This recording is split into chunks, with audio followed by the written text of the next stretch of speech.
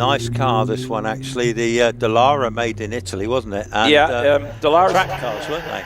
No, they make race car chassis, and they subcontract. They actually make the IndyCar chassis. Oh, wow. And they also have the contract for Formula 2, Formula 3 cars. Yeah, Dallara is a chassis maker for various series around the world. So very big company. So this one's a Gould Dallara, so I have a feeling this has been fettled a bit. A bit of Gould in it. We've got to welcome to Loton Park, so I'm thinking we might be live, sir. Goodness me. Well, talking of live, here comes Richard Brandt. I like Richard Brandt, lovely chap, big fella, driving this little Force.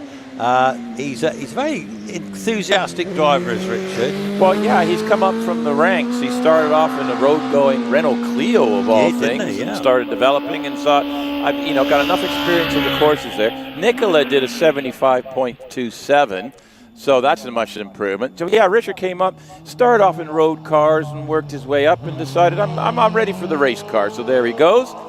And then we got Nigel Pitt in Shoestring Racing Special. Nigel... Well, actually, it's not really a special. This is no, I know it's not. It's a little OMS. It's a little latest spec OMS, carbon tub. So, and Richard. What part? He doesn't have any money left. That's why there's a shoestring. But he keeps coming every week. So he's got a few quid left. Richard knocked 8 seconds off his time. Wow. If you're just joining us, this is second practice. The rest of it, we took a break at lunch. And it's been raining here. We've had dry track, we've had wet track, we've had monsoon season all in the morning. So Nigel's done a 57.11. So we're in the second practice for cars 600cc to 1100cc. So we got Will Kerr in the OMS. That's the one with the 750 turbo Kawasaki That's engine. The Kawasaki turbo. A shared drive. Well, Will Kerr, in the past, I believe he used to drive a Peugeot 106, I think, or 205. But there he goes. Yeah, well, that there was Stuart Bickley, of course, in the Force, the luminous Force. So what a quick driver, Stuart. Yeah, well, Will's gone over the line with a 60.15, so that's much improved. So Stuart Bickley, normally this car glows in the dark, but I think the conditions have sort of dulled the brightness. Runoff car, Stuart's been a revelation this year. Yeah, he has gotten into the runoff a couple of times, so depending on the track. Super quick driver, well, so he's got a 56.65. Ben Hammer Melton is still holding the second practice, he's still holding the fastest at a 52.66, but I think he did that before rain. Now we've got young Tom Morgan just gone by us there. He's in the little Empire Evo 3. Yeah, another family car, father-son team on that. He's obviously the son. In fact, he had his 17th birthday, I think, a few weeks ago here. So he's a very young driver, isn't he? Yeah, well, it's like Tom Weaver. Is he got out of 16 yet, or is he still? Oh, Tom's a bit older than 16. He doesn't look like Don't tell him he's 16. No, you get mad at me. So over the line, we've got Tom Morgan hitting the line with a 69.90. He actually had a fail in the first practice run, so I think he's just get to grips with whatever. Martin Turner's just going up the way to Fallow now in the Empire Evo, so that's the ex-Greenan car from last year. He's put a nice little blue colour scheme over the nose, so it looks rather good. And he'll be followed by Mark Slanker in a little Force PC. Again, Mark is a regular driver, comes from... in fact, he's stopped. He's got engine gremlins further up the looks like it just didn't want to go anymore. It just went... I've had enough. I'm going to stop here. So, unfortunately, he's in between two marshalling posts. It'll take a minute. The marshals will respond because we're not sure what the problem is. It's just before loggerheads. I suspect it's electrical failure or something with the wet weather. Perhaps bike engines are exposed. The engine is exposed on the back of that absolutely. one. If that downpour, if the car wasn't covered up, it may have accidentally inhaled some engine. So hopefully that's not the case. Hopefully they will. We've got a bevy of marshals heading that way. Is that what that is? That's a bevy. Call it a bevy. You're going to call it a bevy. There's three marshals on there. One I usually get. One normally mans triangle, but has been moved up the hall. You can see her just walking that way. Things can't be too bad because Roger's still here. Roger's still here. You know, Unless so if Roger's not Roger here, was there, we've you'd got know there's We've got problems. Yeah, you we've know? got problems. If Roger leaves post, we're in trouble. Yeah. But that's a long way for Roger to go. He'd need a lift up there, wouldn't he? Should we give a shout out? A shout out. A shout out. Shall we give a shout out? Not Steve Wright, anyway. No. Is that what? A shout out. Who are you shouting out? I'm shouting out to the marshals. Oh, shout out to the marshals. The marshals. Yes, shout out to the marshals. And the rescue crews. And I might shout out to the officials and the volunteers and everything as well.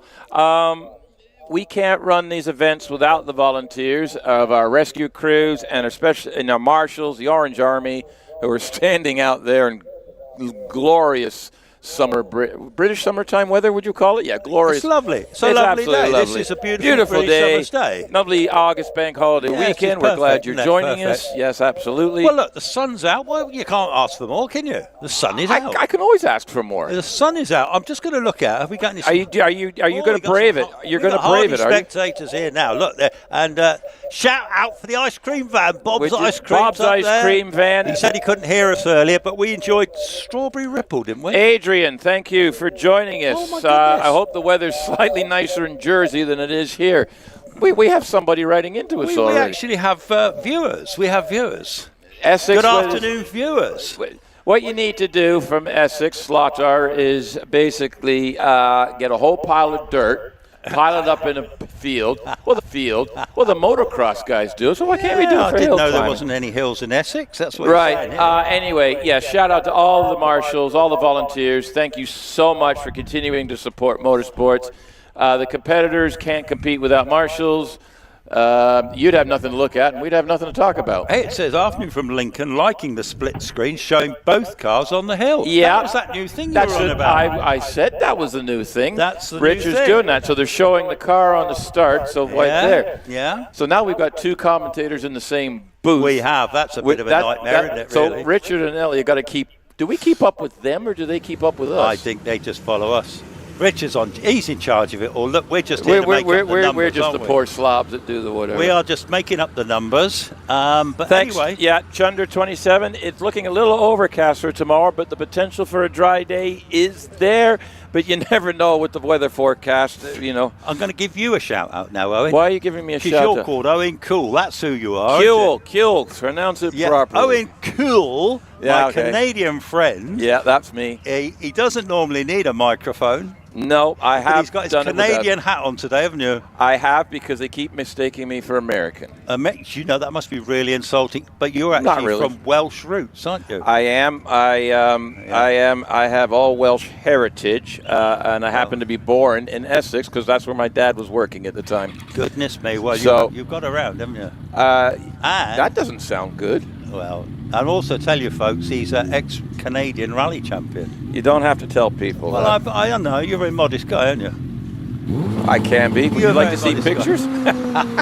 Anyway, right, there we go. Back to serious stuff now. Dylan Flesher has just left the line in the OMS 28. This has been rebuilt. He had a rather nasty accident at Chelsley recently, but Steve Owen has worked his magic. Mr. Owen from OMS Cars. And here he comes into my site now. Again, fine-looking car, brand new this year. Dylan Flesher, very rapid young driver. So did they have to put a new tub on the front of this? I don't know exactly what they had to do, but it was a major job. It was a fair bit of work. Right. Okay, but well done to the car builder. Look at that rooster tail coming up. Yes, I know. I see it. No, I know you see, but I'm just pointing out that this is one of our local favourites, young Tom Weaver, that you called 16 just 16. now. So how old is he this week? He's not 16. How old this is he this week? He is not 16. He's a brilliant young driver. Just going by in his Empire there, passing Triangle. Yeah. Dylan's just coming across past museum, across the line now, did a 58.81.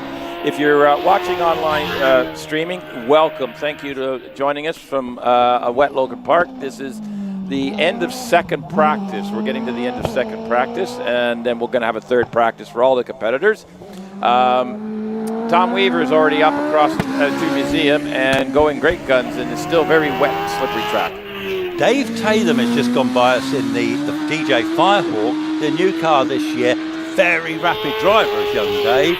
This is an all carbon tub on this one. Proper job. great Yorkshire driver, and he's also the world champion at that jumping, that's ski thingy. He was snowboarding with wheels. Oh, yes, he's a 10-time champion. 10-time champion. That's Dave Tatum. He's done a 54.22. That's a ripper of a time in these conditions. Tom Weaver did a 56.71. Right, we've got Formula Fords pre-1994.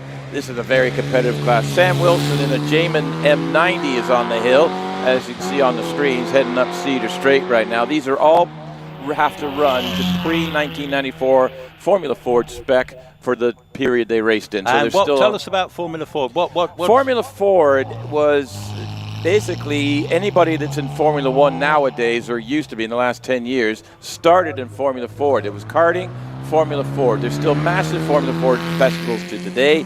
A lot of manufacturers made cars competitive. We have a Jamin.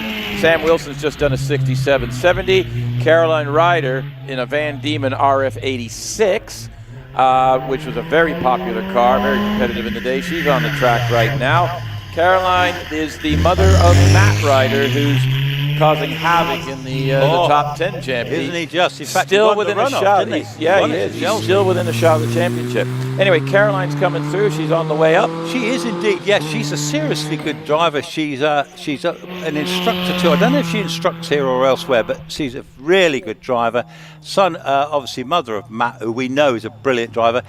Will be followed by Andy Short in Sarah Bosworth. Sarah and Carolyn very closely matched. Yeah, very closely run. Sarah, very, very experienced on the hills. Let's see what Caroline can do. She's gone through 66.32, so that drops her into second. Sarah on the hill actually still holds a class record in road going. Lotus Exige. In her Lotus Exige, ran it for many years. Yeah. She shared a Formula Ford with Caroline Ryder for a bit, but now has her own in her RF85. And is already up to a museum right now, as you can see on the screen. Yeah. So you can see Andy on Cedar Straight, and you can see Sarah just coming across the line with a 6701. 6701 for Sarah, yeah. Sam and then we've Wilson, got Andy Short in the OMS CF07 coming up now. Then this is next class up, 1100 to 1600 cc's. We've got a whole bunch in here. We have actually. We've got Alex Coles has just left the line too in the OMS 28. Alex is the son of Neil Coles, who was up earlier. They come up from Plymouth. So Andy Short was at a 63.96 in his OMS CMF7. So Alex, he did well in the Formula Ford previously. He was brilliant in Formula Ford.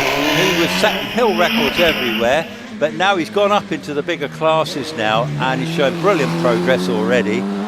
Very charming young man. Dad's a lovely family, as I say, they're regular competitors. Following off the line now, I see that Adam Greenan has just left the line in his Empire Evo. The Greenan brothers are an absolute revelation, aren't they? They have come on this year. I don't know if you caught that one on camera. So, Adam Greenan came out of loggerheads, and that thing was about as sideways you could get without actually getting sideways. Alex Coles has got us 57.47, so just behind Dad a little bit, but these are really weird mixed conditions at the moment. So we're just going to have to, they're just fighting with it at the moment because we don't know what the future is, so seat time is invaluable. So Andy Greenan's coming up? Yes, Andy Greenan. He's just coming up towards museum now. He will just coming into my view is Olivia Cooper in the Force, sharing with her husband Liam. Very rapid lady driver. She's always rapid between her and her husband. Who's going to win that bit? She's already gone her way up to. Adam Greenan did a 56.81, so I think they had really wet runs the first time, and now they're drying out. Olivia making great guns up there, very accomplished driver. And then we got David Warburton in the Gould GR59. Very rapid, top 10 competitor. How do we know that? He's car number 9 from last year in the top 10. Yeah, it's absolutely indeed right that this is a great little Gould with a 1600 Hayabusa in it. He's a very talented driver. I've seen him make top 5 on top 6 on runoffs, haven't we? Yeah, absolutely. Just to let you know, Olivia did a 60.41 on that one. That was 10 seconds faster than her first practice run. But back to you, Chris. David's Hidden Museum now. Yeah, David Warburton, what a talented young man he is. He will be followed by Richard Walker in the OMS, who's just coming into our view here. Nice looking OMS. Track is slowly drying, the sun's out. Hopefully we'll get some dry conditions later on this afternoon. Yeah, it makes it for a slick track at the moment, the transition between wet and dry. And I think not many, well, I don't know if many are using their wets because they'd be keeping them for tomorrow potentially. Well, some of them would have to. The track here, there's still a lot of standing water in the slick. I'm thinking that car that had the wiggle earlier probably was on slicks. So we've got the course car going up the hill. That probably is end of batch. In fact, young Gareth's going up there. So Chief Marshal's just heading up the hill. So they're stopping to check something there. So across the line, Richard Walker goes with a 66.30. So obviously, these cars went up in the horribly wet when we got hit earlier in the first practice. So the second practice, now we're just in damp territory. So, yes, if you're just joining us live stream, welcome to Loton Park. I'm the Canadian commentator, Owen, with a Welsh name, and beside me is Chris Ponsford, who you've pretty much heard anywhere you go if you've been watching live streams of late. He seems to pop up everywhere. You're like a bad rash. You can't get rid of you. Yeah, I know. I'm like a wasp, and I keep turning up when you don't want them. You know? Hey, there's nothing worse when we go for a picnic and you go middle of nowhere, and then all of a sudden wasps turn up. Chunder 27, Wallace is here, and yes, they actually were able to repair the tub. An absolute excellent job by Tom Owen and his team. If you look on the screen there, you can just see his nose. You can just see his nose behind the orange coat on the right side. He is here, and they are running. He's done one practice run today already, so we'll see him up shortly. That was a miracle of getting fixed because the tub they stripped the car straight away. Yeah, the tub was damaged. And then he took it back to Sean Gould, and they got the tub back Wednesday night of this week. Yeah, they did. did. Tom New and Duncan and co. They had to build the car in essentially 2 days. That's all they had. It's pretty amazing. 2 days to get that car, race car. And don't forget, it's not just putting the parts back on. No. They've had to redo all the setup on it. Yeah. And because the tub has got a repair on it, and it absolutely is 100%, Gould have done an amazing job getting that thing repaired. Yeah. They've got the car here. But will it finish? Will it, there's questions to be answered here. Will it affect the torsional twistness of the shell? Like, because it's better repair, it's a little heavier on one side than the other. Is it going to affect? No, I think no. Is it going to affect the balance? Well, I think they're so professional. I was talking to Duncan Barnes about this morning, who's driving the Norma today. But he was telling me that all the settings are obviously saved from before they had the. So everything is pretty much. I don't think Wallace will find much difference in the car. Okay. It's just, you know what I mean. Whether his confidence takes a dent, I don't know, because obviously he had quite a moment at Chelsea. But Wallace has had a couple of biggies before in his career. He has. And usually at Chelsea Walsh. I think that Chelsea's place. Not his favourite place. He does not like that place. I don't blame him. There's been a lot of fiberglass loss. No. He's not a big fan of that place. But anyway, the cars are coming back down the hill. So we've still got lots more single-seaters to come over, haven't we? I know. You're just sitting there salivating. I love it. Salivating like crazy. What's not to like about big single-seaters? 700 horsepower, single-seaters up a narrow deer park in the wet. Not that that's difficult, is it? No. If you're new to Loton Park and you haven't caught us before, this is an actual... It's a large estate, but it's a deer park. Deer live on the park, and occasionally we have to stop for them. The last event I was here, right out my viewing, down in front, on the other side there was a deer that stood there for like half an hour. They like in that dip there. They like, water there, and he was basically just chilling out. It was doing everybody their nut because they didn't know what was going to happen. But we have deers visiting us. Normally they just sort of go and hide in the bush and everything out of the way, but it is a deer park at other times. So if you do come to visit us in person, and please do, if you get the chance, if you're in the area or make the effort, if you're in this country, please come on down and visit, because in person, we do the live stream and everything, but in person, you can't tell how technical, like how much actual, like you look at the picture on the screen here, how steep that actually is. It's really deceiving on the up and down. Now with Loton, you got a little bit of a downhill in the middle of it. Before Triangle, you've got Log Edge Triangle. That's actually a downhill run. And then they come up, and then they start crawling back up the hill again. So, yeah, it's set in essentially a country setting. It's absolutely gorgeous. But listen, there's no barriers, is there? No Armco barriers. You've got grass. We've got the odd tire wall. You've got trees. But this is like a rally stage on tarmac. Yeah, well, we had a car here. We were joking at the previous event, and it was Matt Green. Oh, yeah. That little Mini from, you remember that little Mini? You were here at the last event. But they were here. And we were joking that we couldn't see it when it was on the track because it blended into the scenery. There's that much green here. Wow. Wow. It is a green place, yes. There you go. If you're new to hill climbing, thank you very much for checking this out.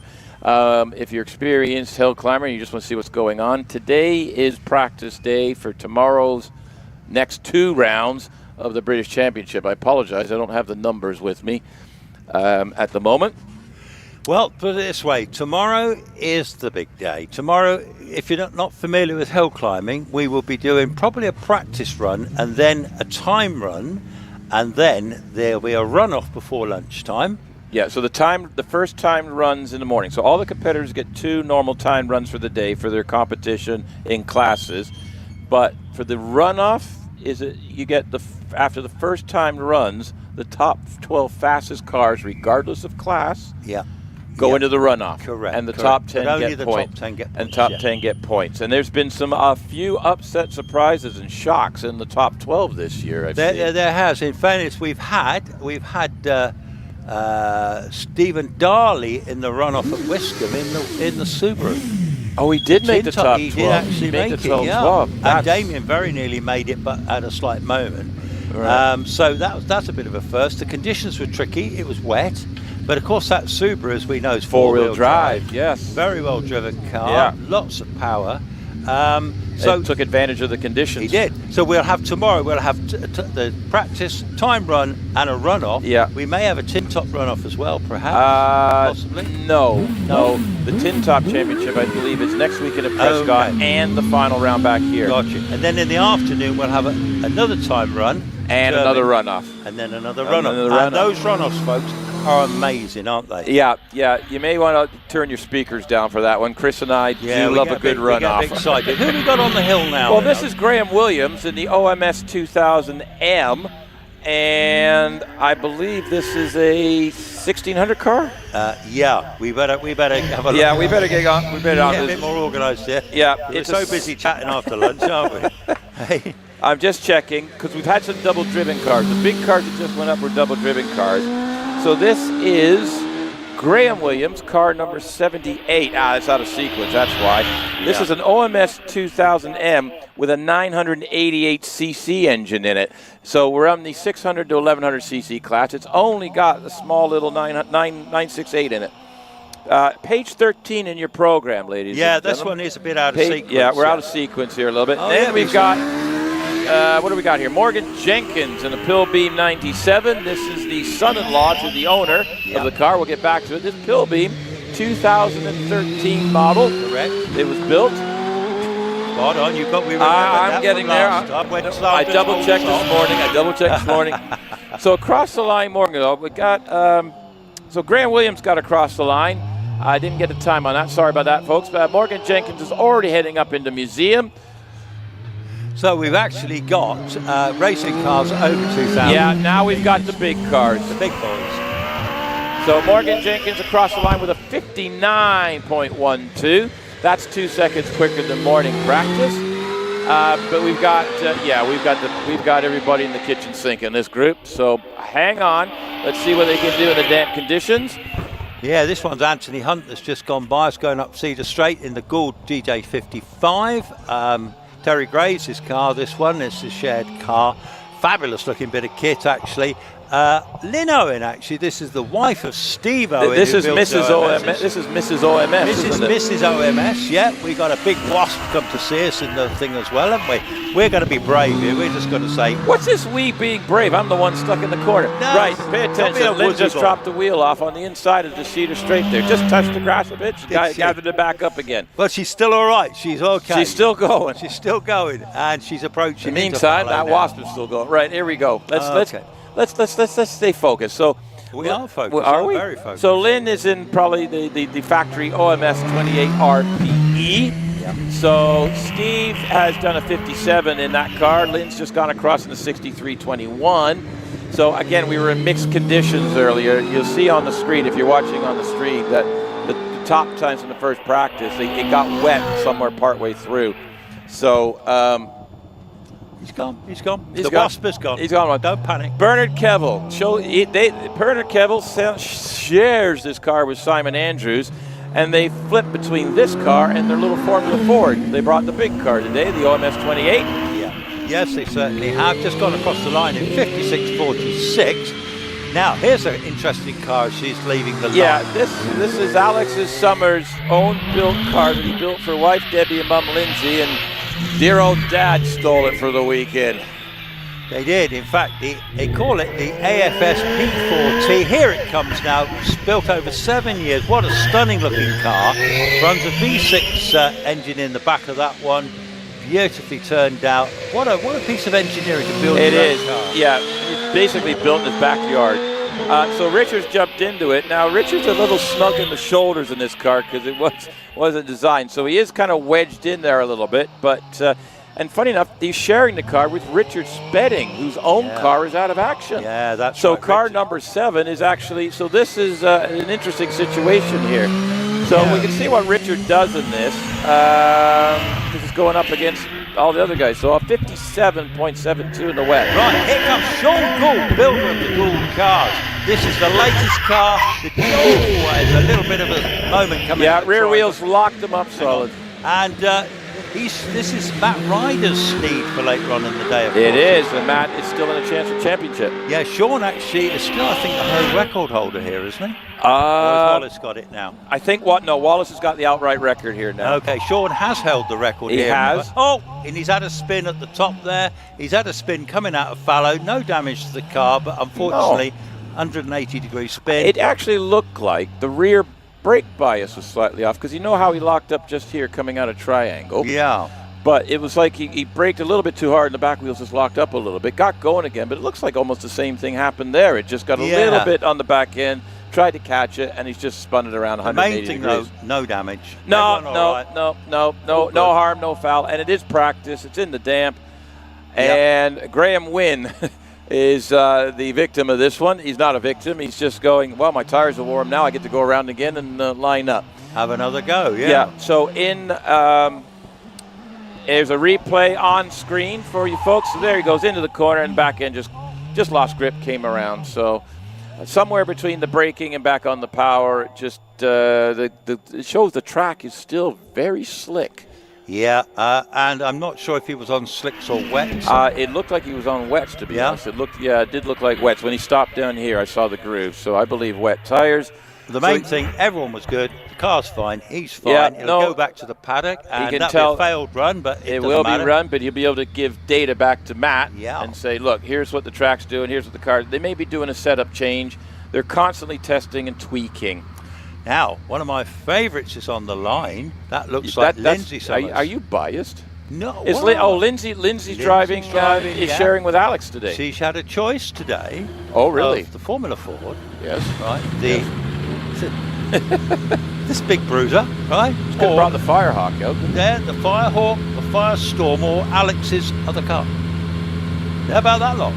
4 cars potentially. So she can sit there and decide, she said, I think I'll drive the Firestorm I think I'll jump in and show Alex how it's done today. I'll show the Firestorm. So she leaves the line in 2.36 for the first 64 feet. Lindsay Summers, mother of Alex Summers, one-time champ and also runner-up 3 times. Yeah, I think he's getting fed up with that particular title. That's not a good title, but he's currently 3rd in the championship points, I believe, up to so far this year. There's a little chap called Wallace Menzies that keeps mucking up the party. Just messing things up. Scott Moran's causing havoc as well. So here we go. Lindsay's already through triangle, heading up into keepers right now. Keeping it neat and tidy. Neat and tidy. I love neat and tidy. Love neat and tidy. I thought it's nice and neat and tidy.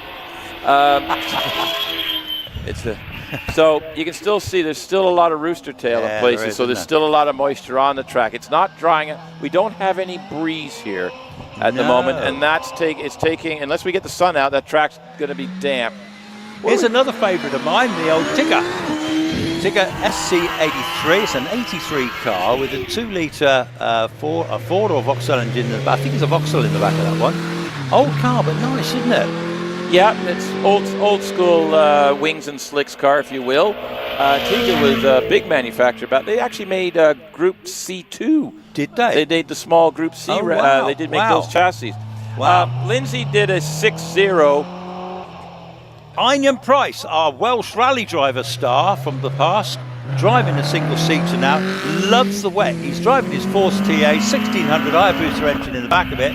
Brilliant in the wet, so don't go and spoil this item. He's actually making very good progress. Over to you. The Tigger, Joe Mackerel, did a 65.39, so that's a nice little run. So back to Inian Price. He's running in a 1600 to 2-litre car. He's there, and his purple sector's all the way up, so he's got to cross the line with a 54.97.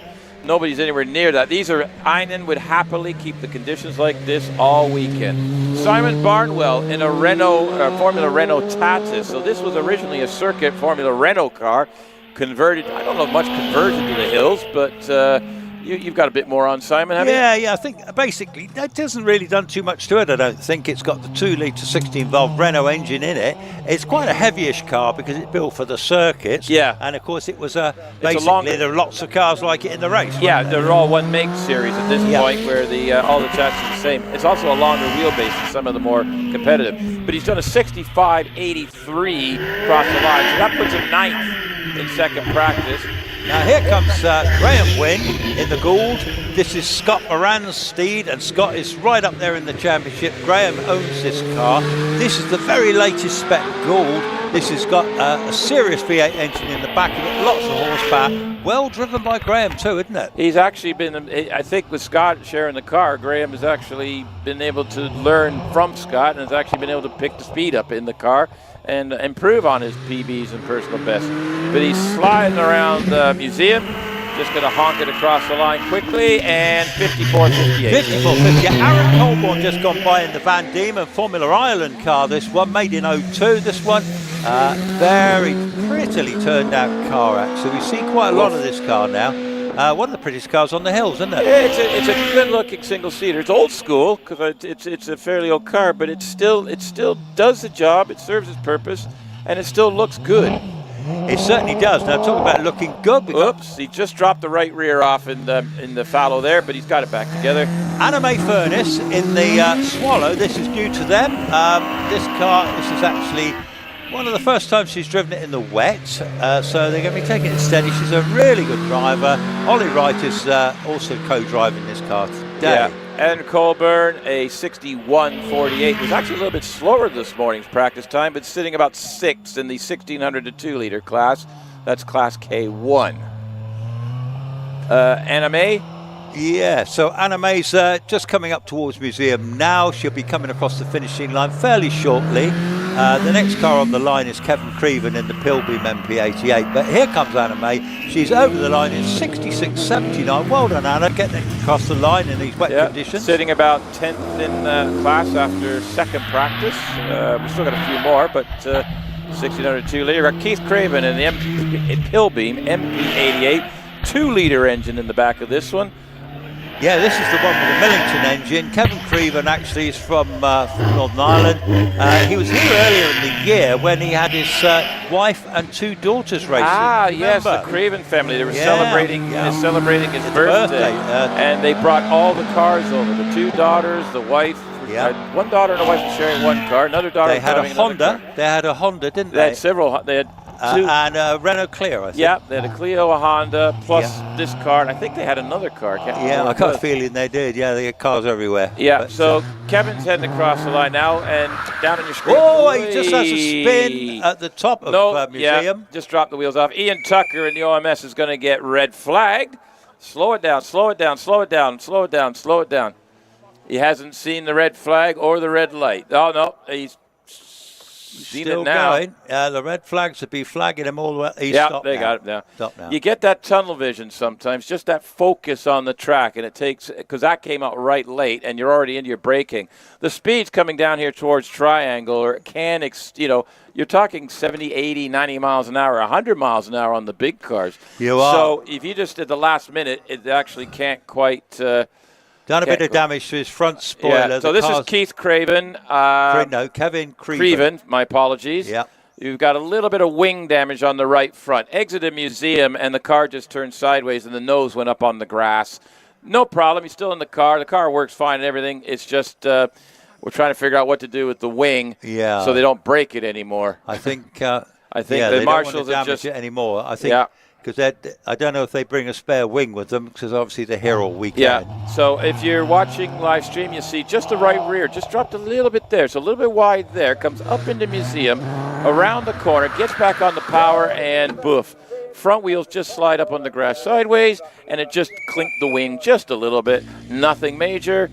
No problems at all, other than might put them out of action if they haven't got another wing, though, unless they. Well, they may be able to put that back together again. What car he's driving? He's in that little pill beam. He's in the pill beam. Yeah. Well, nice. there is an oldish car too. Well, based on who's actually in the paddock area, if it's going to get sorted, the people are here to get it sorted. They'll find a way. They'll find a way. They'll find a way. Well, there will be duct tape if necessary. But there will be duct tape. Yeah, that's exactly right. Right. Yeah. So it's not a problem. As the rules, if you're watching from another country or you're new to hill climbing, the rules are, if we have a car, because we have multiple cars on the track, if we have a car that has a problem, we automatically red flag for safety. And any other car that's doing their run, it's not their fault they caused the red flag, so they are rerouted back down to the paddock, and they are entitled to their proper run again. So they do not get penalized for somebody else's slight incident, and that's a very fair thing to do, and that's one of the great things about British hill climbing.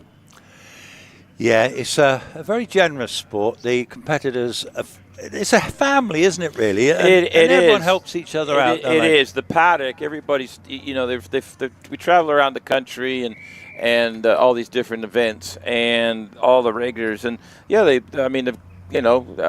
lot of them have motorhomes or camp outs or vans or something like that. So. You see there, I'm watching on the live stream. Oh, that was Trish, wasn't Trish Davis. Trish she was adjusting the camera on the top of the roll cage. Oh, technical stuff. Has Terry been sneaking, is Terry doing a run? Yeah, look, there's a little camera, a little GoPro on the top there. Of course, Terry Davis, he's the builder of these fabulous little engines. Jonathan Marley's car's got one in, hasn't it? In the Predator. Yeah. Very quick car. Very quick car and driver. Yes. So, actually, Jonathan's sitting third in this class after first practice. Yes. So he hasn't done his second run. Yes. I think what it was because Terry got stopped on the line. Trish had to. They use jump batteries to start these cars. So but she was adjusting the camera. She also had the jump pack with her. Oh, she might have had the jump pack as well. It might have been a twofer. It could have been a twofer. Look, here he comes now. There's Terry. Go on, Terry. Come on, Terry. Show us how it's done. Yes, it's done very nicely, thank you. Yeah, on the wet. He's gone with the deck tires, with a wheel spin, but still gets the power down. It's an amazing amount of grip these cars have in the damn conditions. Yeah, it is actually incredible, actually. And, I mean, the skill of somebody to be able to make your own engine, I mean, from scratch. It's an engineering job. It's pretty clever, isn't it? I mean, to make your own engine block, that takes some... Yeah, but what he does, he's got two V4 Yamaha engines held together with a common crank. He's approaching the finish. What's he going to do? Oh, let's see. It's going to be good. 55.35 puts him up to second after second practice. So he's opened his account, showed his attention in the damp. We've got Andrew Henson in the Dallara F394. Yeah, nice one. 2-litre engine in the back, Vauxhall job. Nicola Dearden is also co-driving this one today. All right, okay. Yeah, and she's, well, Andrew actually, I think he's from up North Midlands somewhere. And I think he deals in racing cars. I think that's his living. Oh, okay. Yeah. All right. Yeah, okay. Well, Nicola got down to about a 75 in the stinky wet. The track's drying out. Andrew's done a 57.90. So that puts him up to about third. We got Ian Tucker on the course in his OMS 28. Lee Griffiths down in your left corner if you're watching online has just gone off the line in the OMS 28. We're in 1,600 to 2-litre racing cars at the moment. Ian Tucker. Yeah, Ian Tucker comes up from Cornwall, actually. He's had a long run. He comes from Newquay, actually. That's down the bottom, isn't it? It's a fair old way. He'll be followed by Lee Griffiths in another OMS 28. Lee Griffiths, Midland competitor. And very rapid, 60.32 for Ian Tucker. And Lee is coming in. In fact, Ian Tucker's, he's not hit the line yet, so he's going to be over the line in 70 plus. So 71.05. Yeah. Okay, that's his steady. first run of the day. I think they've had problems or something earlier. But Lee Griffiths in his OMS 28 coming around. Yeah, Lee Griffiths, very rapid driver, beautifully turned out car. He will be followed by Jonathan Farley coming into Triangle in the Predator. That's 2-litre Terry Davis car. Very quick driver is Jonathan, runoff contender. Very sleek looking car. This is Predator. It's by Graham Wright. It's very low slung, very low bodywork. So had a Formula One engine in this at one time. Do you remember that? I think I do, yeah. Yeah, it had a huge Formula One engine, and Graham White used to drive it, and it used to be a beast to get off the line. It had real problems. But he's absolutely flying in these conditions. Remember, this is damp. It is drying out, but it is still damp. So it goes across the line with a 55.56. Puts him just behind Terry Davis and Einon Price in the mixed conditions. So if they keep doing this all weekend, it's going to be a battle. Well, I'll tell you what, if it stays wet, it's absolutely the smaller engine cars, they love it. Because it gives them a chance. Are we looking at potential in the wet, top 10 runoff guys? Yeah, that's what you're looking at. So in the runoff, somebody like Einon Price, if it's wet, serious contender. Yes. Not, because he's brilliant in the wet. Yeah. And he's got a power disadvantage against the big Gauls. Yeah, in the dry, but in the wet, absolutely. But give it the wet conditions, and given his skill and bravery, he's absolutely, he'll throw that car sideways all the way up the hill, won't he? Yeah. You see on camera or on screen, you'll see our chief marshal and the clerk of the course doing a course inspection. And I believe... Hi, John. They won't necessarily be hauling the mail today. Tomorrow, look out for your postman. We're going to have some mail hauling going on. What's mail hauling? What's that about? Well, hauling the mail, Chris isn't familiar with this. Hauling the mail means they're absolutely on it. It's a North American term. Is it? It is, yeah. Good luck to Liam, Olivia, Summers, and Trev from Archie at Screwfix. Thank you, Archie. Hopefully they can hear me shouting out. That's from Archie Cooper, actually. That's son of Liam and Olivia. Oh, is it? Yeah. Oh, okay. Yeah. Yes, the Cooper family. They're the son. They're all racers. They all race. Yep, they're all racers. So, we wish them the best this weekend. Thank you, Archie. Okay, what we got down there? Who's I believe that is a timing representative. Yeah. They are adjusting it. What we have here, we actually have two speed traps here. The one at the top of the Cedar Straight, which we always kind of mention when we're getting into this big stuff. But we have another speed trap that comes into Triangle, and some of the speeds are mind-boggling. So you look at a car that goes up to, top of Cedar Straight, and it could get 85, 90, 95, 100 miles an hour. Yeah. They're actually still doing 70, 80 miles an hour coming into Triangle. It's a very short shoot. Oh, so absolutely, yeah. It's Wallace and Co. are absolutely absolutely silly times on it. So they're coming back down the hill, aren't they? Well, yes, this is end of batch. So if you're new to hill climbing, with Loton Park, we don't have a return road. Next weekend at Prescottham, they do have a return road, so the cars will go through the end and then they actually return from a road. Well, Loton Park, we don't, and this is similar to some of the other tracks. So what we do is we run up so many cars, they get to the top, and then where we have an end of batch, and then all the big cars are pushed back down the hill. They roll right by us back into the paddock, and then we get the next batch going up, and that's how we roll here at Loton Park. So it's actually cool because the spectators, if you're here on site, you get to see the cars coming back down in slow motion. There's that Alex Summers home-built special with Richard Summers? Yeah, he told me not to call him Fat Daddy, but no, don't upset the Summers. No, I made that mistake before. He told me to do that. Yeah, he's like, no. He's a brawny lad, isn't he, Richard? Richard's got wide shoulders. It's a little bit tight in the car. It was designed for Debbie and Mum. Debbie and Lindsay, yes, it's designed that. So he's having to make adjustments, him and Richard.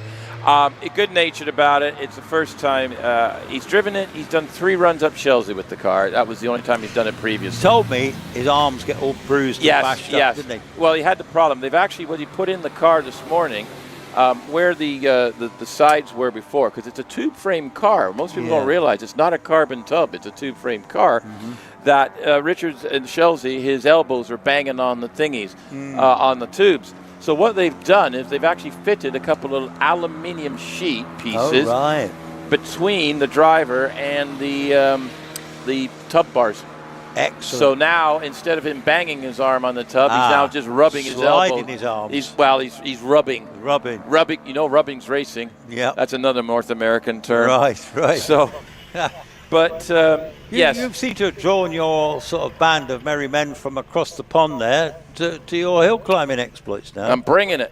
You are? I'm bringing it, aren't you? You're bringing it. Yes.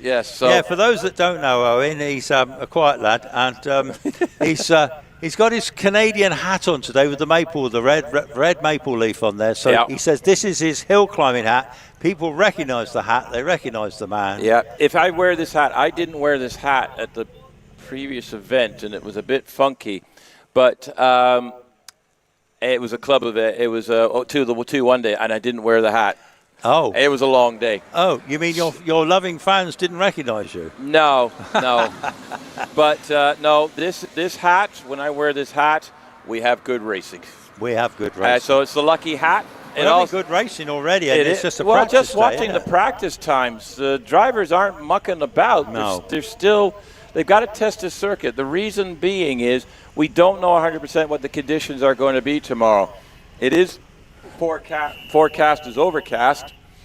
That's cloudy. Mixed? Do you think we'd be mixed tomorrow? I think it's going to be a mixed bag. The question is the precipitation. But I will say, if the sun's just come out here now. Yeah. But the sun versus cloudy, with some of these cars, the tuning is so fine with the air fuel mixtures, and especially the cars running methanol. If they're running methanol fuel, they're so sensitive to the various settings. They can actually gain or lose power depending if the sun's out or in. Oh, and so the air pressure, and the tire pressures as well, the air density, all sorts of things. So you will see the top cars. If you do get to an event, you see the top cars all plugging in laptops after each run, collecting data. They're constantly monitoring what the engine's performance is and the transmission and everything else. Oh, you've got something there. I'll tell you what I'm seeing. What are you seeing? What I'm seeing is down on the start, just before the start line. Yes. The cars are all starting to get ready. We've got Matt Ryder there. That's the Gould there. On the left. Yeah, so if you're watching live stream, that's Matt Ryder in the red car There's young Matt there, a slim young man that he is, in the black and red overalls. Looks like Alex Summers' car just there. Andy's there. And Alex will be getting ready. Maybe him there. But as you can see, we've got some serious cars on. We've still got some over 2-liter race cars. Now, coming what out. Some of these are though? Some of these, by the look of it, they did the 1300 forced induction jobs. Yeah, because that looks like John Chalmers' car to me. That's car 298. It looks like the silver bullish of John Chalmers. Oh, might be double-driven car. This. John Chalmers. Look, Old Pond still got it. Still got it. Anyway, John Chalmers. You did just change your glasses, so we might be all right there. John Chalmers. And this is a Rolt F302, but it's a 1420 turbocharged Suzuki Hayabusa engine, putting around about 450 brake horsepower out. Can you imagine sticking that back in a motorcycle and trying to ride it? Wow. People do that though, don't they? There is turbocharged motorcycles on the drag racing. Yeah. Oh, yes, you're right, actually, the drag racing. That's still silly horse. It's silly horsepower, I'd still rather have 4 wheels hold me up on that. Well, that car is I always liken it to sort of, because of the silver colour, to be like, Mercedes Formula 1 car. But doesn't it look great? And John Chalmers, here he comes now into Triangle. It's lovely, lovely car, beautifully turned out. Get the power on now. It's so slippery down there that when you've got 400 plus horsepower, turbocharged, pretty hairy thing, isn't it? Yeah, I will say, I believe he's got traction control. I heard the engine when he put his foot down. It was just drawing some of the power back. So he has got traction control. A lot of these top cars do. Yeah. Anyway, 94 miles an hour. That's pretty rapid, isn't it? To be fair, he's already on his way around Fallow, heading up towards Museum. So if you can see it on the live screen, but if you haven't been up the hill, it's well worth a walk up. Yeah, if you're new to Loton Park, if you follow the fence line, there's a path that'll take you all the way up to the top. If you actually walk up the straightaway. It's a nice steady walk up there. It is, and you actually see the cars up straightaway. So John's done a 57.84. Yeah, young Pete Tatham in the OMS 28, very, very rapid Yorkshire driver. This is a new car this year, actually, this OMS, built by Steve Owen of OMS Cars, and he's based up in Yorkshire, where Pete lives. Yeah, the whole thing is a Yorkshire. Yeah, the Yorkshire Massive, I think. Well, they are the Yorkshire Massive, but they're very, very competitive drivers too. He'll be followed by Kelvin Broaderby, the next car you'll see here at Triangle. He's in a Force TA, and again, Kelvin's car is a supercharged version of that engine. Some use superchargers, some use turbos in this class. Pete Tatham just did a 55.93, and that's just a couple of hundredths off of Paul Hames' first practice time. So we'll have to see what Paul does. He's on the line now. Now, Kelvin Broad is headed up the hill here. Yeah, so Kelvin's nearly up the hill. He's on his way up towards Museum, and he should have a decent time. He will be followed. The next car we'll be seeing is Paul Hames in the GR59 Gold. We've got a hold for a second. So Kelvin's done a 58.81. One of the vigilant marshals, and we always rely on the marshals. The competitors trust the marshals 100%. If they say the track's safe to go, it's go. Marshall, they've actually spotted a piece of debris on the track, and they've just gone to go get it. He's retrieved it. So if you're watching live stream, he's just to the left of this. He's just coming back up, the Marshall. So we'll pull that in, and he's heading back up now to his post. Well, that's on the line is Paul Hames in the GR59 Gold. Now, this is a serious car. What's he got in this car? Well, he's got a 1300 turbocharged Hayabusa in this one. Because the Suzuki Hayabusa started off as a 1300. Yes. Some have bored them out, made them bigger, but his is kept at 1300 turbocharged. Yep. And again, he has been a serious runoff contender recently, even in the dry as well. In the dry as well. Yeah. So we're looking for some things here. So Pete Tatham got near him. His first practice time was 55.58. So I wonder if he can beat it. So we're still in mixed conditions here. I will say, purple sector says he's already up. Yeah, he's absolutely flying, actually. He's a great driver. One of the prettiest cars you'll see on the hill today, but also fiercely quick. Yeah. And he'll be, actually, Harry Pick's worth seeing in a minute. Harry Pick has got a brand new OMS with a 2.65 V8 in the back, the same as Alex Summers' car. I'm just looking at Paul Hames. He's just hit 100 miles an hour up the Cedar Straight, heading already into Fallow. That is greasy. They turn that corner. That back end just slides around, but up into Museum, he's still up on purples. Oh, wow. Now, he is car number 8, which means he finished 8th in the British Championship last year, 53.14. Which is 2.5 seconds quicker than he did this morning. Tell me more about Harry's new car, Jerry. Yeah, Harry's new car. So this is a brand new car this season. Here he comes now into Triangle. He's got the IndyCar engine, the V8 in the back, the same as Alex Summers' cars, and lots and lots of power. Very talented driver. Comes from Leamington, not far from us here. Yeah. Stratford way. But anyway, very quick young driver. He works for Williams Engineering, but not in the Formula 1 side of it. Works in the hybrid electric system side. Most people don't realize that Williams Engineering actually builds a lot of hybrid systems for manufacturers as well as other racing applications. But Harry's making a go of it. 2.65 liter engine in the back of this bad boy. 58.03, so a little bit quicker than his first time run. Now, one of my favorites is on the line. Will Hall, this brand new car. This thing, folks, it's hard to tell on the live stream, but this is bare carbon. There's no painting or color on this. They haven't had time. They've been working this car, got it new earlier in the year, been developing it, bugs and things. They told me they had to send the engine back, and they had to, in one day, they sent the engine back, sorted something else, came back, and had to put it back in the car, and still made it to the event before the end of the weekend. So the engine's just stalled on the line. They're just replugging the battery in. But this car, this is a seriously competitive car for Will Hall, because he had problems when he had his previous car, and he had one or two big offs. But anyway, he's gone the whole hog this year. He's bought the latest Gould. He's got a 4-liter Judd. Yeah, 4-liter Judd. So that's got the latest engine. That's a Wallace. And he's been doing really well in the run-ups, hasn't he? I see. He's been in top 5 in a few run-ups. Yeah, so he's a great driver. He will absolutely experienced driver. It's just getting the car to work. You can see he's wiggly woggling all over the place. But here he comes through Triangle. Sounds brilliant, doesn't it? Absolutely sounds brilliant. The sun's come out the ground. It shakes the ground. The sun is parting the way for him to travel up the hill. Yeah, it's already on the Cedar He's still Strip. got, under the shade of the trees, he's still got spray, but it is drying out with the sun now. 99 miles an hour. What's he going to do up here today, then? I don't know. I think they'll be saving themselves for tomorrow, but Will is a committed driver. He'll be disappointed. So he exits museum now. He's going off to the finishing line. He's going to finish in 53.26. That's the third fastest in practice so far. I don't think they're going to let off that much because they need the data to fine-tune it. So because they're still developing this car, they will be looking at every single run regardless. Edmund Burgess is just coming to us now in this black. No, he's okay. He's okay. Got back on the got back on the loud pedal. Here we go. Another saying. The loud pedal. Well, got on the loud pedal, and the car was not quite pointing the right way. So this is Ed's drive. It's his ex-James Baxter car. It's not a particularly new Gould. It's a GR55. But he's a Bugatti driver that he owns Bugattis, and he holds hill records in Bugatti. Oh yes. Now I remember. This is it. Yes, he holds the Bugatti 51 outright class record at Prescott. Yeah. Well, and other places as well.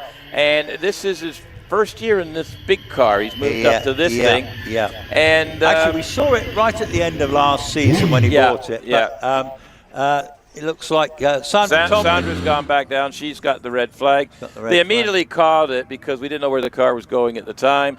He just went on the grass and then drove back on the track again. Yeah, so we got a situation here. So Sandra's gone back into the paddock and she'll have a rerun. Terry Graves in the GR55 XT model. This one. What's Terry running in the back of this thing? Well, I think he's got an IndyCar engine in the back of this one. Has he got I'm just trying to have a look here. Yes, he's got it's a DJ55 XD. He's got the 2.65 liter in the back of the thing. This is our flying electrician from Cornwall, Terry Graves. Is that how he got here? Terry Graves Electrical. Yes. Yeah, comes up, shares this car, but he owns this car. I think it's one of the best turned out cars in the paddock, don't you think? Colour scheme fabulous, isn't it? Yeah,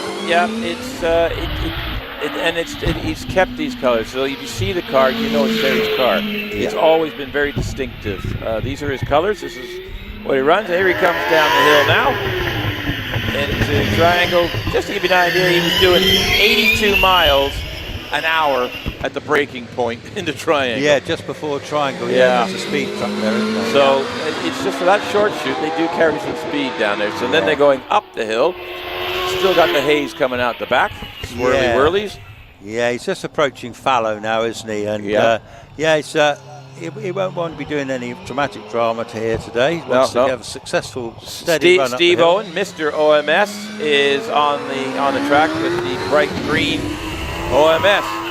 And the exit of Triangle is really giving them grief. Terry Graves has just done a 58.39, so that's an improvement over his early practice.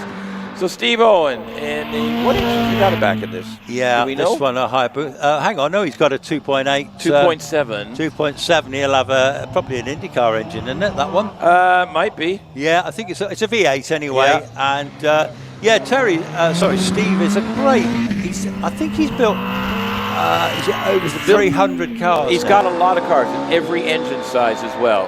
All the little 600s, all the way up. That OMS in the paddock with the 600s, one of his, the Hornet.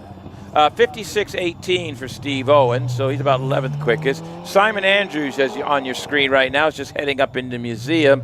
He shares his car with Bernard Kevel. The two of them don't go anywhere without each other. Whatever the car is, they're both in it. And Simon's going to head across the line with a 58.56, so that's a bit of improvement, moves him up to 17. Bernard's got ahead slightly in the dueling practice in the same car time. Sandra Tomlin. Yeah, Sandra, I really like Sandra. I've known her a long, long time. She comes from a racing family. Her father used to build the Chapman Mercury Specials. Bill Chapman's name. Yeah. And they still sometimes see that car, but this car's immaculate, isn't it? At the Midland round at Prescott, the Chapman was out on the Saturday. Fantastic. They did bring it out. Brilliant. And Brilliant. I wasn't aware of it at first, but I found out afterwards. So Sandra in the Pilbeam MP97, built in 2013. And Judd powered. It's Judd powered. She loves her V8s. Absolute a V8, big engine junkie. And then we've got, so Sandra's just heading up in the museum, makes that hard right turn across the end.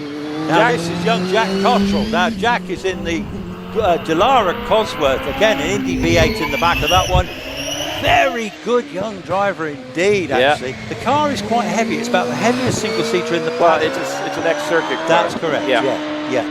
So they've whacked a big, great honking motor in the back of it. Yeah, they have, haven't they? And I think one of the reasons they bought it, because it was heavy, it was safe. And, that's the name of the game. Yeah, so it's got the Cosworth 2.65 engine that if you go to North America, you might find it in an Indy car somewhere, loitering about.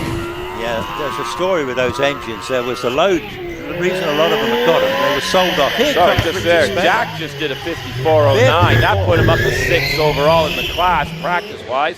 Sorry, Richard Spedding. Let's go on with it. Richard Spedding, normally in a different car, but anyway, he's borrowing this one of Alex's cars, one of the fleet. Great driver, normally in a motorbike engine car, but let's see what he can do. Yeah, he's got a bit of an engine problem with his car, so the Summers family has offered him he's jumped into the Alex's home-built, well, basically Debbie's car, Debbie and Lindsay's car. Let's see what he can do with it. It's only his second time up the hill with it. 56.62. And that's a little bit quicker than Richard, who's sharing the car with him today. So David Uren. Yeah, David Uren. This is ex-Martin Grove's car there, Gould, GL55. It held the hill record, various hills, including here, I think. And now it's got a big Cosworth engine in the back. David Uren, very good driver, and often shares it with Nicola Menzies, doesn't he? Yes. I don't think is Nicola running this weekend? No, I don't think she's here this weekend. She's not here this weekend, but yeah, very quick in her own right. So she's made a couple of runoffs this year with it. Yeah, ladies hill record holder. Yeah, so David's done a 53.80. Now we've got Matthew Ryder, currently sitting 4th in the British Championship. Won the last runoff, I believe, at Chelsea 2 weeks ago in the factory Gould GR59J. Not how many short letters in the alphabet we're going to run out by the time Gould's finished. J stands for Judd, of course. You see. Right, so here comes young Matthew. He's going to come into my sight roundabout now. Here he is, a fabulous on-road driver. He drives in a very neat fashion, actually. He isn't a raggedy driver. We spoke about it in the paddock this morning. That's not his game. His lines are impeccable. He's got oodles of talent. He's already heading up the Cedar Straight. And he's actually, now it's hard, the mixed conditions is tough, but he's got purple sectors all the way out, which means it's the fastest up the hill out of everybody who's done practice so far this morning. However, we have a couple of more people that might be interested in going a little bit quicker than this. So Matthews brings it around museum, up over the crest there, across the flying finish with a 51.31. And that's quicker what Wallace did in first practice. Young Trevor Willis, 3 times British champion. Let's try in his OMS 28. What a great driver he is. He's so consistent all over. He's given away a bit of horsepower, isn't he? But his talent is fantastic. He's such a good driver. It's the precision he's doing. 98 miles an hour at top of Cedar. And around up into Museum he goes. That is a very blind corner. You actually can't see the corner. And then Scott Moran's on the hill. Scott Moran. Well, currently second in points. So what can you say about Scott? 6 times champion. Yeah, that's not much more. Incredible. 52.98 for Trevor, so he's bringing it up. Scott is second in the points. He's closed the gap up at Chelsea to Wallace, who's currently points leader. 99 miles an hour into Fallow. Yeah, well, Scott's such a talented driver, isn't he? He's going to have a serious part in the runoffs tomorrow. And I've just seen Alex Summers in the DJ Firestorm. Well, I tell you, this is getting exciting already. Scott Moran's done a 51.75, but Matthew Ryder was a little bit quicker. Let's see what Alex can do. So we got Alex and then Wallace.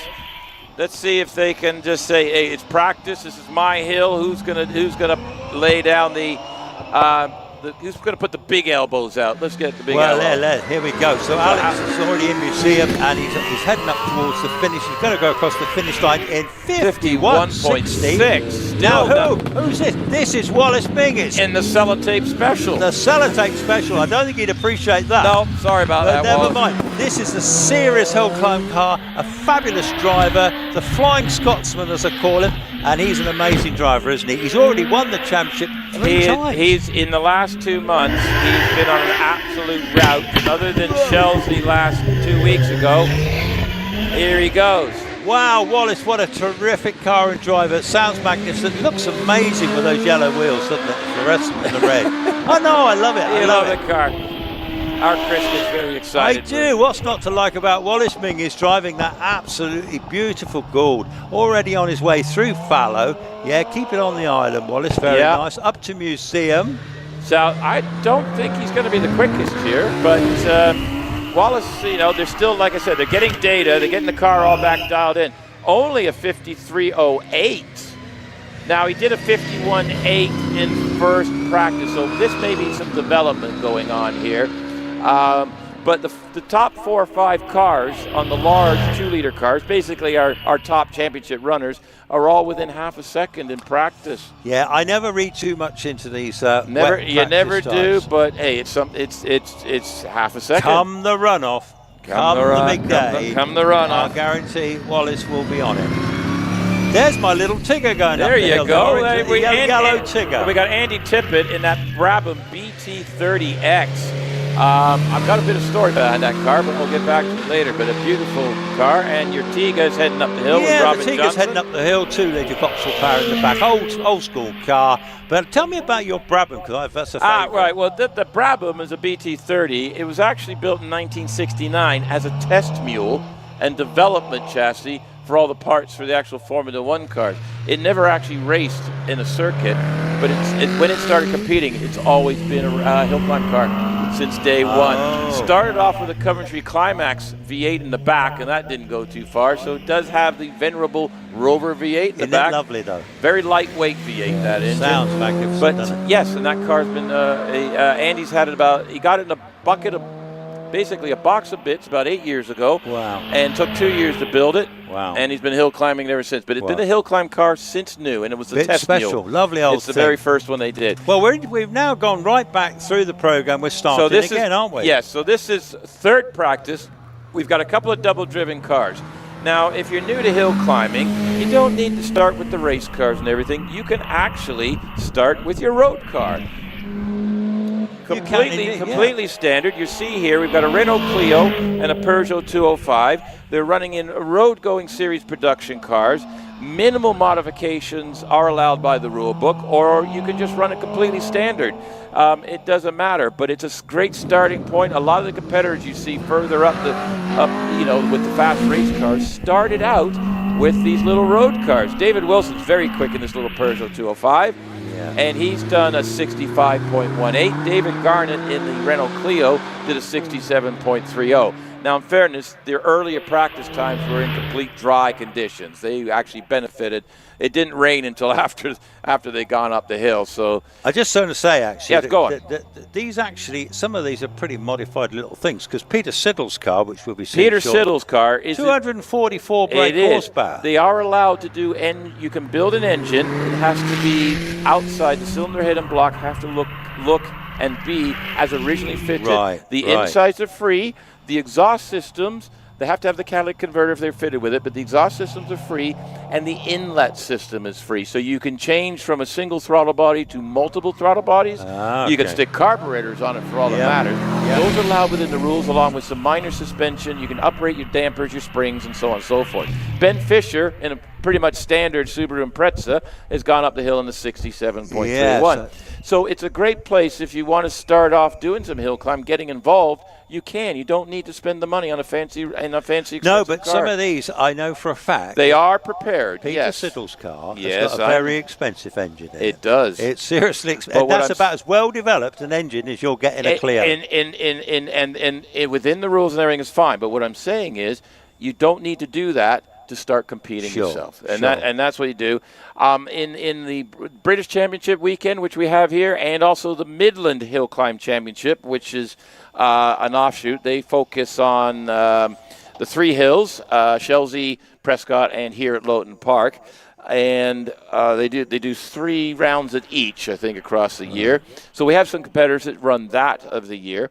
But yes, you can literally, and if we get further going on, if we get up to the 4-wheel drive cars, there are several Toyota Yaris's, absolutely zero modifications. They're racing them up the hill, completely standard, and they are having the time of their life. With hill climbing and sprinting, the first target is for you to improve on your last run. So your personal best, that's your target. And then it's like, can I be competitive in class? But everybody here, all the competitors in the paddock and everything, they started off in a road car or just something low, and they've learned the tracks and just learned how everything works and developed the skills, and then moved up and up and up. I was talking to Peter Richins earlier. Yes. And we know Peter from Yes, Coventry. we do. Joy, his wife Joy, is out taking pictures. She is out there somewhere, and I was talking to him about the traction control, and you can. This is on the modern cars with the factory traction control. That's right. So what he said, that when it's like wet or like even in the dry, he tends to run the car at 50-50 power to weight ratio. Yeah. And he turns the traction so he can control actually off. adjust this. Yeah, he can. He says it takes it, but he basically switches everything off and does it all manually. He drives the car old school. Well, Pete, in fairness, he's an old circuit racer. Knows his way around that track, and he knows his way up the hill, doesn't he? Yeah. And the Yaris is incredibly popular. Of course, they're like in pretty short supply because people have bought them like mad, haven't they? And they were a limited edition run. The GR Yaris is a 4-wheel drive, 4-cylinder turbocharged engine that Toyota developed to be homologated into a Rally 2 or a WRC2 rally car. Well, then COVID hit and it screwed the whole program. So the cars still exist, and that's why they're made, but they never made the rally car. Toyota has now gone a slightly different route, and they've actually made a hydrogen-powered rally car using the Yaris. Have they? Wow. Yes. At WRC top level, the Yaris is actually a tube-frame car with a body on it. All the Rally 1 cars, the hybrid cars, new ones, they're no longer based on a standard car. But they're not hydrogen cars, are they? No, they're hybrid. They still hybrid. Yeah. But they did run a hydrogen car and it was more of a standard car spec, or it's kind of like Rogers Skoda rally car that if you're watching, you'll see that in a bit. So Toyota had built a version of that same classification, but they ran on hydrogen. It was a course opening car at several events this year as a engineering test and things. And because hydrogen leaves no emissions. Right. There's no emissions at all. And the only trick to hydrogen, it's you have to have it like in a tank and very high pressure. Okay. Refueling, you don't go to the petrol station to refuel it. So there is some So how do they refuel it then? From a bigger hydrogen tank. And is it put in under a lot of pressure? Gas? Yeah. It's forced in under pressure. They do have hydrogen What's that? Sorry, from my local in Canada. They do have. Hi, MW Garage. Great to see you online. Yes, you're talking to a gentleman who used to race at Mossport in Canada, so you'll know what I mean by that. I'm now sitting in the middle of the Shropshire countryside speaking to you. Sorry, I got excited. We have a viewer from Canada. Thank you for joining us. And yes, a Canadian accent talking about the British Hillclimb Championships. So, here comes my man Wallace. There you go. There you go. Hello, Wallace. Yeah, go back to that. Yeah. So just to let everyone know, we've just started running through the whole program again. Yeah, we're starting on practice We'll go right through again, won't we, till Wallace Menzies finishes, and then that will be pretty much end of play, won't it? Now, we're going to do 3 practices today. We're going to call it a day. So this is the 3rd practice. Starting now, so we're 3rd practice, so we'll be seeing all the cars again, and then we'll call it a day. And we'll be here fresh and bright and early tomorrow morning. We're back for the big thing tomorrow. Tomorrow is going to be an adventure. Oh, yes. There's still... Hey, can you imagine us two in the same box commentating on the runoffs? I mean, how good does it get? I don't know, but I have the feeling that, Gareth, you may need some new glass for the shed after tomorrow. No wasps would dare come into this shed tomorrow. No. The crescendo of noise would be too much. No, we will bring you the excitement, literally. We will bring it, as you say. We'll bring it. We'll bring it. We're hauling. We're hauling. No, the competitors are going to be hauling the mail. We're just going to be sitting there talking about it. My goodness. Yeah, so... We have, you can start off in road cars, or you can get a Caterham or a Lotus 7 lookalike or a Westfield. You've got Joy Hoyle on the line. Yes. Ray Lure. They share the car, don't they? Yes. I think Ray owns it, and he is Professor Ray. We know. Yes, the fly. Yes. He is. But Joy is a fantastic driver. She's an instructor. I'm not sure if it's here or elsewhere, but either way. She can really pedal this little car. It's an old school car. Yeah, it's on carburetors, right? It's not on. It is.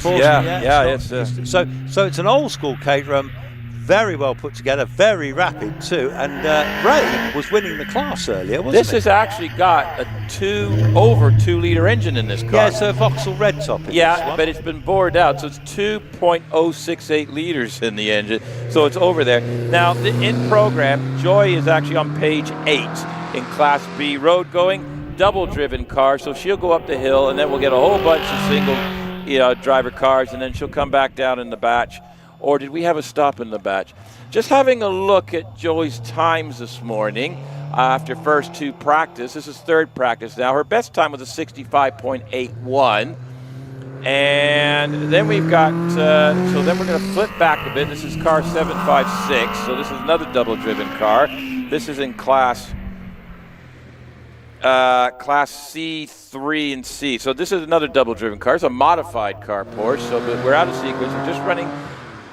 Because 2 drivers can share the cars, we run 1 driver up first, usually at the end of the previous batch, bring them back down, and then the other driver will get in the car and run in order. Okay? Yeah, so it's, because they're jumping around a bit. That was Laura Wardle, of course, going up in the 911. Yeah. Beautiful, old-school 911 Porsche. Just going by me is Jamie Chalmers, actually. That's John Chalmers' son in his first season in the Mazda MX-5. Yeah, little MX-5. That's got, I believe that's the 1.8 flavored version. They do come in different flavors. It is the 1.8. 71.83 for Laura in the Caterham, and now we've got Jamie Carr. So that Mazda is pretty much standard. There's no modifications to it. We have a mid-engine MGF Trophy 160, and I don't believe that's actually modified either. No, that one So is. very little modifications on them, but that's the beauty of hill climbing. You can start off in a class, you can share the car with somebody else, and you're competing against that person, same car. It's a great way to get started. Now, this is one of my absolute favorites today, the Renault Alpine. This is Robert Lawrence in this beautiful orange version, left-hand drive as it should be. And it is a genuine Renault Alpine 110. Yeah, serious, beautiful car, that one actually. One of my favourites here today. In fact, I haven't seen much of that. Sorry, let me just check, let me clarify. It's a Renault A110. Yeah, it's an Alpine, Renault Alpine, an original Alpine with a 1550 Renault engine. Just going by us now is Ian Richards in the Renault Clio Cup. So we're in Class A1. page 7 of your program. And we've got, this is third practice run, so we've got Ian Richards in the Clio, Robert Lawrence in the Renault A110, heading up he's just heading up across the finish line now with a 75.93. Okay, so we got Ian Richards already on the hill. John Langmead in the Lotus Elise, actually. This is a very rapid combination, actually. It is, yes. The track's drying, so looking around at the clouds and stuff, let's hope it stays dry for a bit. But Jonathan Langmead, yeah, pretty little locus, well up the hill. Ian Richards, 65.96, so a little bit off his second practice time, but very consistent. John Langmead in the Lotus, 72 miles an hour coming up to the top of the Cedar Straight, heading into Fallow. And we got James Hudson. Yeah, James Hudson in the Golf. Well, these Golfs are tremendous little cars, aren't they? They've stood the test of time in various, I think we're up to about Golf number 7 or 8 now. But anyway. I think it's 8. Are we up to 8? I think so, It's incredible, isn't it? Yeah. But this is a Mark II, isn't it? It is a Mark II. Just go John Langmead in the Lotus to the 65, Actually, is it a Mark 67. III? Is it a Mark III? No, this is a... Oh, no, it's a Mark II Golf. That's just me. Yeah. He's running the 1.8 16-valve engine. He's got about 180 horsepower in that thing, so it's got a bit of grunt. Also works well on the grass. Yes, he's grass. Yeah, just a little bit of lawn mowing, cut the grass down for us. Here comes Peter Siddle in that 244 brake horsepower Clio. Very well sorted car. Has to have a chance of winning this class. Let's wait and see what he does. The Golf did a 64.57, so he's sitting about third in class after third practice, so not doing too bad. So Peter Siddle, he's actually currently quickest in class practice, closely followed by this man. Yeah, this is Robert Wilson in the Peugeot 205. What's not to like about the 205? Massive selling little car for Peugeot. Right. Peter Siddle has decided to do a bit of a donut at the top of Fallow below the museum. So he's now doing handbrake turns in the grass. And he's back heading up the hill again and carries on the way. So Robert be red flag, weren't he? Yeah. We might have a replay on this in a second so we can catch it. We were so busy focusing on the Peugeot. So Peter, who's basically... Well, that's an awful time, but he went 4 wheels off, and hill climbing rules, 2 wheels on the grass, keep going, no problem, but 4 wheels off, that's no time to run. Interesting. Well, so Robert Wilson will get another run. Rodney Isles is going back into the paddock. You get to look at that Alpha 4C for a second. Yeah, okay, so he's turning the Peugeot round. Yeah, this is the only time you'll see a 3-point turn in UK hill climbing. It does look like he's actually going to come. Yeah, he's going to come all the way back down now. Yeah, then. He's going to come back down now. Is that a shared car, that one? It is a shared car. Right. Let's have a replay on live stream. You'll see the replay. Right rear just drops in the grass. There it goes and rotates him around. The grass is soaking wet and slippery. You just touch that with a wheel and around you go. So no harm, no foul. As you can see at Loton Park, we've got a lot of runoff space, a lot of elbow room. So the competitors, it's a fairly safe place to be, but you don't want to get on the wet grass. No, the wet grass is, as anyone will know, the traction on wet grass is virtually non-existent. I have done ice racing, and I'd rather do that than drive on wet grass because I've got more grip. Wow. And that's without studs. That's incredible, isn't without it? studs. That is incredible, isn't it? Yeah. Here comes Robert Wilson in the 205, going back into the paddock for another go. Yeah, Robert shares the car with David. They're father and son. Greetings. Scott Sparks, another Canadian viewer enjoying the stream from Newfoundland and Labrador. My best friend from Canada actually lives down your way now.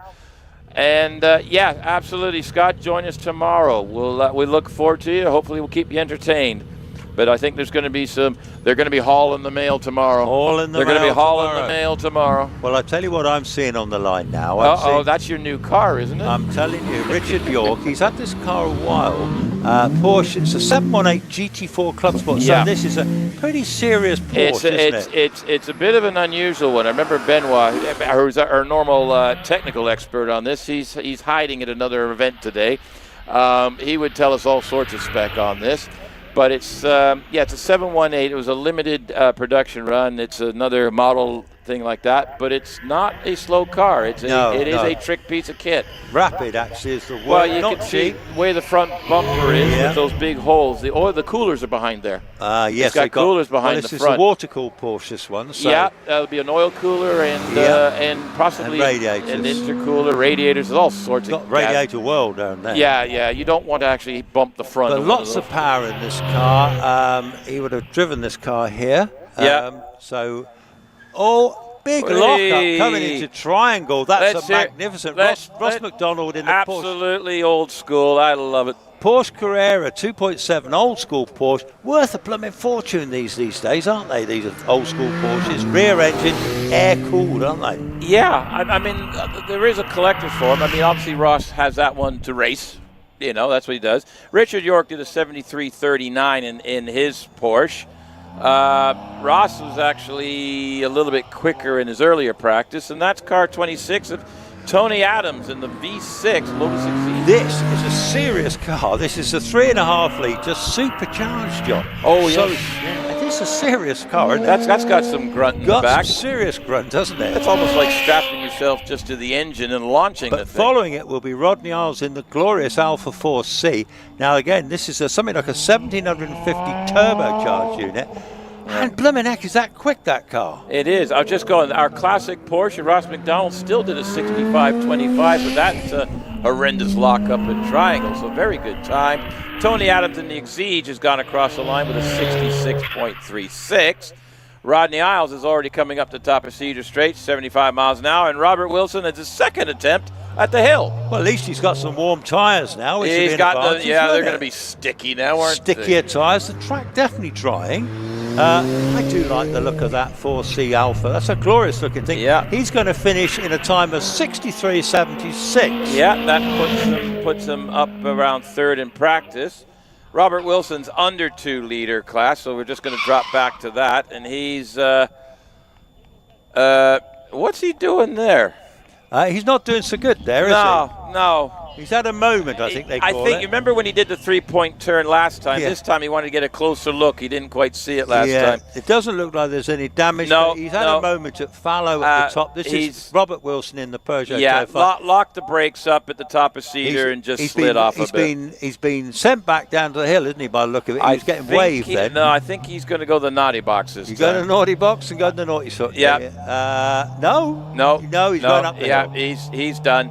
He's done. The red flag was he actually caused it this time. So what is great though, there's no damage on him or the car. No, he's fine. Replay for our live viewers. You can see coming up the top of Cedar Straight in the braking zone. The back end lost it. He had to left off to get it straight and just got the thing stopped just in time. That you'll see some tires there. That is the last resort wall. There's lots of runoff there, but that's the last resort. He went to turn into fallow, and it didn't happen, did it? No, it actually looked like, if you look at the braking boards, looked the back end just came under braking, just came wiggly up at the second braking board. Yeah, so just lost a bit of traction, didn't it? It just went a little bit and just was carrying a lot of speed. So our other competitors will come back down. So we've got a few more. So on the line we've got Phil James in his Porsche Cayman GT4. Now, again, this is a beautifully turned out car. The Porsches, I'm always a big fan of seeing the Porsches. Phil, he's from Pontypool down in South Wales. This one's got a 3.8 litre engine, so big grunty engine. Yeah. I believe this one would be the 6-cylinder unit in there, wouldn't it? I believe so, yes. I think so. I believe it's the 6. He leads the line, 2.83 for the first 64 feet. Over to you, Owen. Oh, okay. Well, I thought I'd give you a chance because you... Oh, I don't talk much today. I haven't said much today, have I? Are you getting worn out on me? Yes. We're flagging. I'm flagging a bit. I'm just going to have a little drink of my water while you talk. I ran out. You've run out. I've run out. Do you want me to go and fetch some? No. I'm about ready for one of those you-know-whats. So Phil James in the white Porsche Cayman GT4 is on the hill. And if you're an online viewer, in the bottom left corner, you will see David Meek launching off the line in his Vauxhall VX220 Turbo. These are all cars in the production. So these are still all road legal cars, then they have to be over 2 litre. They do indeed, yeah. The Vauxhall, the VX220, it's a bit like the Lotus Elise, but as you can see, very pretty car, mid-engined, the Vauxhall engine was because the 16 valve, a bit like the Red Top, really serious engine. Yes, yes.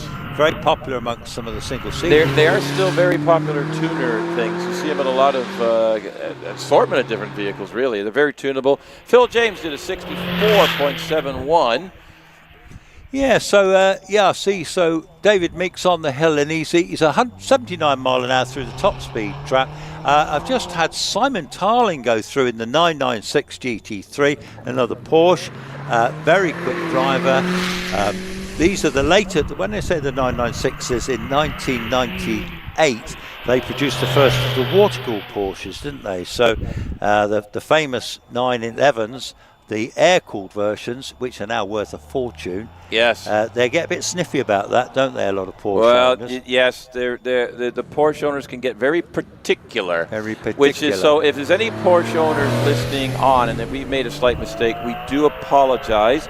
Our Benoit, who's our Porsche engine expert, is he's gallivanting somewhere else this weekend, so we try not to offend. We do the best we can. So we got Phil Fisher in his Subaru Impreza WRX, old school Subaru this one, 2-litre turbocharged engines in these, 4-wheel drive, permanent 4-wheel drive. Yeah. Brilliantly successful rally car, aren't they? Yes, still used today, club and rallies, and Subaru just launched in North America a new rally car, a new Subaru car. Yeah, for North American rallying. They're trying to get Subaru to get back involved in the World Rally Championship, but the investment is huge, and so not there. Yeah. But Phil Fisher, this is road-going production cars with 4-wheel drive. So you're going to see the Yaris's, Subarus, and possibly a slightly tuned-up Mitsubishi Evo 6. And slightly tuned-up big Subaru shopping cart. Oh, yes. Which is a big favourite, isn't it? That's the Grey Ghost, I'm going to call that thing. That thing flies. I wasn't thinking about it. I was thinking about Damien's one. The reason I call it that's the later on one. We've got another one in this class. Well, we just had Richard Snow go by in the Cayman GT4. Very good driver. See a lot of him, and he'll be followed by our friend Pete Richards in the little Yaris. Young Pete of raced Clubman's Racing for something like 23 years, and he's still. Did you know he's the commentator for the race meets? Do you know what? I believe, he told me that. Yeah, he's actually the he's still involved with the Clubman's Championship, and he does the commentating in some of the racetracks. Well, I tell you what, lovely couple, aren't they? Oh, yeah, wonderful people, wonderful people. And I tell you what, Joy takes some amazing pictures. 59.95 for Richard Snow. She got the photos of Wallace Menzies for Autosport for the last. I'll tell you what, and I'll tell you a story about that, because she was doing a panning shot there at Bottom S. Yes. And she was only set on a slow shutter speed for the panning. Yes. Of course, Wallace was coming at them about 140 mile an hour. She wasn't really geared for that, but she still got the shot. She still got the shot. Here comes young Pete. Here he is. Young Pete in his Yaris.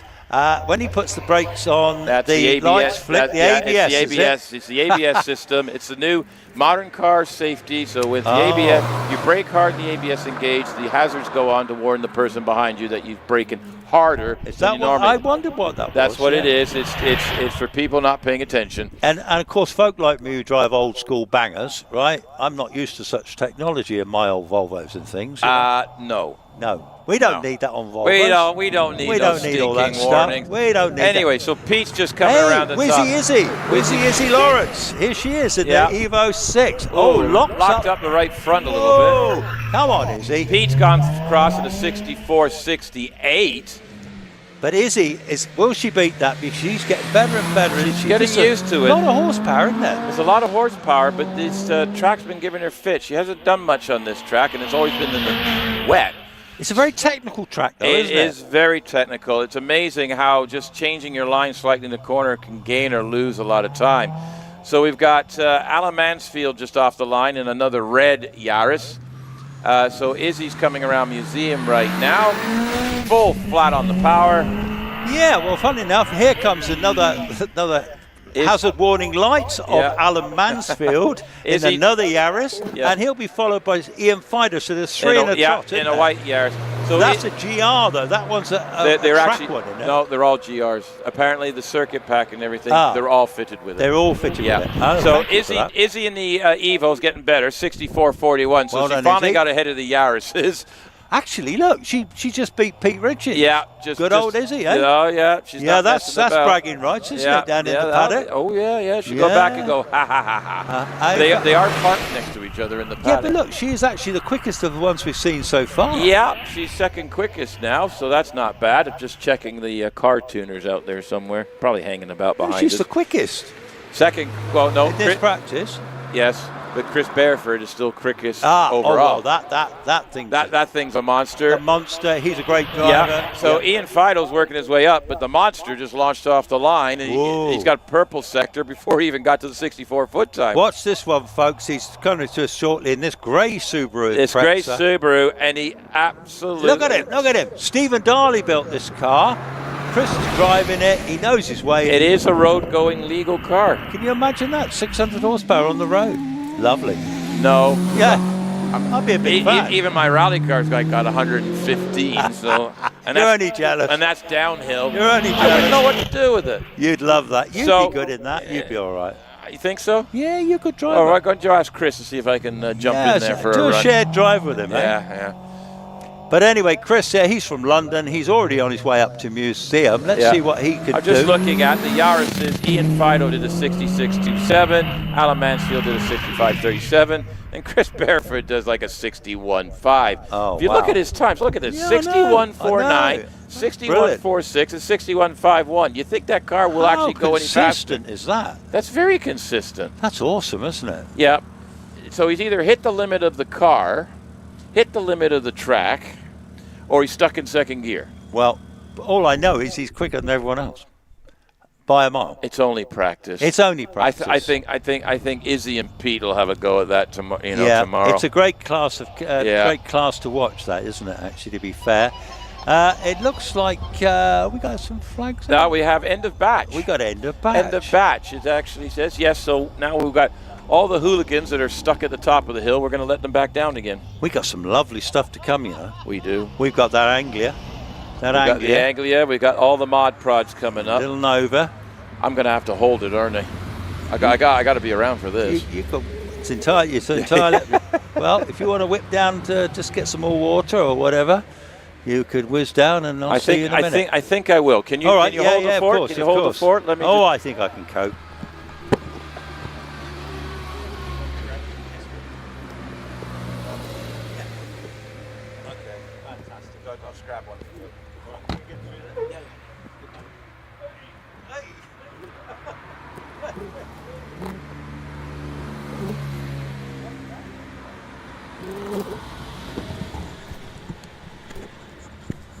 Well, Owen's just popped out for a 5-minute trip to get some more water.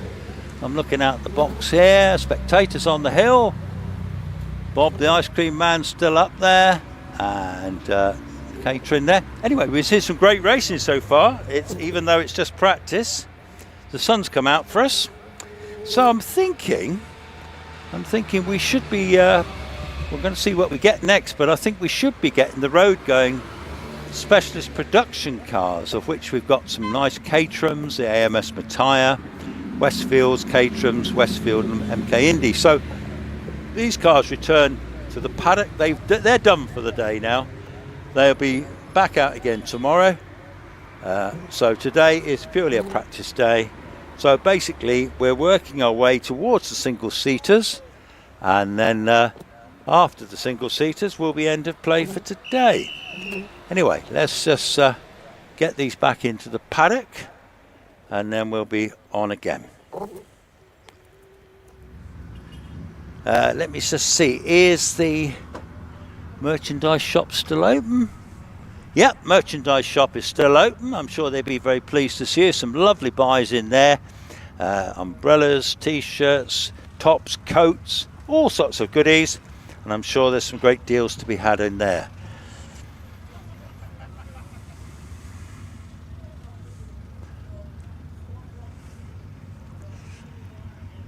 Well, we've got lots of subscribers. Subscribe to HillClimb.TV. We've got 8,793 now.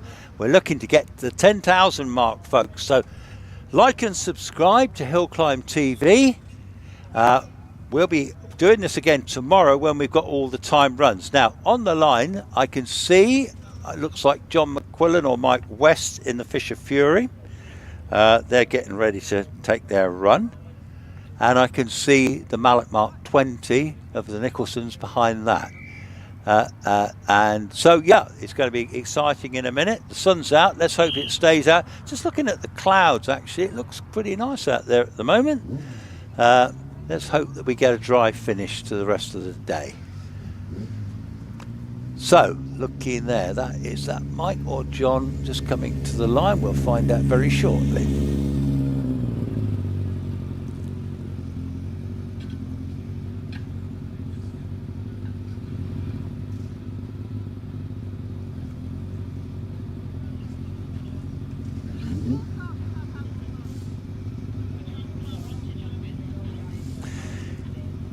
Mike West on the line in the Fisher Fury. So he's actually running in the Sports Libra class today. Sports racing cars, Libra cars up to 2 litres.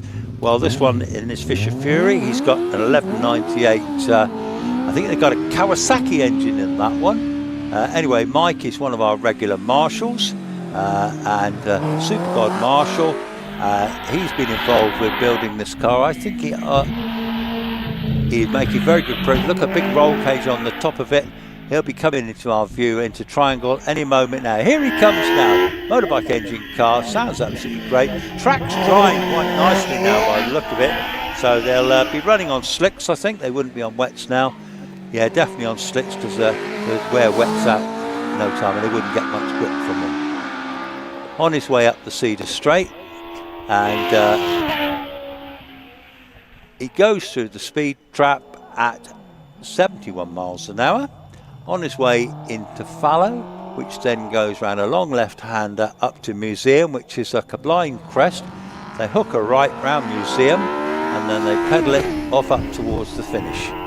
Sam Nicholson coming down towards me in the Mark 20 Mallet. What a beautiful looking car that is. 1700 cross-flow engine in that one, which is a Ford-derived unit, Ford engine. Like a Cortina engine effectively, but beautifully turned out, and the drivers sit right near the back of them. So built by Mallet Cars, lovely, lovely, lovely car.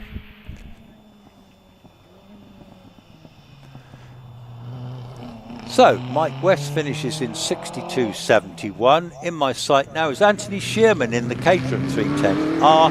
This is a Rotor K-Series engine in this one, a 1600cc. Goes extremely well developed car too, actually. Lots of goodies on this car. And always a good contender in this class.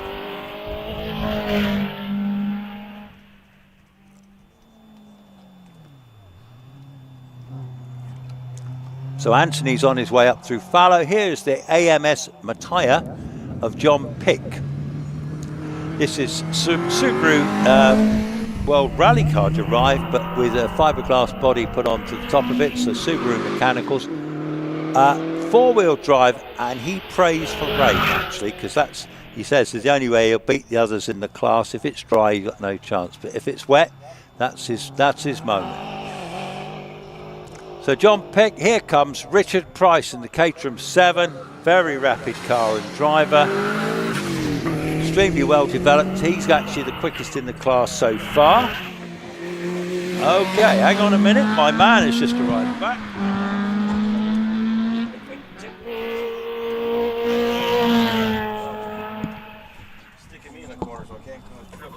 Yes, this is the first time we've had us two big fellas in the box together. It's quite cosy, isn't it, eh? Who you calling big? Eh? Who you calling big? You said you're on a diet. You told me that. You just brought back some more tucker. Yeah, I'm on a seafood diet. Seafood diet? Looks like biscuits to me, boy. See? You're the biscuit. You can see it. That's food, I'll eat it. Go Richard Price is in. They've done a 58.96 in third practice. He's dropped his times again. That's quickest so far. Ray Lore's currently second, but I think he's going to see if he can improve on that. Steve Garner in the Westfields just heading up in the museum. Steve Garner, yeah, this is the car we said that got stolen for 6 years and they eventually got it back. He built a reproduction of this car, but this is his original one back. Anyway, Ray Lowe has just gone by, our wandering professor, Very quick driver is Ray. Very well sorted motor car he built himself. Yeah, we've got a few really nice cars that were built in garages at home. So you can build your own, you can buy one, you can rent one, you can share one, you can do all sorts of things. It's a great thing about hill climbing. So Ray Lohr's heading up in the museum. Let's see what he can do. He wants to get into the 58s. Let's see if he can do it. Not going to do it this time. He's gone slower this time. Must have had a bobble somewhere. Only a 61.17, so did better there. Timothy Higgins. Yeah, Timothy Higgins in a Westfield, wide-bodied Westfield. Rapid driver, and he'll be followed by Rob Lloyd, who's just going by me now in the MK Indy.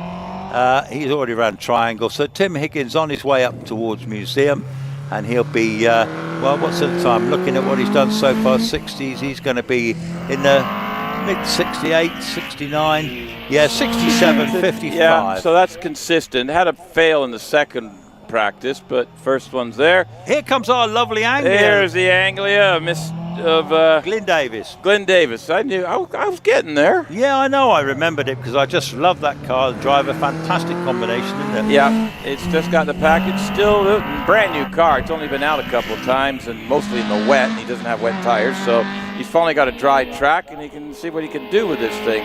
So still getting to learn to grips with everything. And he's followed up the hill by the venerable.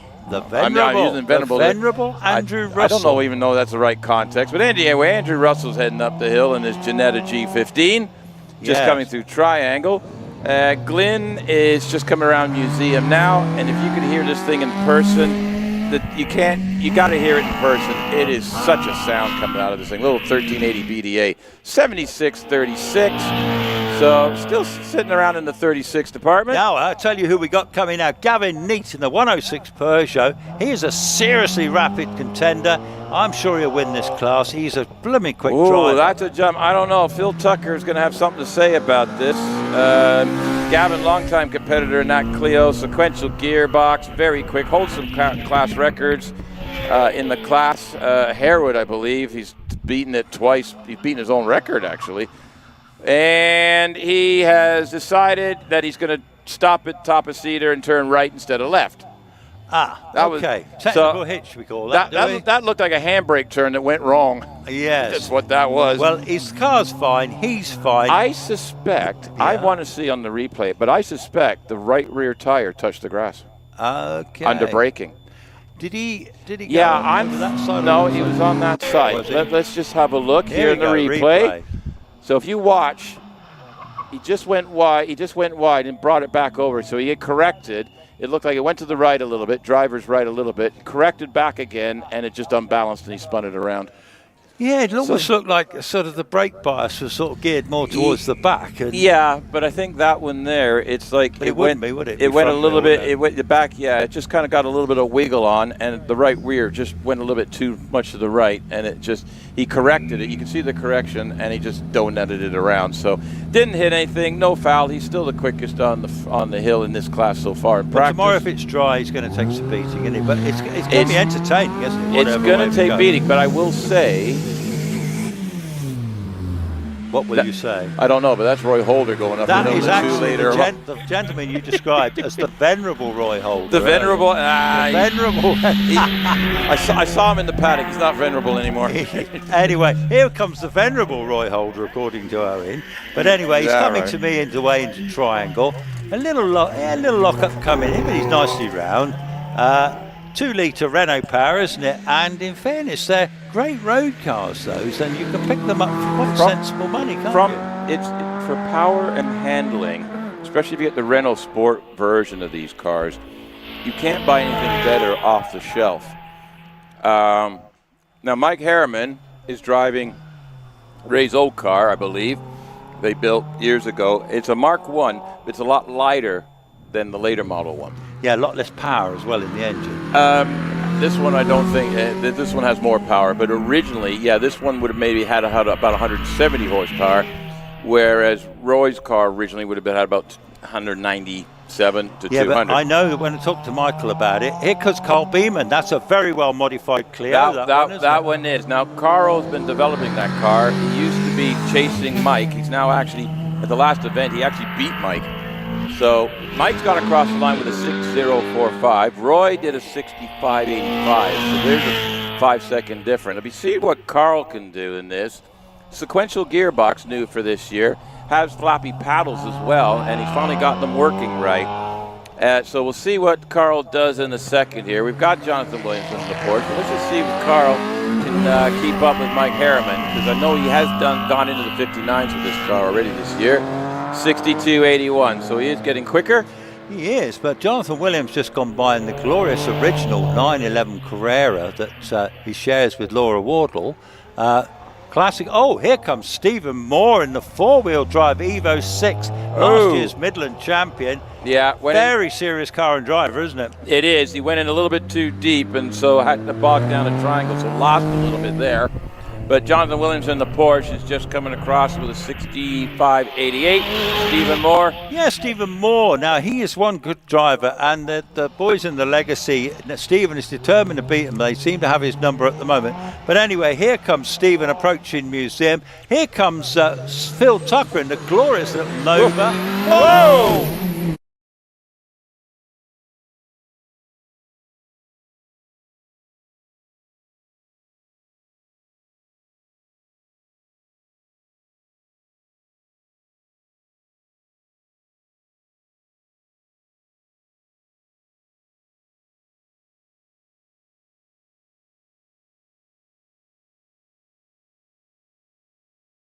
With it. So, what have you seen today that is taking your fancy today? Well, let's see. Well, we know about the Skoda rally car. I can't not mention that. Yeah. All right there.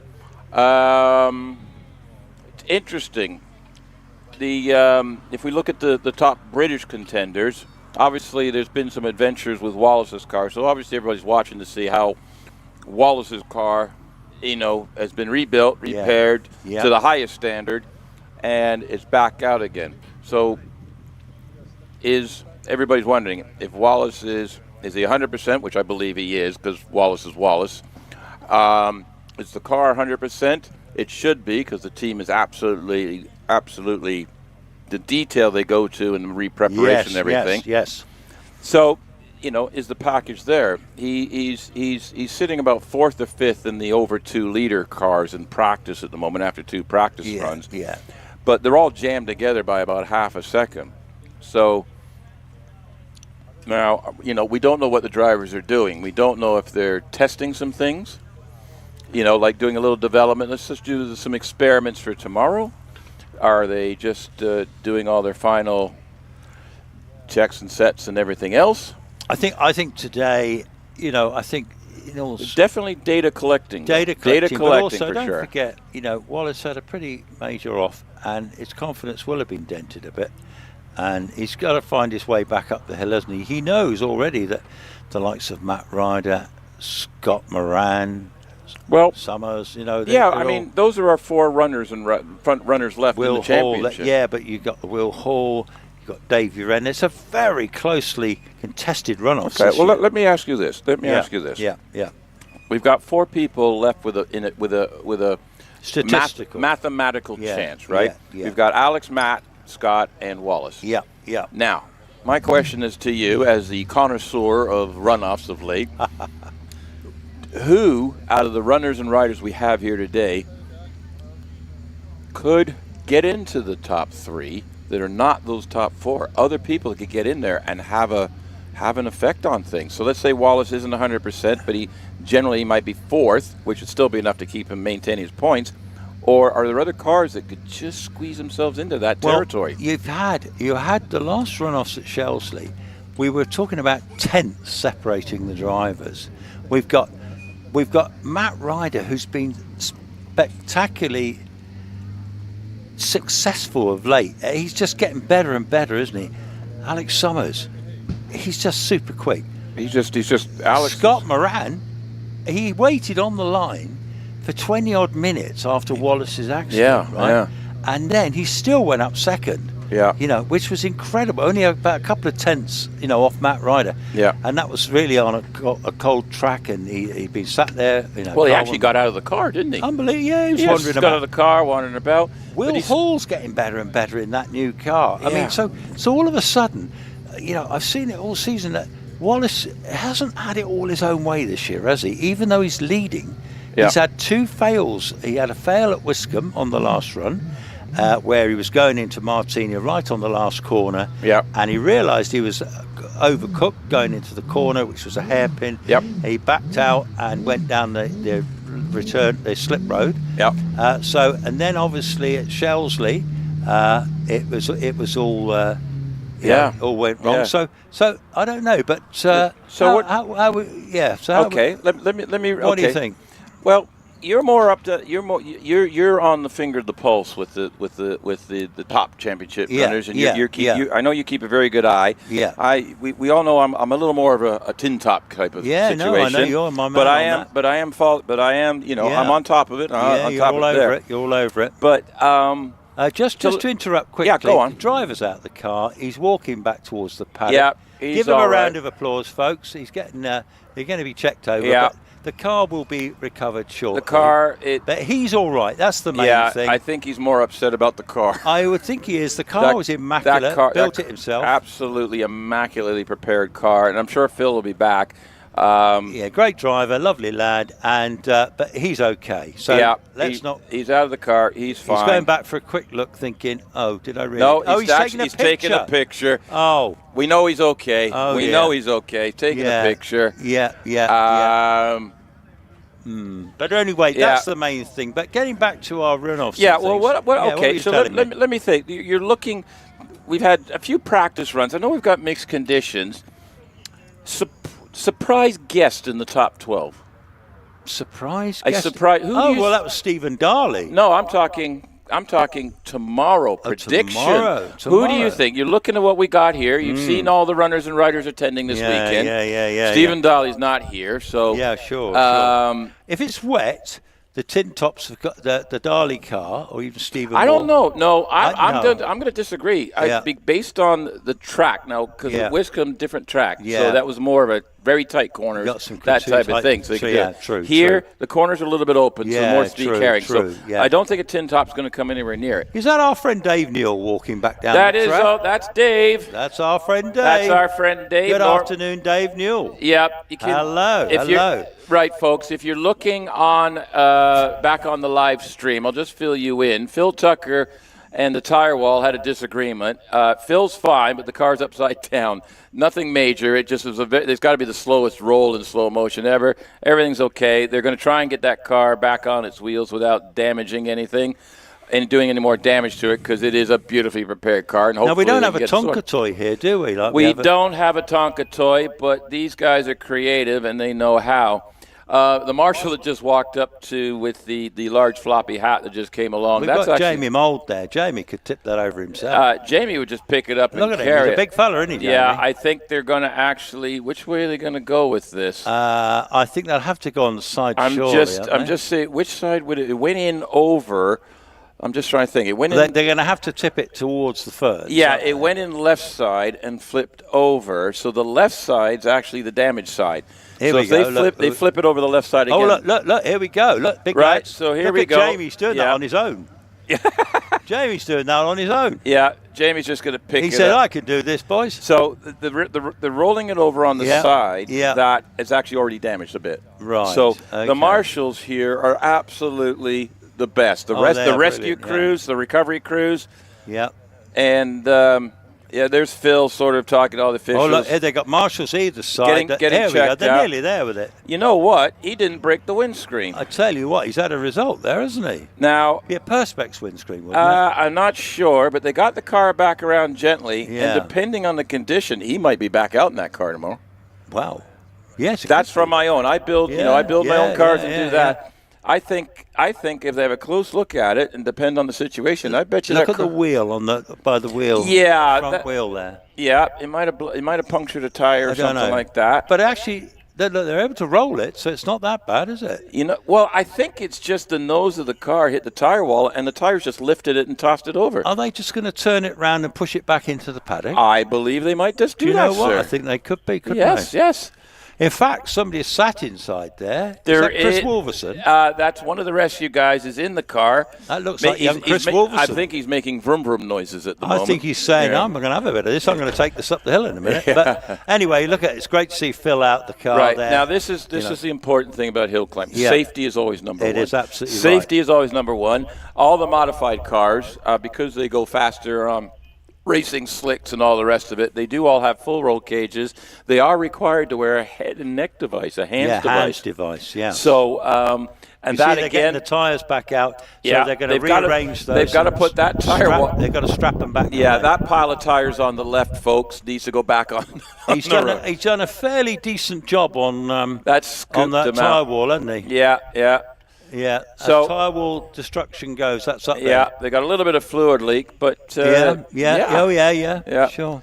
So, safety's number one. The driver's fine. They'll check him over. They'll keep an eye on things and everything, but all the safety equipment worked. And if you see, there's two gentlemen down there, one with a black baseball cap and one with the big floppy hat. They're actually competitors. Simon has sort of taken a break, sabbatical, and Dave's car is being rebuilt. So instead of just sitting at home, they come out and marshal and help out, and that's just the way hill climbing is. I just want to say that if anyone fancies becoming a marshal, the folks in orange, men or women, it doesn't matter. Yeah. You could become a marshal. Go and have a word with the marshals. You'll see them at Trimble's, the little hut there by the toilet there. Yeah. Go and have a word, because it's a brilliant way of getting into motorsport. Here, they give them a free lunch, right? They give them full training. They get to watch in close to the track. Well, we're sitting in a shed, and they're out there having. I'm not complaining about our shed. It's you like our shed. I think it's quite. I sat in here and all the thunder and lightning last time, and it was pretty lively. I can tell you. Can I just say, going back to the marshals? Yes. Because we have international viewers. Yes. Now, I know for a fact, because I marshaled in Canada. I was a marshal in Canada. That's how I started in the circuit racing back in the 80s. But wherever you are in the world, motorsports relies on marshals. So if you're one of our Australia viewers, if you're one of our French viewers, Canadian viewers, American viewers, you have your own army. We have orange. I know in Canada they use white. And down in the States, they're all in white overalls. Okay, yeah. I don't know about Australia or France or any of them. No. But I do know that anywhere in this world, motorsports cannot take place without marshals. No. And if you want to get involved, I'm talking to our international viewers this afternoon, please check out the local venue or something near you in the circuit racing department. Yeah. You may not have hill climbing, but you got circuit racing. You'll have racing of some sort. We have Newfoundland. We had some Newfoundland and Labrador. Yeah. They have a Targa rally down there. It's called the Newfoundland. I've seen that on the telly. Yeah. I think it's still running. I know COVID. Yeah, it's pretty quick too. Isn't I know the delay in the world a couple of years ago may have thrown things off, but it's Targa Newfoundland. That's what it is. Yep. Never got a chance to do that, but I think that still runs down there. In Ontario, there's lots of short tracks, which don't really use marshals much, but you got drag racing. Like I said, Motorsport or Canadian Tire Motorsport Park is what it's currently called. That badge that. Always looking for marshals. There's Shannonville out about 2 hours east of Toronto. So always looking for course marshals, always looking for new volunteers. They'll all get involved. And here comes Phil. Here comes back to Phil. The paddock. Glad he's okay. Yeah. He'll have a bit of pride dented. It's what it is. Yeah. But marshals, we need them everywhere. So but all our hill climb. Never mind Canada, we need them here too, boys. We need them here. So fly in for the weekend. Come on, Hawk. Marshals there. Also, our rescue crews, our recovery crews. You see the guy. If you're watching on there, our blue and white. That's our rescue crews that's required, and we've got ambulance and paramedics. And of course, the standard, like with the rescue crews, these are professionals, man. These aren't sort of just weekend warriors. The weekend volunteers, but they are fully trained. Right. Some of them do it for a living. Yes, some of them. Some of them are just trained up in lesser positions. So we thank our rescue crews, our marshals, our officials, the volunteers behind the scenes for the Hagley and District Car Club that actually organized this event and are putting it on for your entertainment value. So, yes, and like I said, the marshals will not let this track go racing unless it's safe. No. And at the moment, as you saw, if we didn't have the tires there, there'd be basically a dirt bank. The tires absorb anything that hits it, and then in this case, it just bill over. So, but I believe they're going to. I believe it might have a leak, so I think they're going to actually. They're going to roll the car on the back of the truck for safety reasons. Yes. And so it doesn't leak anything anywhere. So what's he doing? He's turning around. He's going to pull it up. He's going to pull it up nose first. He might pull it up nose first. He may just. I think just they'll push it push back. the car out and then. So So they're all out there working away. And they'll make sure this, that, and everything else is okay. And they take good care of the competitors' cars in a situation like this. They do, don't they? They take a very good care. Yeah, they treat them like they're their own, don't they? Yeah. Unfortunately, I was at an event, or I've heard about an event that didn't have marshals. Right. It was just a club members thing like that. And there was an incident, a suspension failure, and the so-called volunteers damaged the car even more in recovery. So that's not good. No, that's not good. It does not represent motorsport at the clubman level in any way, shape, or form. So if you've ever heard anything about that, please forgive it. There was not marshals involved in that at all. Just to update folks, you can see the marshals. You can see it on the live screen here. What they're doing is they're rebuilding the tyre wall. And they're going to be, those tyres are taped together with that white special strap stuff, isn't it? And obviously the tyres did a great job. The car I can't tell how much damage is on it, of course, but not a lot. It doesn't to be look honest too with. bad. No. It's rolling all right, isn't it? No, I think it just spilled some fluids out, and then to prevent anything on the track from dripping. Yeah. So what? Oatmeal raisin? Oatmeal and raisin. No, I won't eat one while I'm on commentary. I've been told off for that before. Yeah, but it shuts me up. So that's a first. Yeah, right. How do you shut Owen up? Stuff food in his mouth. Yeah, that's one way. That's one way. Well, you have a nibble. That's what I got you here for. I have a cheeky nibble, but I tend to. I did get told off for it once. Did you? Yes, I did at Shelsley. Oh, because you were going. Well, it's like even if you have a little slurp of water, if your mic's still on, it's and all that sort of stuff. Oh, the mics are sensitive, are they? Yeah. Oh, they're sensitive. Yeah. They're sensitive. Yeah, they can hear everything, mate. Yeah. Go on your screens, ladies and gentlemen. That's Dave Newell walking across there. The legend that is Dave Newell. Dave Newell. Give him a wave, folks. Dave Newell, the legend. He races an Austin A40. Amongst other things, Amongst other things. Had an MX-5 as well. He Regular did. racer. Yeah, he's got a garage near Shrewsbury somewhere, isn't he? Yeah. And I think he does a lot of work with mending motorhomes and things, doesn't he? He does all He can mend anything. He can fix anything. He's Mr. Fix-It, isn't he? Including a tire wall at the moment. Shall I tell you a story about Wallace and Mr. Fix-It? Him? No, Wallace Menzies. And Mr. Fix-It. And Mr. Fix-It. Did you know that when... I did not, by the way. Yeah, okay. So you won't know this. Right. So when they stripped the car down, they got the car back from Shelsley and virtually stripped it that night. Okay, this is... They did it at the track, Tom New and Duncan Barnes. They got it back to the workshop. Right. And then, of course, the tub had to go away to Gould's, didn't it, to have a good look at that. Well, they got it back, but Wallace sent his Mr. Fix-It down from Scotland for 10 days, right, to fix the car, give Tom New a hand. How about that? Because his man can fix anything. This man, Tom New's the incredible mechanic. Right? But Mr. Fix-It, he's just a general Mr. Fix-It man from Scotland. Wallace has his own Mr. Fix-It. He has his own Mr. Fix-It who came down to help Tom New, and he'd done a great job with Duncan Barnes and the team. But the tub didn't come back till Wednesday night. No, because it would have gone through the So carbon here fiber. he is on the Saturday. They've got that car all back together. It's been running up the hill. They arrived last night, didn't they? Incredible, isn't it? Yeah. I mean, what a team. What teamwork that is. The effort. Incredible work by Sean Gould, incredible work by Tom New and Wallace and all the team. Yeah. And it's a serious out. So look, they got the car on the back already. Oh, they don't mess about, do they? No, as long as they can get on there without damaging it more. Well, I tell you what, when you wait for the AA, they're not as quick as this lot, are they? No, wait, 3 to 4 or 5. 5 hours if you're lucky. I was going to say 3 to 5 days, depending on where you are. Days. If you're on the M5 heading south to Cornwall, and if you're a bloke, you've got no chance. You've got to be a woman to break down, haven't you? They get there quicker, don't they? We can't say that. We can't say that. No. But it's probably true, isn't it? Most likely. Yeah. And I've seen your legs, so there's no heckin' way you're getting picked up on the side of the road. Anyway, so that's good news. They got the car back on the trail, on the thing. Yeah. The marshals seem to have got most of the tyres back. Yeah, we've got a little bit of sweeping to do. Yeah.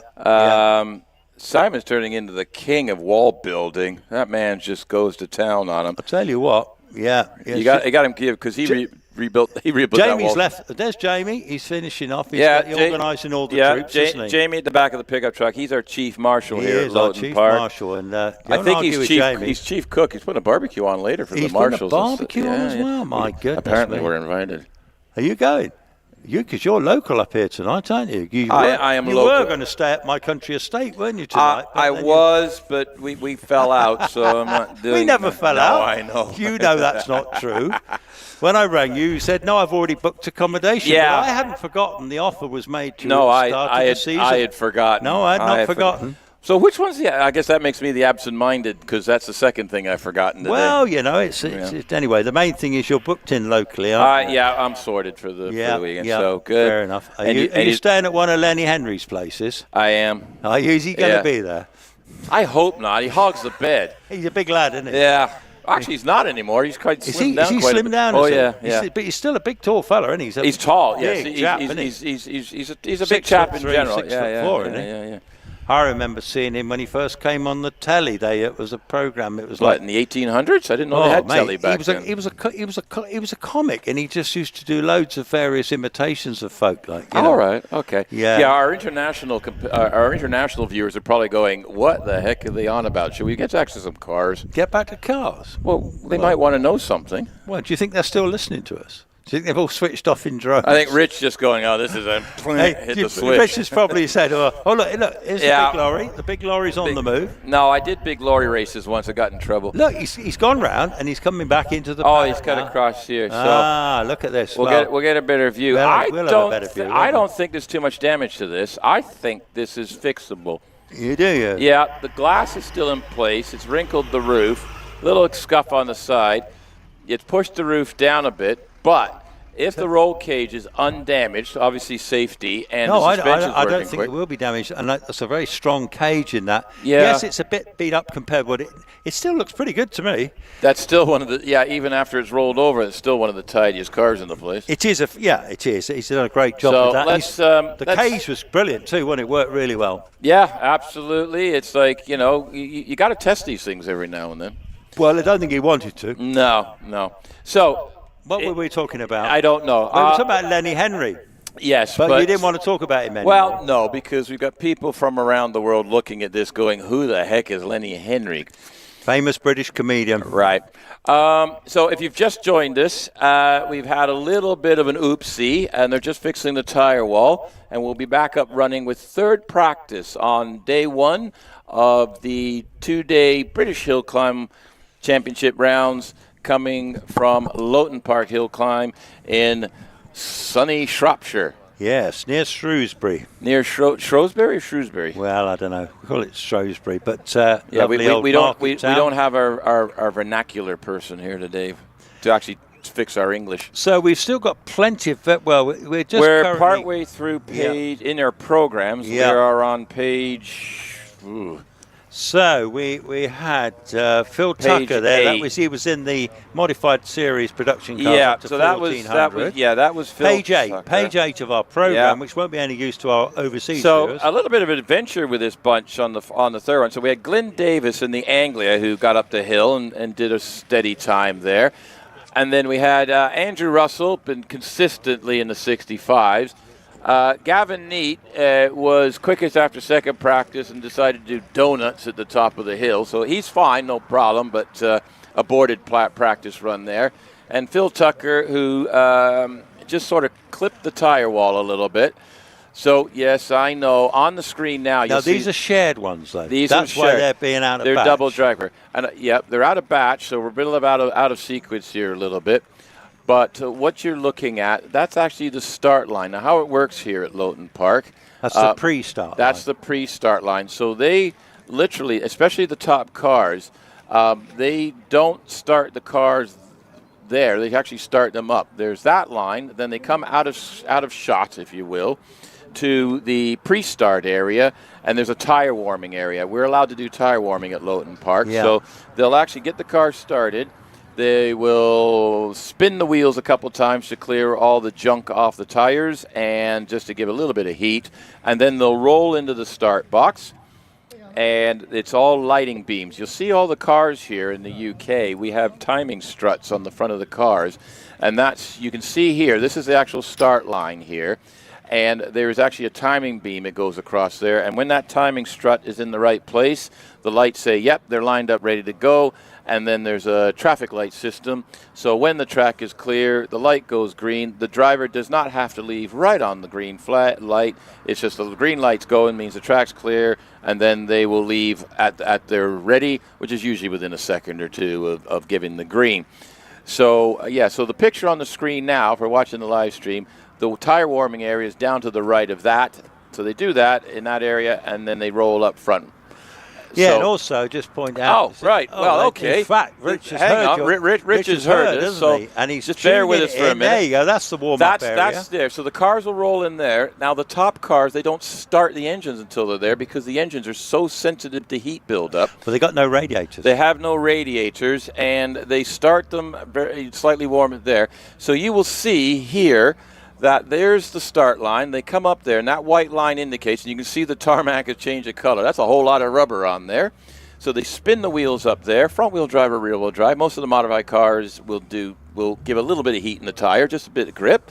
So they do that, and then once the tire warming area ends there, you'll see the sign. It actually says end of tire warming area, and then they'll roll into the start line, and they use the timing strut. It's an electronic timing beam, and it's all computer controlled. And when they go across the flying finish, there's another electronic timing beam that shuts the clock off.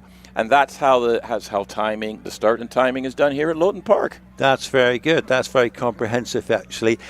Just something I'll add to that is that sometimes they'll stall it on the line, and as long as the rear wheels don't go over the timing strut, it's not a fail. Yes, that's true. Yeah, Not if the front wheels, if the engine stalls and the front wheels just break the beam or something like that, and the car's just stuck there, they can roll back and reset. So sometimes that's at Clark's discretion, but normally the start marshals will look after it and they'll decide from there.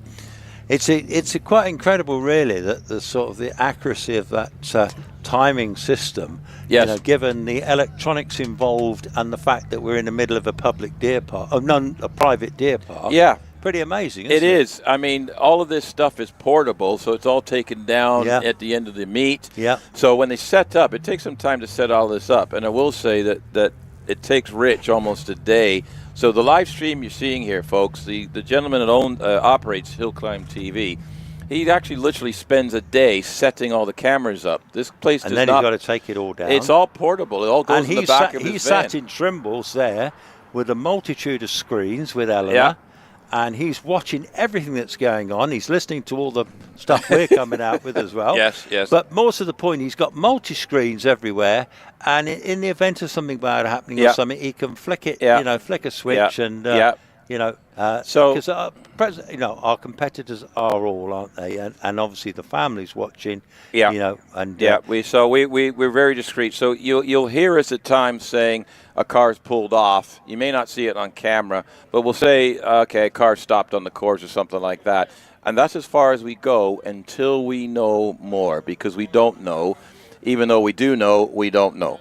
So we don't say anything or do anything. So if you hear us say a car's off, to be honest with you, more of the time. Just notice there, by the way, the little Fiat. It's not moved. It's been there all day. It's not moved, does it? It's poorly, isn't it? It's broken something. It's poorly, isn't it? It's poorly. Yeah. So, yes. So if you hear us, you might see him driving on the grass. He's just put up, yes, I have to listen to commentary all day. He listens to us Well, all I never thought day. you'd be listening to us, Rich, eh? There you go. I can see him rolling his eyes down there. Yeah. But, no, he does. I tell you what, Rich and Eleanor, but Rich Danby particularly, do an incredible job bringing this live stream, because at Goodwood Festival of Speed, There's 200 people involved in bringing that. Yeah. And it costs millions. Richard does it on his jack.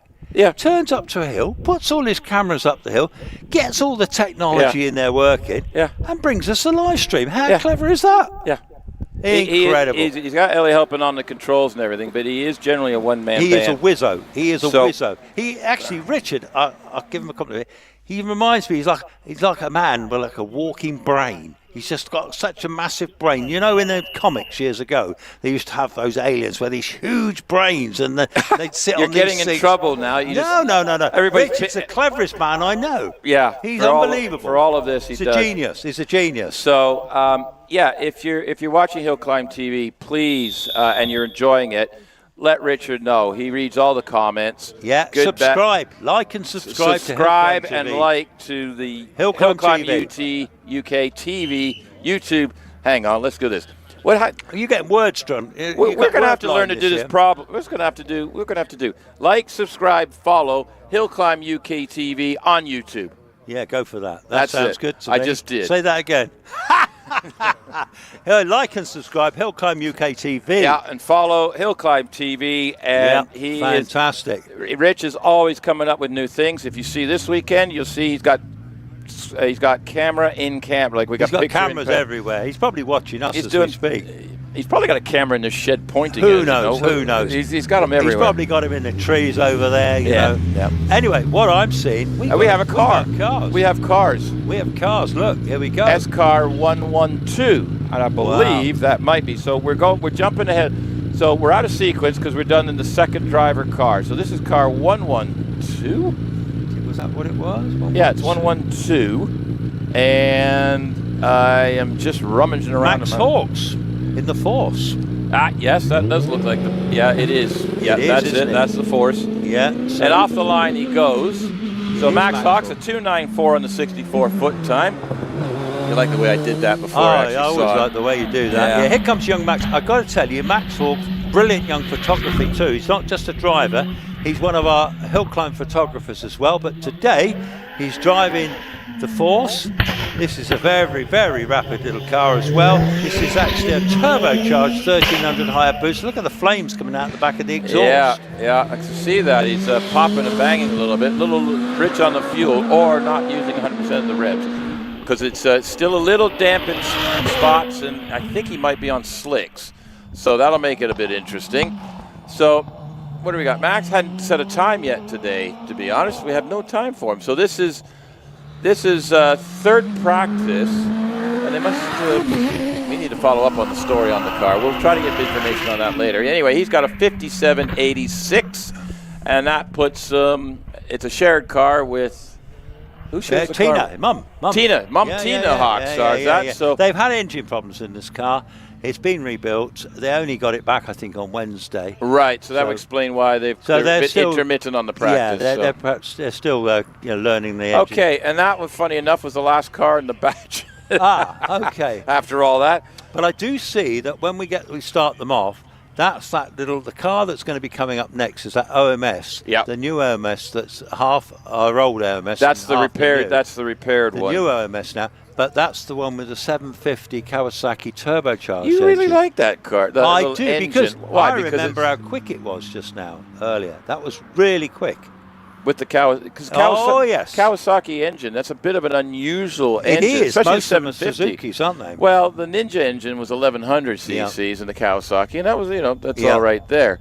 But this is basically out of a 4-cylinder Kawasaki bike engine. Yeah, but only a 750. But quick with a turbo, 200 odd brake. Turbo. So does that put him under? It still puts him under 1100 cc's, I think. That might be why. Yes, that's why they're in that class. But there's young Mike West. I can see up the top of the hill there. If just for our viewers, if you're wondering what we're babbling about, in UK hill climbing, normally aspirated cars, everything's by engine size. But if it's pressure charged, supercharged or turbocharged, as an equivalency factor, the engine size is multiplied by 1.4, and you run in the class that whatever that equals.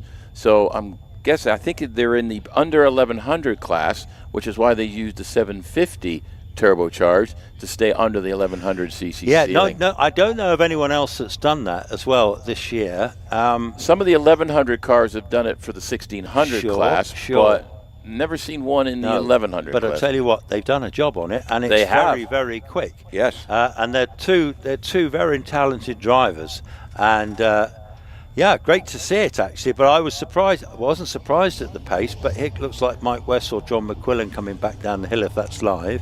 I think that was so long ago. I think that's Westy, but anyway, that's our super god Marshall Westy. Oh, is Mike it? West, yeah. Yes. Yeah. But yeah, great little car, the Fisher Fury. But yeah, no, I always look through the list of entries like I did last night. Yes. And I'm just looking for anything different. And I picked that one out. I thought, oh. And the other one, of course, is the little OMS with the 600cc Yamaha engine in the back of it. The normally aspirated one. Yeah. Okay. And that's a rapid little thing. Yeah. He comes up from Chichester. There he comes back to the paddock. So we should be racing again soon. In fact, there's a whole batch coming back down. Of course so we're finishing batch now. We'll bring all the cars back down. They've been up there a little bit, but they'll bring all the cars back down, and then we will get on with it. And we've got... Well, I think we're going to get some single-seaters, aren't we? I think we're into the single-seaters now. I think we... Well, yeah. I don't think we have any more saloon cars. I think we've got a couple... I'm just having a look here. We've seen Stephen. We have we haven't seen this afternoon. Damien. We haven't seen Damien. Yeah. What's happened to Damien this afternoon? Well, that's rather secret. Because we've seen Stephen Moore. Yeah. So I wonder if they've worked out what they want and they're just saving the run. So some competitors, sometimes they won't run. Well, he didn't run the... Well, he ran the 2 practice runs. Yeah. Hasn't run the 3rd practice run. Yeah. So... Yeah, sometimes the competitors will go, do I need to run the 3rd practice run? Yes or no? Because some of these cars are so highly, the tolerances are so tight on them that the engines only have X amount of hours, or the cars, they only got like an hour of racing or that type of thing before they need a rebuild. So if there's no actual reason, Damien knows this course. Yeah. The car, they were doing some setup changes, and he's tested the car, and he's happy with what's going on. And he's like, you know what, there's no reason me going up again. Here comes my lovely angle box, and Gavin Neat and Mike Harriman there. But that Anglia is a bit special, isn't it? It's a tidy little car. Oh, yes, that's more than tidy. That's, because I've seen quite a few Anglias about some rally ones and this and that, and they usually look a bit tatty. Well, Ivan Russell has been running his. He shows up here occasionally. He does sort of the smaller championships, travels around a bit, interclub champion rounds, and he's got a 1700cc Anglia, and he goes pretty quick in that. He does. I think he does the Midland Speed Championship and possibly the Nottingham Speed Championship. Dave Parr's got one, hasn't he? The white he does. One. Yeah. That's more historic spec, but I don't think he runs it as historic spec. No. But I haven't seen Dave much lately. Not so much lately. I think I saw him at Shelsley recently. Okay. So if you're still with us, you'll see all the single seaters. Of course they'll still be with us. Well, this riveting hill climbing, who want to leave this, eh? What are you going to watch, EastEnders or something? Why would you want to watch EastEnders when you don't think anybody flicked the channel? No, nobody's left us. Nobody's left us. Here comes that lovely little Kawasaki. There we go. Now this is 776. So which driver we got? This is Ben Hamer Melton. Yes. So Ben is the first driver. This is now dual driven. Yep. Yeah. So what you're going to see now, folks, these are the dual driven cars, single seaters. So they'll all go up the hill. Some other cars will go up the hill, and then they'll all come back down, and they'll switch drivers. So 776. And we're right back here now. Ben Hamer, you see, 776 from Melton Mowbray, home of the pies, the pork pies, isn't it? So they've got that wrong. It's actually Ben Hamer, not Ben Hamer Melton. Well, yes, it's Ben Hamer from Melton Mowbray. From Melton Mowbray. Yes, he's probably got a bucket full of pork pies on board to eat on the way up. That's not going to make it go very quickly, is He's very slim too. He hasn't eaten many. I'm stuck in a shed with this gentleman, people. Here he goes. Listen to that. That sounds awesome, doesn't it? Nice, and nice smooth shifting on that. I almost said neat and tidy. You did, didn't you? I almost said it. You nearly got it out there. Almost. Look at the track, looks really dry now. Still got those damp patches, not much though, is there? There's no spray or anything coming up. No, with them slicks. Now, Ben Hamer actually is the quickest in the class after, I mean, that's 17 cars in this class. Quickest in the class. In a very hot class. Very hot class, 17 competitors, and you've got some big guns in this class. So Ben's got to cross the line even quicker with a 51.88. Whoa. Right, so Steve Morgan's on the hill with the Empire Evo 3, car 784. Yeah, shares this car with his son Tom. Brand new car this year, built in the West Country. And these Empires actually are phenomenally successful hill climb cars. Nearly always with bike engines, and definitely a very desirable car to have, isn't it? Yeah, it is. The Weavers switched over to an Empire last season to replace their old car. And speaking of the devil, Richard Weaver is actually on the start line. So Jonathan Flesher, OMS 28. Yeah, Jonathan Flesher. This is newly rebuilt after an accident at Shelsley Walsh. The car's looking great again. Jonathan's driving it, and Dylan was driving it at Shelsley. Anyway, he's already up to museum, and what's he going to do? Well, Dylan's got it down to a 58 after the second practice run. Jonathan was in a 55. He goes across the line with a 52.88. So that drops things down a bit, and Richard Weaver seems to fancy his chances here. There's a damp spot right in the middle of Triangle. Yeah, so Richard Weaver was trying really hard there. He got well out of line coming out of Triangle here. He's already gone up to fallow now. I thought. Yeah, he hooked that. He did. He put the left front on the grass on the inside of the corner. He's throwing it at the scenery to see if it'll stick. Having a go, 52.87. Yeah, that moves him up to second. And we got car 793. This is Neil Cole's. This is the Cole family wagon, this one, in the OMS 28. Neil's dad shares the car with Alex. Yeah, well, that's right. This is Neil, the dad, driving at the moment. It's lovely OMS. They come from Plymouth area. Very good drivers, the pair of them. The car's quick, looks immaculate too, doesn't he? And he's already around museum now, going up towards the finish. And next one we'll see here at Triangle is Kirsten Dodd in the Van Diemen. Yeah, so Kirsten Dodd is, so Neil Coles did a 52.82. That makes him fourth quickest. We're getting a bit of a traffic jam at the top of that class. Kirsten Dodd in the Van Diemen RF86 has been quickest in practice so far. Looks like she's doing it again. She's a pretty rapid driver, to be fair. We got a few really rapid ladies in that Formula Ford class.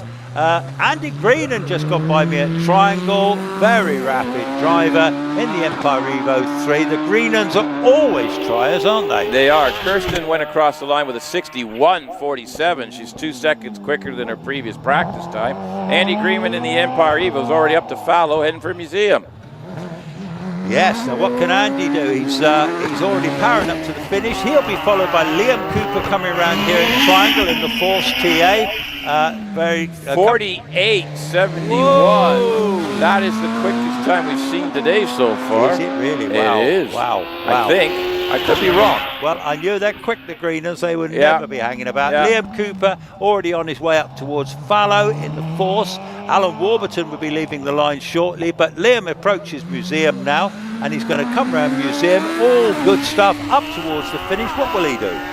I think he'll do a 52.25. Very nice. So that was some time, wasn't it? Whoa, 48. 48, that was a quick time. Anyway, Alan Warburton has come into Triangle, shares the car with son David, and it's one of the latest Gould GR59s with the 1600 Hayabusa engine on methanol, this one. Oh, we do like a bit of methanol. Yes, we do. Very good. But yeah, my goodness me, well campaigned car. Oh, that was on the grass, wasn't it? Yeah, they seem to be, I'd say, if this was rallying, I'd say ditch hooking the left front wheel. But yeah, not something you want to do. But he's gone across line 49.24. Well, that's quick. Now we're getting cars into the 49. So the track's really. Track is dry. It looks like the track is coming around. The best of the day so far. Anyway, Stuart Dow in the Caterham Hayabusa. Wow, then we're into the motorbike engine Caterhams. very rapid things with the Caterham engine, Hayabusa Suzuki engine. Yeah, this is Class D, page 11 of your program. And you got Phil Goff, the two people in the class. They're on the hill. Stewart's just a little bit quicker than Phil. Phil wants to be quicker than Stewart. Let's see what happens. Yeah, one of our officials at the meetings very often from Maghull near Liverpool. Superbly turned down car, to be fair. What have we got for Stuart Dowell's going to finish in 55.09. That's another second quicker than his practice time. Phil's he was up in loggerheads and triangles, lost a little bit of keepers, 90 miles an hour heading into fallow. All using both sides of the road and then some. Let's see what he can do here. So coming around, and if he's going to come across the line, this is going to be a much better time. Yeah, 56.45. Here comes Alan McDonald. Alan McDonald, our ex-TT racer in the Force, the enclosed Force. He was really quick earlier, wasn't he? He was. He actually he did like a 56.2 earlier, and that was like almost a second quicker than anybody else. Like he's just left the field behind. This is Sports Libre cars, and we got quite the selection in here. Now we did have the rally car in here, but it doesn't seem to be on the list anymore. I wonder if they've moved the classes again. But anyway, here we go. Alan McDonald comes flying across the line with a 55.10. He just drops his times again. Quick again, isn't it? Yeah, well, he'll be followed by Mike Lee in the Force, the enclosed Force. This one's a supercharged motorbike engine in the back of that. Comes up from Cornwall, I think, and he was telling me it's plenty quick enough for him, he reckons. Is that how fast it is? It's plenty quick enough for him. Plenty quick enough. Is that a southern term? Or well, it's just a technical term. All right, technical the car's term. Quick enough. Yeah, I don't want to go any faster, thank you very much. You don't hear that often, but yeah. So Mike Lee's coming across, just coming out of museum now. We do have John McQuillan on the track. We'll get back to him in a second. Mike Lee in the Force, 58.69, so a good run for him. Yeah, but John McQuillan shares with Mike West in this rather pretty. I'd rather take to this little Fisher. I think it's a beautifully turned out car. They've got all the gear linkage. They had issues with the gear linkage off the start line. Yeah. And that's been sorted now. I hope it works better than your explanation of that one. yeah. They couldn't get off the start line in first gear. Yeah. Anyway, here's Derek Kessel in the Maguire Mini Cooper S. Front engine, space frame Mini, very quick from Cornwall. So John McQuillan goes across the line with a 62.01, so that's a big improvement. Derek Kessel, and he's had this car a long time, has raced it a long time. It's a Mini underneath, but it's had a lot of steroids thrown at it, I would say, in the Maguire Mini. And we've got David Bickley in the Radical on the course. We'll get back to that in a second. Let's see Derek finish out his run here. And comes up across the line in a time of 60.88. So there's an improvement of a couple seconds. So we got Dave Bickley in the Radical. Yeah, we have Dave Bickley in the Hayabusa Suzuki engine in this one. These are proper little race cars. There's loads of them being made. And in fairness, they just look the part, they feel the part, they handle fantastic. Let's see what he can do across the line. David Bickley, he's going to go sub 60 seconds, I fancy. It'll be 58.63. He'll be followed by Robin Nicholson in the glorious Mallet Mark 20. Yeah, we keep missing the Malik Mark 20 because there's a rally car obscure in my view. But beautiful car, Clubman's car, Malik's. They started to the Mark 1 and they ended about Mark 24, I think, something like that. No, I think they did a lot harder than that. Did they go 28? Yeah, I keep thinking it was 30s, I think. Okay. But anyway, very, very popular Clubman's car racing. You don't see many on the hill, but it's on the hill. You're seeing it. Beautifully prepared car. One of my favourites just going by that, Chris Howard Harrison, the Hornet, 55.98 for Robin Nicholson, and that's the 600cc OMS Hornet, only one here. He's got 12 mates with these that don't bring them. They're tucked away in their garage. Why? Yeah, as he says they don't want to race him. He's too fast for them. Hey? 600s? Yeah, 600s. We want to see more, don't we? Okay, they're great. Tell him to go get a Yaris. Right, so, yeah. Here's your mate's coming. Yeah, my mate's coming. Robin Nicholson just shy second in there. Well, this way, Chris Howard across the line to 58.39. Roger Moran, this is an R5 rally car, 4-wheel drive, 1600 turbo. I think it's 1600, might be 2-liter turbo. No, 1600 turbo on this one. Full kit. He took the co-driver's seat out for this, but he does rally the car. It's entered in the Three Shires rally. But this thing goes like stink for a heavy rally car. Factory, Skoda actually makes these in the factory. They made hundreds of them. Very popular car. And around it goes, and then that's just coming over the line, and then that's followed by the Duncan Barnes in the Norma. Fantastic piece of kit. 5501 for Roger Moran. So here comes the Norma, just gone biased. Honda turbocharged engine, big successful car. Brilliant on European hill climbs that are much longer. Anyway, he's already on his way up towards Fallow, going round Fallow on his way up towards Museum. Now, what sort of time? He's going to go in the low 50s, I think. And he's approaching the line now, and he finishes in 52.85. Right, so he's been in the 52s twice. Roger Moran's in the 55s, and then the rest of the crew are 58, 60s, etc. So we've just got to... Right. I'm not sure what... I think he's just returning it back to his normal place. Oh, is he going back to post? Okay. I think so, right. Yeah. Yeah, because he's... Yep, there he goes. It's the only time today we want to see a vehicle go off the course there. Now the sun's out. The track's drying fast, isn't it? Track's drying there. You can just see in front. Can you see those wet patches there? There is little patches. You can see, there, yeah, we're just looking at triangle, folks. That's weird, isn't it? Just well, what you can see here, like you can see it on the screen. You see those two dark patches. That's actually wet. Now the cars, the proper line, they're actually... That gap between the two wet patches is actually the outside wheel line on most of the cars. Yeah. So they're going around the water. Well, they're driving that so water away. So if somebody just misses their line a little bit, they hit that water, it's on the tires, and when they get to the exit, we have the problems we had earlier. So we're returning the batch to the paddock. Are we? Yeah, here they come. Well, why couldn't we just leave them up there? No, they said they want to get back for a cup of tea. Their day is done, you know. Their day is done. Well, most of these isn't, because now these guys have to get the other driver in the car and run them again. So True. So they're not sitting there having a cup of tea. Me being a bit presumptuous there, wasn't it? You were jumping the gun a bit. I was jumping the gun. Yeah, jumping the gun. But nevertheless, I see in the programme, actually, we've got a picture of the legacy there, photo by Jeff Robinson, our friend Jeffrey. Oh, he's everywhere. He's everywhere. I was going to say, he's not here, so I'm not going to He's not here. No, he's not here today, but he will be here tomorrow. In fact, I'll be travelling with him tomorrow. Are you riding with the Jeffster? Well, he's either riding with me. It depends whether he wants to go in my high-speed motor or he wants to bring his more sedate. Do you talk more in the passenger seat or in the driver's seat? Well, most of the time, if I'm with Jeffrey, I'm in the passenger seat. Yeah, but we always chat. Yes, we have plenty to chat about. Yes, the world will be straightened out by the time you get here. And there's lots of laughter, I can tell you. Well, that's no good. We like a bit of laughter. You're not supposed to enjoy yourselves. Look at John Hallett. That's a good picture in the programme on page 12, isn't it? Of Duncan Barnes in the Norma. So what we have here, folks, just for our online folks, we were just looking at the programs, and we have the entry list, and we have different photographs and advertisement like this. I'd hold it up to a camera and show you, but we don't have one, unless he's hidden it in here somewhere. Oh, you never know. Do you think you never know. You're just waiting. We're going to have to start looking for one of those little pencil cameras. Do you know what? Somewhere. You know, it could be a little. There could be a camera in that end of that screw up there, couldn't there? You never know, do you? You know. Well, but who'd want to look at this? That's a lot. That's a lot. Say up there, triangle stump. What's that about? No, I think that's triangle stump. That's what it says, doesn't it? I thought it said stupid. And it says keepers up there. What's that? They're trying to tell us where the corners are.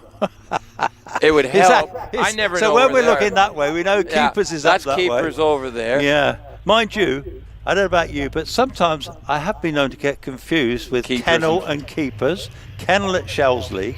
And keepers. So when I've been at Shelsley, I've said, and they're coming into keepers. I know. I'm surprised that be P45. Yeah, you know? I mean, I get fallow and keepers mixed up occasionally. I just looked at the roof. Somebody wrote triangle and pencil. Oh, they did, didn't they? Yeah. I think they're trying to tell us something.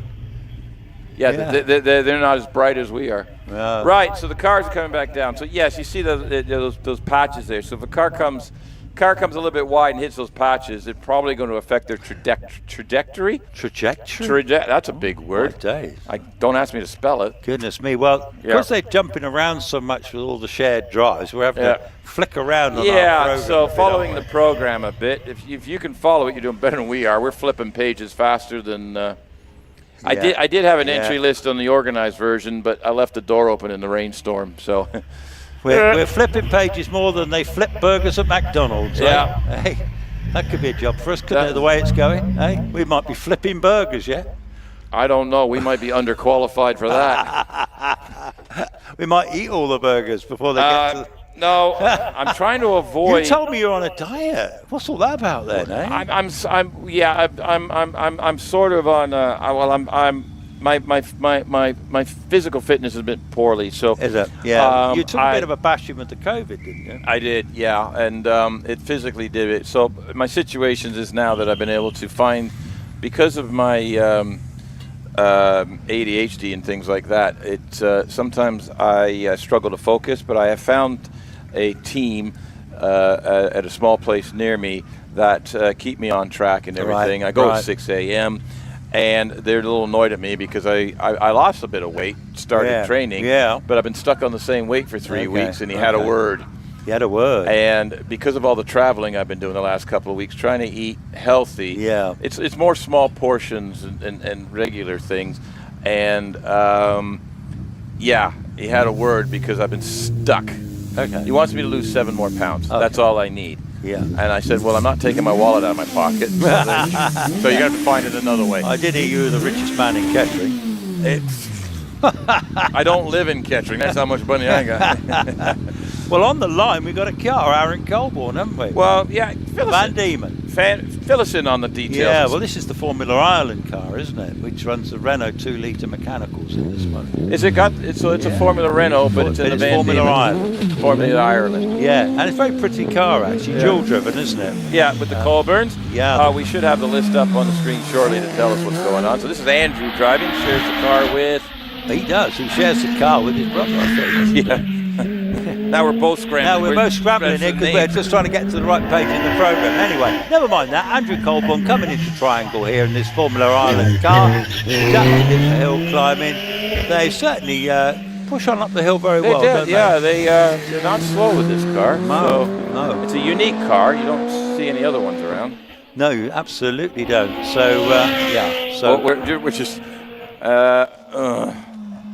Oh, I found it. You found it? No, I didn't. I think it's up here somewhere. Here we are. It's on page 16. 16? The top of page 16. Right, Andrew Colburn is heading across the line with a time of 55.04. And they're both from Forthampton. That's an absolute amazing improvement. That jumps him up to second in practice, doing really well. Oliver Wright in the shadow. Swallow, sorry, I'm not wearing my right glasses. Swallow DR14. Yeah, well, Ollie Wright he goes pretty wide out of there. He's off. He's trying hard. He's getting his confidence as the track is drying. Don't overdo it, Ollie. It's only practice. The Swallow car is, any history on this? Yes, there's a lot of history, actually. Andrew Henson had this car before. It's got a 2-litre Ford engine in the back of it. Ollie didn't actually know what engine it was, other than it's a 16-valve Ford. Right. So we'll go with that. We'll go with that. Well, Ollie did a 55.77. And that's a massive improvement. Keith Craven had a little bit of an issue. Kevin, get it right. I need my other glasses. Kevin Craven had a little issue, damaged the wing on this. See, they got it fixed. Of course they got it fixed. Yeah, they Brilliant. got it fixed. Yeah, so I just realised, 55 miles an hour into the thing. Oh, now he's stopping up the top there. I believe we have a technical issue. He's just pulled off mechanical, at the top. I don't know which. Well, never mind that. This is Trish Davis. Trish Davis, I think. Locked the right front up a little bit, trying to get stopped. So Trish Davis is going to head back into the paddock in the Force. Hopefully that didn't do anything. Yeah, just stopped at the top with a mechanical failure. Well, I don't know what it is, but he's perfectly all right. He's perfectly okay. He's only doing 55 mile an hour when he got to the speed trap, so I think it just shut off on him. Maybe. So anyway, so they've got the car there, the marshals and the rescue crews, as always. At least the wing's in one piece, so that means they should be okay for tomorrow, as long as nothing major's up. Oh, yeah. I mean, they got the wing sorted. You got the Millington engine in the back of that one, so they're pretty reliable. Yeah, the Millingtons. Roy Millington produces brilliant engines. Yeah, he doesn't build hand grenades, is what we call the engines that are built. No, they're brilliant, and they're not cheap. But he manufactures. He gets his own blocks manufactured. They're based on an old. I think they were based on the old Cosworth engine, sort of. Right. But he's designed his own engine block, his own cylinder heads. It's all Millington. It's a complete. It's a fabulous. It's a complete one-off. Very, very popular with the rally cars. Yeah. In 2-liter and 2.5 flavors, depending on which class. He produced a 2.7, 2.8 now. Did he do it? Yeah, he has. I do know with a Millington, it ended up in the Mark II Escorts, but it ended up, there was a Proton rally car, Proton Satria 4-wheel drive rally car. Right. And it was a Super 2000 car they did in the early 2000s. Right. And factory there, non-aspirated, so just normally aspirated 2-liter car.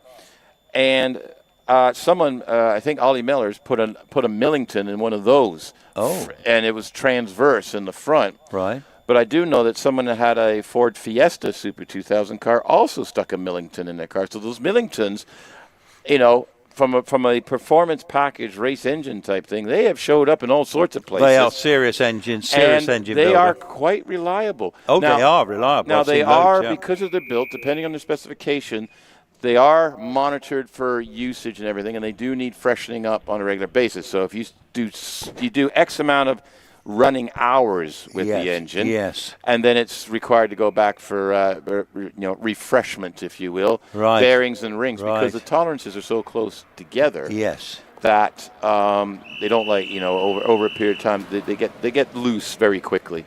So it's just a way to maintain the performance standard. And so, you'll see the engines here. So most of the engines in the paddock here, regardless of build, will probably have a refresh over the winter. Now, I think Ray's place is up Ditton Prior's way, which is near Bridgenorth. Right. Did you know he also had a Harrier jet? An actual Harrier jet? An actual Harrier jet. In his backyard? Yeah, and he's also massively into tractors. He's got a great collection of tractors, immaculate, which he takes around local shows. Yeah, so he takes them to think. Yeah. But he's a very clever guy. So now that looks like Andrew Henson to me, or Nicola Deere. I'm going to say. Well, Andrew just ran away, so I'm going to go with Nicola in the car. There we go. Yeah. Little bit of a blip. So we were talking about this. It is Nicola. We were talking about this. We mentioned it earlier in one of our rules coverage little spots. The rear wheels didn't cross the line. The front wheel just hopped, and it just bunny hopped and stopped, and they just rolled her back. It is on a little bit of a hill, so you will see there's a wheel chock behind the wheel. And they've got ear defenders and hearing protectors and everything. Nicola launches the Gould Dallara F394. Sorry, I'm really turning badly here. Off the line in a 2.54. Yeah, and this car actually, Gould Dallara, an interesting bit of kit. Andrew Henson owns this car. Got a 2-litre Vauxhall red top in it, I think. Was rebuilt this season as well, and it's got about 260-270 brakes, so it's plenty of horsepower. It's a handy little weapon, and in fact they've run very well in it this year. Actually, Andrew set some pretty spectacular times this year. Yeah, they're big class today, 15 cars. Here's our friend Richard Brandt in his little Force. Now, Richard's always a trier. He's got a little motorbike engine in this one. Woohoo. And bit of a wiggle hangs on. around, does he? Bigger wiggle. Had a bit of a wiggle. A bit of a wiggle. Bit of a wiggle. Anyway, Nicola, sorry for the insanity going on in the shed. 68.52. So that's a much improvement. So she's way in the 60s now, been struggling all day.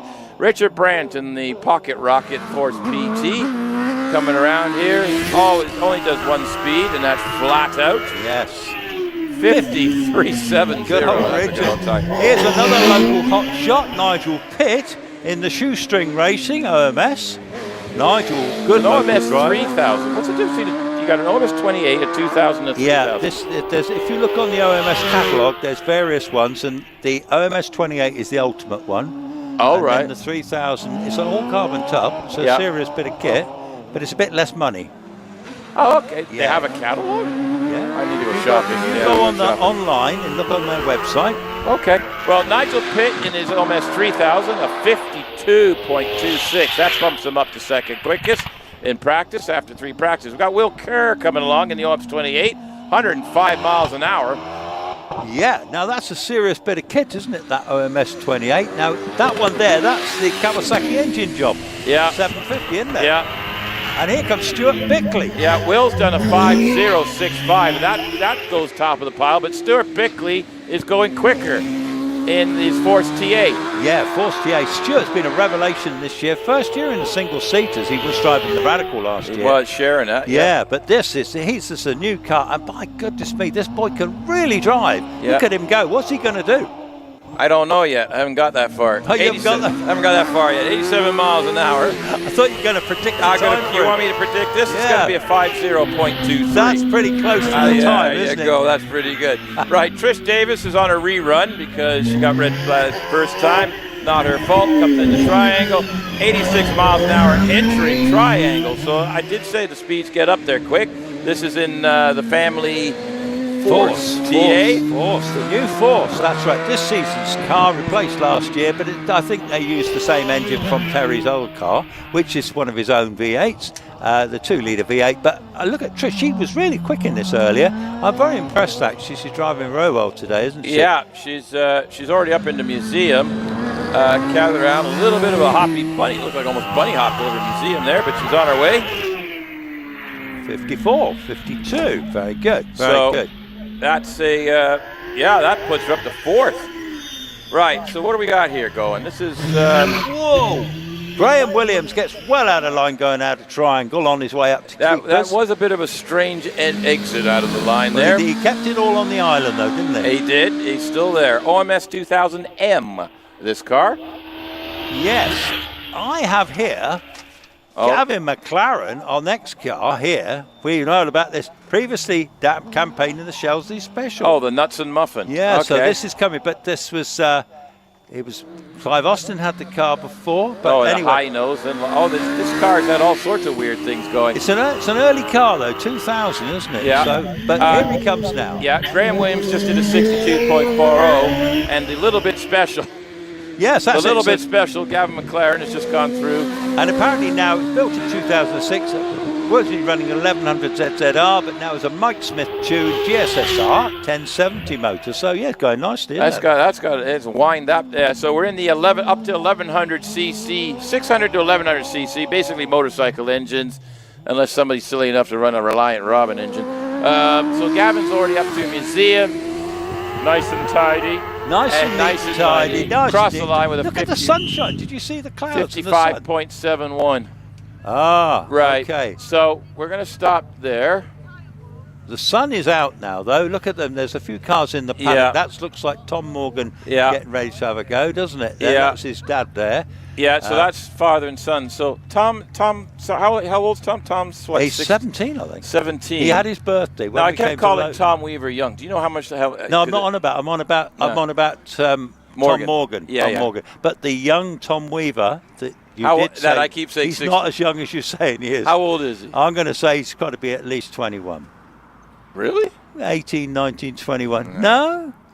We're going to get in trouble for this. We are, aren't we? Yeah. Yeah, we better quit while we're not ahead. Yeah.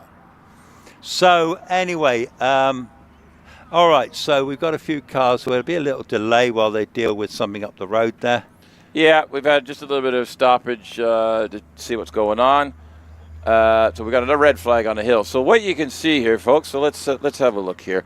So we've got, do you see what I see in the distance in the starting line? I see a legacy. Yeah. So I see Damien Bradley coming out. I wonder if he had a nap and stayed asleep too long. Do you think he waited for the track to dry? Oh, he's hunting for a dry track. He could be. Hunting for the dry track. Well, in fact, is that our man there, or is he sat in the car? No, I reckon that's Damien there. Really? I think that's him stood there. Okay.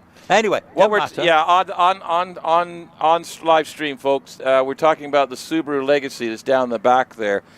Damien Bradley, you may, if you've been following UK HillClimb.TV and the UK Championship, you will have probably seen that car before. And we were wondering, ran out of sync earlier, what was going on. You know, he hadn't run the third practice, so we think he must have pulled a bit of a blinder, and he's now just queuing up in behind the big cars. So, yes, he is. Well, we want to see it too, because that Legacy literally did start off life as a 500 quid shopping car that Damien bought off an old lady. Yeah, didn't they build it as a time attack car for a bit? I believe they did. Time attack, which is kind of like you do laps around a racetrack, and it basically like qualifying laps around a racetrack. And don't forget, you know, Stephen Darley's behind this car as well. Well, he's the builder of Subarus. Yeah, he's Chris Beresford's car is that. Yeah, he did that. Ex-Stephen Darley, and Stephen Darley has got another Subaru in his garage he's building, which is another like 800 horsepower job. What, to replace that one? No, his own car. Oh, his own car. This is Damien's. Oh. So this belongs to Damien, but it's co-driven with Stephen. Yeah. And obviously they've made fantastic progress with this car, as has Stephen Moore with his Evos. He's really it's coming on. You know, so we've got a hotly contested class, haven't we? Yeah. In our four-wheel drive HillClimb Monsters, I think we call it. Yeah. And so we're just in our boxes stretching the legs. Yeah, now, we're just doing. This is called the 7th inning stretch. If you were at a baseball game in North America, they at the 7th inning, everybody gets up and tries to unseize their knees. Yeah.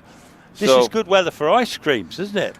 Well, we had our Bob around the corner there. Is he? Bob's looking a bit lonely up there. Come on, get yourself some ice creams, folks. Come on. I can see Roy and what's his name? Go get an ice cream, That's not an ice cream. That's a beverage. What did I have earlier? We had the. You can move. Oh, yeah, right. We've got beverage inhaling going up here. By the way, the bar is open, I think. The bar is open, I believe. Regalia shop is shut for today. The Regalia shop shut for today. The bar is open. Bob, the ice cream man, is lonely as heck, so go sort. Yeah, Raspberry Ripple was rather good today. That was a nice ice cream. That was lovely, wasn't it? Proper scooped ice cream. Oh, not that Mr. Whippy nonsense.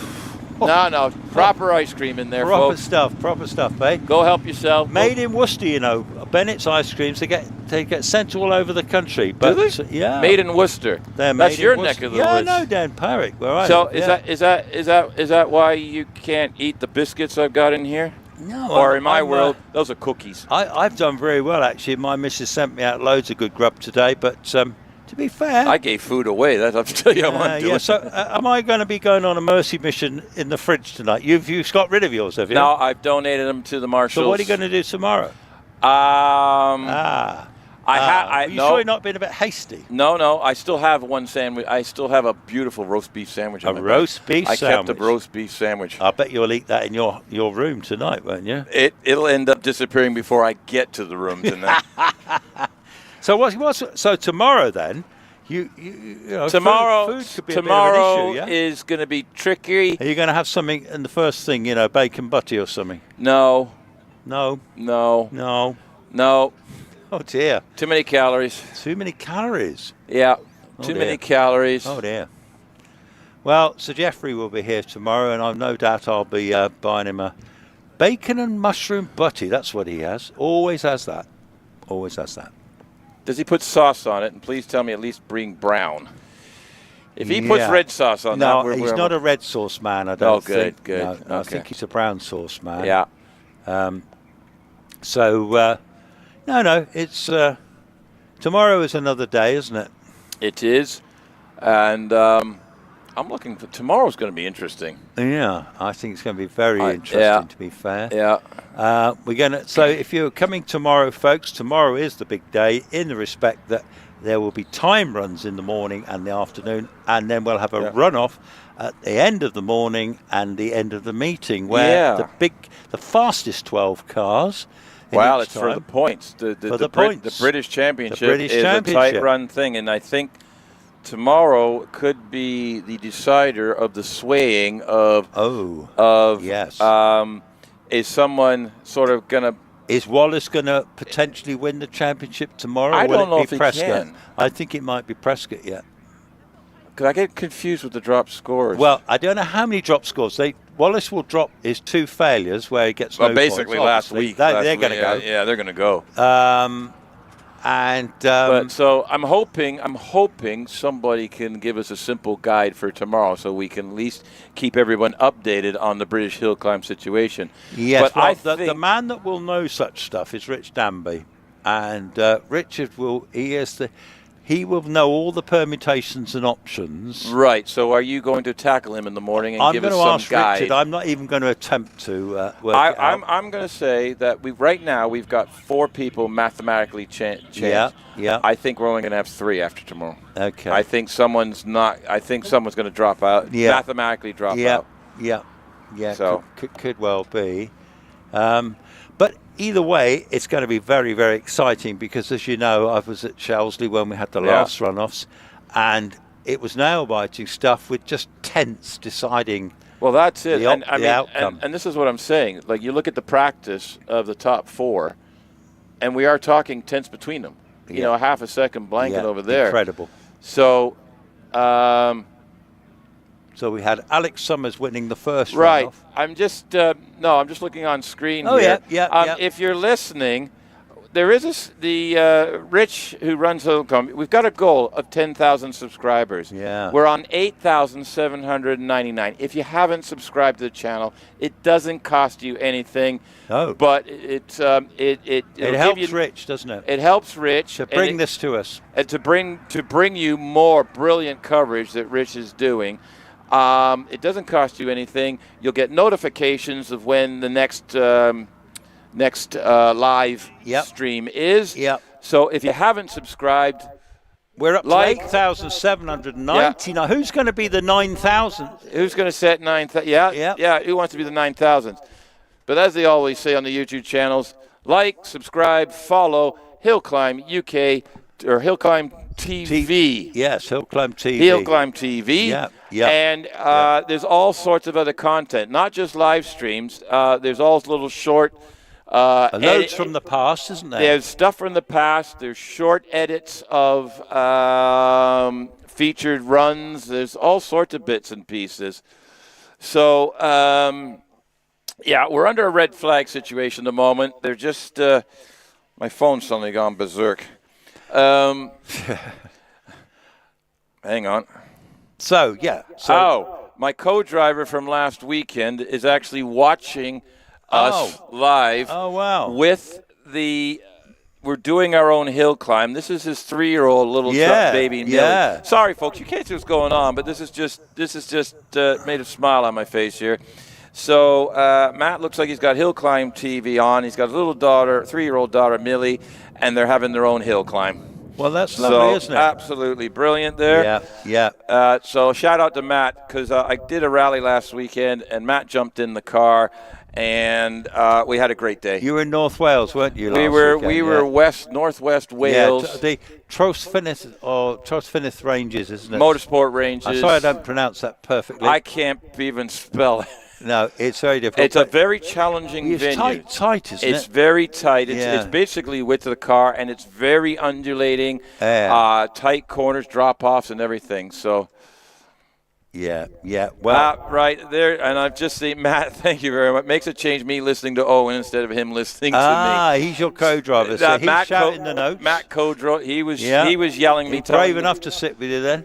He was. Yeah, we had to drug him up first. No, I'm just kidding.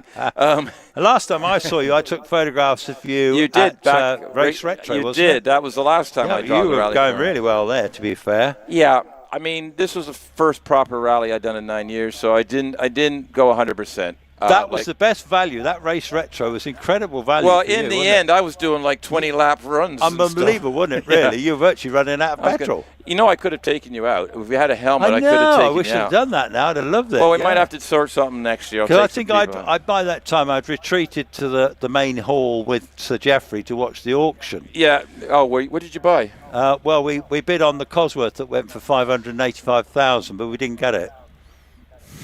And if you believe that, eh? But 585,000 for a Cosworth Sierra. That's that record one. Serious money, isn't it? That's actually caused in the Ford collection thing. That's caused some problems with. Really? Yeah, this is because it's an oddball, and now people think their cars are worth more. Yeah.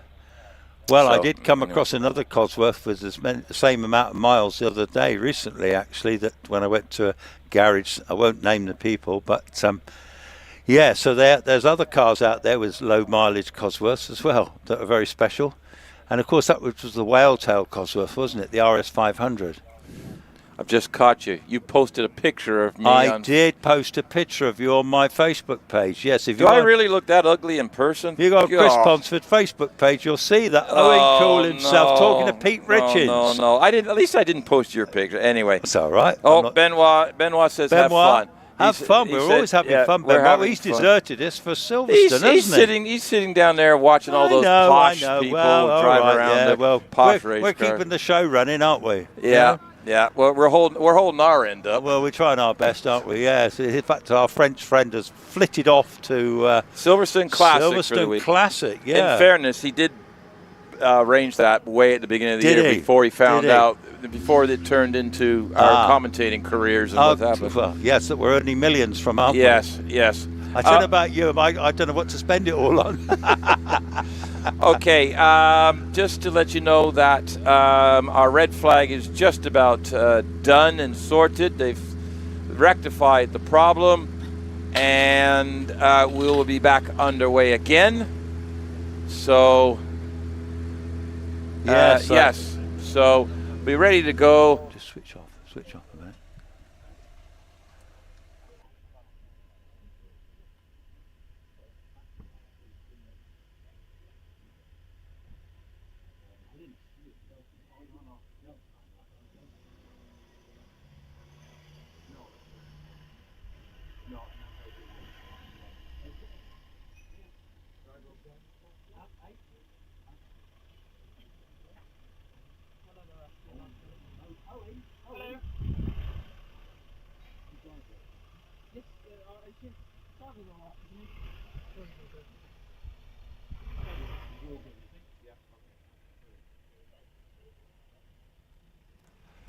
Are we back on? Yes. Oh, we're back on, are we? We're back. Oh, we're back on. Well, anyway, the car's been recovered. We just teased our viewers with silence. We did, actually. They thought, that's nice, isn't it? It's like, wow, that's so peace and quiet. I know, that's what it should be really like. Yeah. I'll tell you what, let's have a 10-second silence. There you are. Let's go. I can't do 10 seconds. Come on. I can't do it. You can't do it. There's a car on the start line. Oh, my goodness, so there is. Actually, he's on wet. We're back in action. He's on wets. He's on wet tires. What's that about? You're right, it doesn't look like wets. No, that's wet tires. He's on wets. That looks like, what's it? Oh, it's car 82. OMS? Is that OMS Hornet or something? That's car 82. Let's get our facts straight here. Car 82 in your 82 in our program. I believe it's page 13. Well, I think Richard Walker in the OMS in the. It's a 1 litre. Yeah. OMS. But that's weird. It's on those tyres, isn't it? Yeah. The track's pretty dry now, isn't it? Well, it is a slick track, although it's green. Yeah, it's not a wet track. We've also got to realize what is the purpose of this run. Is he running to try to max a time, or is he running just to gather data on the engine? Well, let's see what he does. He comes round triangle now, doesn't he? Yeah. Well, let's just have a look. This is Richard Walker. He is sitting. He's done a 66.3. So far today. Right. So he doesn't seem to be hanging about. No. I don't actually know much about Richard Walker. I've not seen much of him. I think, yeah, we'll put that on our list. Folks, if you're driving in, if you're going to drop in and watch us tomorrow online or in person, we do pick up stories from today, and we will try to have all the facts for you by tomorrow morning. But Richard's going across the line a lot quicker than he did earlier, 59.28. So, and that's on wet tires. So there we go. Tom Morgan. Yeah, Tom Morgan in the Empire Evo. Dual driven with his dad. This is the young lad that's driving this. He's getting quicker and quicker this season in this car. It's the latest spec Empire, built by Bill Chaplin down in the West Country. I don't know if Bill's with us this weekend, but he'll be followed by Dylan Flesher and another, this is an OMS 28. Very rapid young driver, young Dylan. Tom Morgan's got himself sorted out, a 55.61, so that's his best practice run of the day. Dylan Flesher in the... Dylan Flesher in the OMS 28. This is a motorbike engine car, and he'll be followed by the young Tom Weaver that we can't decide how old he was. Yeah, he looks like he's 12, so I'm not going to say any more about that. Here he comes. Here comes young Tom Weaver. Dylan Flesher already going around Museum, approaching the finish. Dylan Flesher finishes in a time of 52.78. Tom Weaver just gone past Triangle up to keepers. Actually drifting it a bit, entered keepers, a little bit on the drift there, but he's carrying on no problem. Actually, he was up on Loggerhead, so he's lost a little bit in Triangle. 103 miles an hour at the top of Cedar Straight. That's going some. Carries it up into Museum, into the blind right-hand corner, comes out the other side, bouncing a little bit, hopping around, float to the floor, straight across the line with a 50.84. Dave Tatham in the DJ Firehawk. This boy can really drive this car. New car this year, comes from Yorkshire. He's up on all the times so far. I think he'll be the quickest in the class. Yeah, he's 4 seconds off what the quickest time is, a 50.23 in this class, but I think he's going to blow this time away. I think we could be a 40. There's going to be a 4 on the front of this.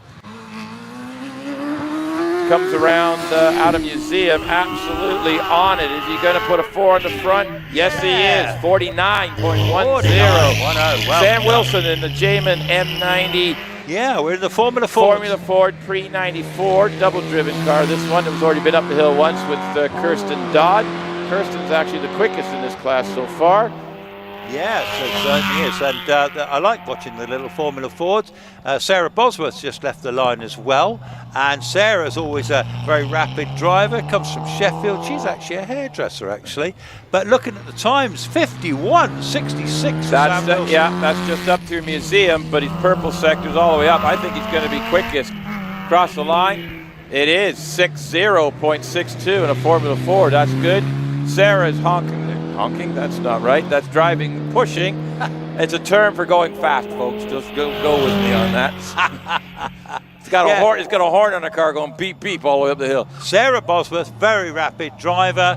Andy Short just going by me in an OMS as well, an 07 OMS. So Sarah Bosworth, what could she do? I don't know. Oh, I'm using my psychic abilities to be. This is going to be a lot quicker than she's been so far today. A 61.68, so much improved. That's going to turn into a big battle tomorrow now that they're all going together. Andy Short's just come up to the top of Cedar Straight, 85 miles an hour in the OMS CFO7. So now we're in racing cars, 1100, 1600. Yes, we are indeed, and in fact, Andy Short's going to be going across the line very shortly. He'll be followed in 53.70 for Andy Short. Alex Coles has just left the line, shares this with his dad. Very rapid young driver. He was the one that was breaking all the records in the Formula Ford. Yeah, didn't he win the Midland Championship last year? He did. Yeah, in the Formula Ford. So great. Look, very here quick. He comes. Look, here's this young man, Alex Coles. So far, Dad is 5 seconds ahead of son today. So can Alex put that right? I'm telling you now, Alex is going to put that right on this run. You wait. You think so? I do think so. Right. Dad did a 52.8. Our fastest time in class right now is a 48.71. These are all practice times. But Alex is already 110 miles an hour at the top of Cedar Straight. That has got some speed carrying that. Through Museum he goes, a little bit through the dip, comes out the other side, absolutely well to the floor. This is going to be a ripper of a time. 50.05. Put a marker down there. Look at Andy Greenwood's time, 48.71. Put him up to third. You got Carolyn Ryder. Carolyn Ryder, yes, she's a tremendous driver. Mum of Matt. So, yeah, she could really pedal this little Formula Ford. Be very interesting to see, actually, because she often wins the class of these, doesn't she? She's usually very competitive in this, but she's got her hands full in this class today. There's 3 up-and-comers trying to knock her off the pouch here, but she's 79 miles an hour in the top. She was up on times all the way to Triangle, lost a little bit in keepers, coming through Museum now, heading across the line. She's going to do a time of, well, it's going to be a lot quicker, 61.50. Yeah, lovely. Adam Greenham now, he's already doing really well. His brother did really incredible quick time just now, didn't he? So yeah, we're just looking at the times, 1100 to 1600 cc. Andy Greenan is actually the fastest in the class in this car. Adam's going to try and give it a go. 50.61 moves him up to about 4th in class at the moment. And then we've got Olivia Cooper. Yeah, we have Olivia Cooper, yes. Wife of Liam Cooper, come up from the West Country. What a quick driver Olivia is, isn't she? What, to get here from the West Country? I tell you All what, right. I'm so impressed with Olivia. She's held the hill record for the ladies here as well in the past. Yes, she has. Very quick young lady. Can just absolutely puts the car where it needs to be, a 51.53. That's a solid time, practice time going into tomorrow. David Warburton causes his dad all sorts of problems by beating him all the time. Number 9 in the British Championship last year.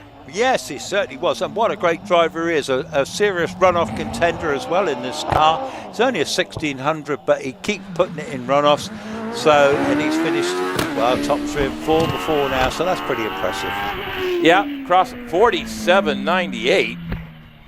Right, that's a quick time. That is a quick time. That's a quick time because nobody else has got that. That's the first 47 we've seen. However, we do have a few competitors left in the paddock that just might have something to say about that. Yeah, we're obviously, that's a 1600, so we've still got all the over 2 litre cars. We do. Haven't we? We do. We've got all the guys that have got. The track is drying. Those wet spots in Triangle are still there. I don't know. Is that really wet stuff? It is wet, yeah, but most of the cars are going inside of that. They are. They're lined. So they're missing it. But if someone goes a little bit wide, they're going to get still there. Yeah. Because there's no real wind today. No, there's no wind and the sun there. We're doing. Dave's out with the broom up in Loggerheads, just doing something. That looked like Tina Hawkes on the line because I saw Max Hawkes. No, that's back into Dave. Yeah, no, but just before that, is that our friend? That's our friend Dave. He's sweeping, is he? Yeah. That's sweeping. There he is. He's having a sweep. I'm thinking the word trigger came to mind here. Yeah, he's doing a great job up there. All our marshals are doing a great job today to keep us going. We've had a few adventures. If you fancy becoming a marshal, absolutely, then you get really close to the action. Pop into Trimble's afterwards and have a word with the men and ladies in orange, and they'd be very pleased to help you. Yeah, so full training is given. And they even chuck in lunches absolutely. here, don't they? And if you're somewhere else in the country or in another country, find your local venue. They all use marshals, and they'll all be welcoming new people to marshalling. Once you get in, you can't get out. You're just hooked for life. So if you're a motorsport enthusiast, come to the track.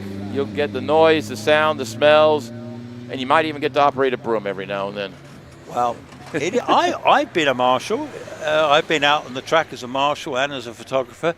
And I've got to be honest with you, I was up above Keepers there, where we can see up there. Yeah. And I was with Martin Silcox, who was our chief man.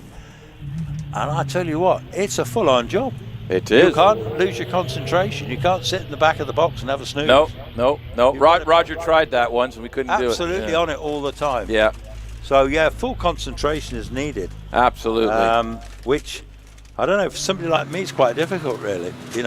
Have a habit of drifting off, What, falling asleep? Now, you're going to tell me now. Losing concentration. Here's a conversation about to happen here. I'm going to ask you why you don't fall asleep in here, and you're going to say I'm too loud. No, you keep me awake. We keep each That's other what awake. I mean. I keep We're you not awake. going to fall asleep, you and I, watching hill climbing, are we? It's never going to happen. No. I might fall asleep when I get home, but not till then. You know what? I find this more exciting than touring cars. This is fantastic, isn't it? Yeah. This is fantastic. Just understanding the challenge of the against the clock type thing. And I'll tell you what, I I have so much admiration for these competitors driving these cars up this narrow, twisty little track up through a deer park. Yeah. Where, you know, the grass is very welcoming, the trees, the ferns. You know, it's a scary place to drive. Oh, there's all sorts of places to stop for a picnic. Mate, yeah, this is it. Yeah, I've never been up here for a picnic with my missus yet. That was, yeah. That's not what I meant. No, but I tell you what, isn't it great? Look, we've got sunshine, we've got blue skies. Let's hope we can get to the end of the meeting today. Roger, the most important thing, Roger looks happy. Roger looks happy. Does he look happy? I don't know if he does look happy. Okay, I'm not. He's smiling. He's smiling. Look, he looks happy. He's smiling. He's happy. Roger's loving this. He's warming up for the barbecue. Roger's in his usual. He is the main man on this post. Yeah. Don't forget. Yeah, Roger's the boss. You know, when other people turn up on here, they got a due reference to They bow to the master.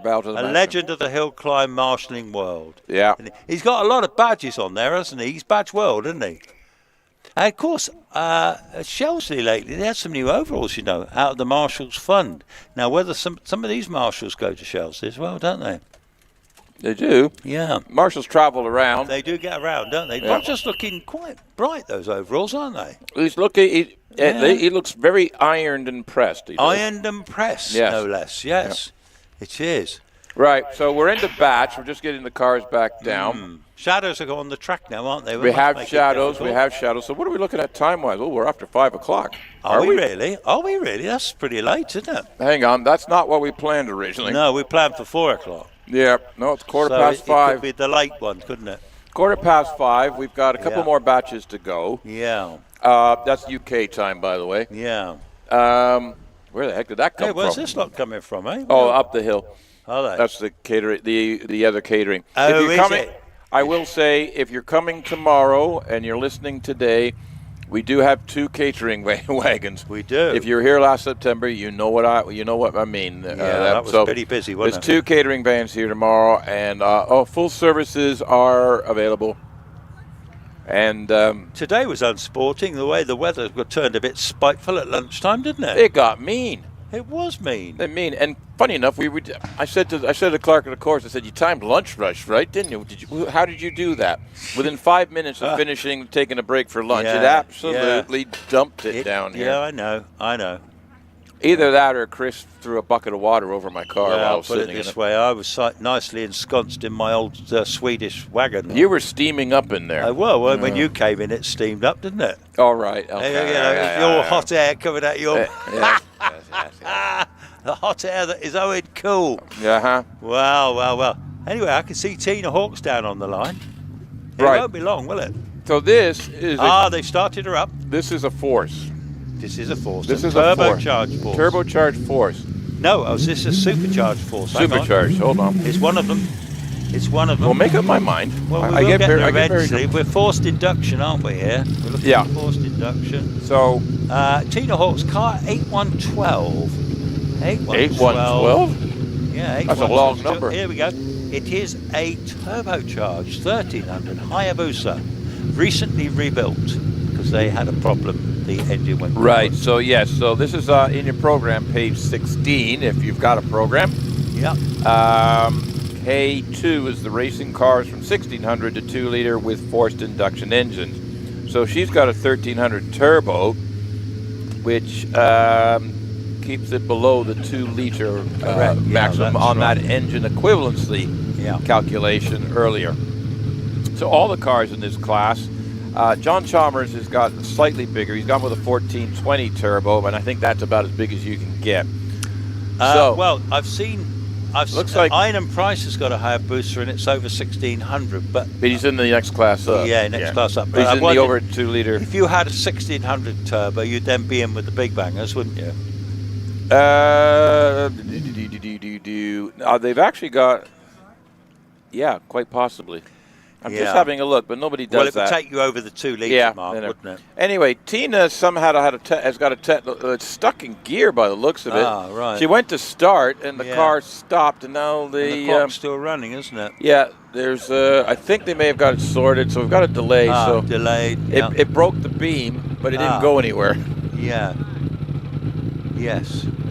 Right, the red flag goes in front of it. Mm-hmm. And the old red flag back in the day used to be you couldn't proceed at more than 15 miles an hour and somebody had to walk ahead of you with a red flag. Do you remember that? How old do you think I am?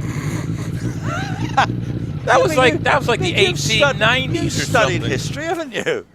Yeah, of course you have. I'm old enough to forget history, but how old do you think? I mean, that's... Didn't they do that with the horse-drawn stuff in the street back in the... Yeah, well, I think it was when motor cars first came out, they were considered dangerous, so somebody used to have to walk ahead of them with a red flag. And perhaps that's where it came from. Did that defeat the purpose? Is that where the red flag has come from? See, I mean, all joking apart. No, the red flag means stop, the green flag means go. Yeah, it does now, but I'm saying, back in the day, somebody walked ahead with a red flag. I can't confirm. So we'll find out about this. I'm going to find out. Okay, we got somebody in front of us. We got some Levi roots there. We had some Levi's. Yeah. Obviously, they're trying to get the car sorted. That's Tina's other half, I think. Yeah. That's the other half. They're trying to get. I think so. Trying to get the car. Yeah. Going. That's Max, I believe. And no, that's not Max. That's not Max. That's Dad, I think. Is that Dad? Yeah. I think so. Anyway, they're trying to get the car. It doesn't want to. It's not cooperating. It's not playing, is it? Not playing. It looks like a gear selection problem. Really annoying. Bear in mind they've just rebuilt that engine. Yeah. Oh, hang on, maybe. No, we could be getting away. No. He's plugging his ears. Nope, it died again. Oh no. Uh-oh. There's something not going on. They've got some problems. So they've got some mechanical gremlins in this car. Pushed back, isn't it? Yeah, it is now. Oh, that's a shame. Don't know whether that's engine or gearbox. I hope it's not that engine problem again. No, I suspect it's not the engine problem. To me, that looked like a gearbox problem. Yeah. So now they got. There's young Max. All right. Yeah, and that is that's Harry Pick there. So as you can see online, if you're watching the live stream, you can see that there's a lot of young people getting involved in the sport now. And that's Max's brother. So we got number 99. Hello, number 99. Come in, number 99. It's just are you weird sense of humor. One of us has lost the plot, and I thought it was me. I've always lost the plot. You didn't have the plot to start with. No, I never had a plot. No. So they'll try to have a look at that. Hopefully they find what the problem is, but it did not want to cooperate with whatever that is. What do you think of that hat there, eh? That reminds me. That reminds me of somebody from the 70s, a singer or something, or a blues singer or something. Oh, no, from 90s. Was it Lemmy out of Motorhead? No, that's a blues singer. No, he's not a blues. That's a heavy metal. He was heavy metal singer, but he had a hat like that, didn't he? It's a gentleman who did the blues. I can't remember what it was. He was a lead singer for a band. Anyway. Now that's the Pilbeam. Yeah, that's made in 2013 Pilbeam MP97. Is that Sandra driving it? It looks like Sandra. White helmet, I think Sandra. Nope, that's Morgan.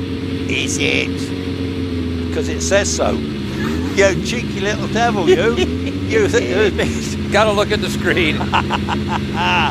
So we got Morgan Jenkins, the son-in-law, isn't it? It is the son-in-law, yeah. And this is Sandra's car. We were impressed with him at Prescott, weren't we? He finished. He won the class, I think, and then he finished in the runoff. He got in the top 5 in the runoff. He was setting some times and way locked up the left front. That's just a tire lock-up, no problem there. No hesitation, though, on it. This is going to be interesting. He's purple sectors, actually, going up the course, so he's actually ahead of the fastest in this class so far. And we've got, these are shared drives now, so this is racing cars over 2,000. This is the second driver, one of the drivers. So we're running the second driver, the cars will come back down, and we'll switch over to the primary, the other driver. Primary, secondary, it just depends on how the entry form falls. So Morgan has done a 5.055, and that's actually the fastest in the class at the moment. Early days. I'm holding my hope out. Anthony Hunt in the Gould. Yes, Anthony Hunt in this car that belongs to Terry Graves. Gould DJ55, big Indy-powered V8 in this one, isn't it? The 2.6 liter V8. Hell of a piece of kit, this one. Very, very rapid. And just going round triangle is Lynn Owen, 56.05 for Anthony Hunt. Lynn Owen on her way up to keepers, all going up towards Cedar Street. Yeah, there's Lynn, Mrs. OMS, if you will. Husband Steve does builds the cars, the OMS, and they come in all. It's a really great little company. He builds cars with all different size engines in them, so you see OMSs all over the place. They also show up in sprinting and some other places as well. So Lynn goes across the line with a 57.24, so much improved time. Bernard Kevel with the OMS 28. Next up, Cedar Straight. OMS, yeah, Bernard Kevel shares with Simon Andrews. Actually, I was looking at the history of the OMSs, and they've sold cars all over the world. They've won the Australian HillClimb Championships, stuff like that. Yeah. And, of course, Trevor Willis, 3 times champion in the OMS. Yes, that's very true. He's been there top. Yeah, so Bernard's done a 53.17, so there's a 3-second improvement. And now we have Richard Summers, who's driving son Alex's home-built car that he built for his wife and mom. But Richard's actually in the car this weekend, sharing it with Richard Spedding. So, and that's an interesting way of entering triangle. No problem, but somehow he's got the flip-flop behind the wing. So he can't actually back up or go forward. So they need to pull the flip-flop out. They'll roll the car backwards and send them back to the thing. Yeah, Richard won't be terribly happy. No, he's not going to be happy with that. No damage to the car, you know. So he's a big fella driving that car. Not much room in there, but he was just overcooked it a bit, didn't he? Yeah, looks like the rear's locked up a bit. It did, didn't they? Yeah. Just did about a 90 degrees sideways. They've got the flip-flop out. Scrubbed the speed off, didn't it? Yeah. And he just got it stopped, so no harm, no foul. So flip-flop flipped already, yes. Jamie's actually just pulled the flip-flop out, and there it goes. Already, old Jamie. He don't muck about. The flip-flops don't weigh anything. Replay on the screen for you folks. He just comes down through loggerheads, comes down here, and I think he's locked the rears up. Yep, just locked the rears up, and he couldn't keep going without damaging the car because the flip-flop was in behind the wing. Not a problem. He's already out. They're just pushing him around. They'll get him back down into the paddock. So that practice run is a lost cause, unfortunately. But Richard Spedding will jump in the car and do his third practice run. And they will be back to fight tomorrow. No problem. Yeah, unfortunate. But, yeah, going back towards the paddock. Yep. You could see Richard was trying. He wasn't hanging about, was he? Well, no. He's, I know the car is done. I think Debbie got down to the 52s with the car, and she was quite comfortable with it now, and she's gotten used to it. The quickest I've seen it was when Trevor Willis drove it. Has Trevor really driven this thing? He's driven this car as well. He drove it. Where did he? Now, where did he drive it? Must have been Shelsley. It possibly was Shelsley, yeah. But Trevor, did. Yes, it was Shelsley. Yeah. And he drove it well, as you'd expect. I can see down there on the line. We've got Scott. We've got Alex. Graham in the car. Oh, no, that's Graham. Yeah, because how's Scott in the car when he's standing next to it? Yeah, and there's Sean Gould there. Yeah. And there's Matt Ryder just by the car as well, if you're watching on the live screen. So this is, as you can see on the live screen, that is Sean Gould, the builder of these magnificent Goulds. They are the car to have at the moment, aren't they? That is the big cars. For the big cars. For the big cars. For the big cars. The over 2-liter class cars, that one there. Alex Summers is in a DJ Firestorm. Yeah. So that's the only non-Gould, I think, in the top 5? Yeah, so Alex is doing an incredible job in that Firestorm, isn't he? Yeah. I mean, the Firestorm is a serious car. That car's been developed. He's developed that car. I wish more people have one because Alex is a brilliant driver. Right. Just to go on there, you just briefly saw, if you're watching the live stream, of actually Sean started the car and actually just spun the wheels up to clean the tires in the tire warming area. So here we go. I'm going to hand over to Chris on this one because, well, he just loves these cars. I do love them. Yeah, it's Sean's a very fine driver, I can tell you. And I have so much admiration for Sean Gould, the builder of these cars, the designer. He can really drive them. He's already doing extremely well. 1.93 for the first 64 feet. That's extraordinarily quick. And I can see he's coming into triangle now. My goodness me, he's going well. Beautiful line through there, to be fair. The power got so smooth, wasn't it? Yeah, I think he's not been going anywhere quick as Matt. So Matt's laid down a time in the car. It's like No, that's not good. I can do better than this. And he actually is. He's up on purple. I think we're going to dive into the 40s here with these cars now. I think the track is good enough for it. So Babs bunny hopping around the museum across the 45.16. 45.16. There's the gauntlet. Let's see. Are the guys just going to collect data, or are they going, no, I'm not having that? Here comes Graham Wynn. Here comes Graham Wynn. The car he shares with Oaks, actually. But Shaw put down a real marker there. It just goes to show the track is certainly drying fast.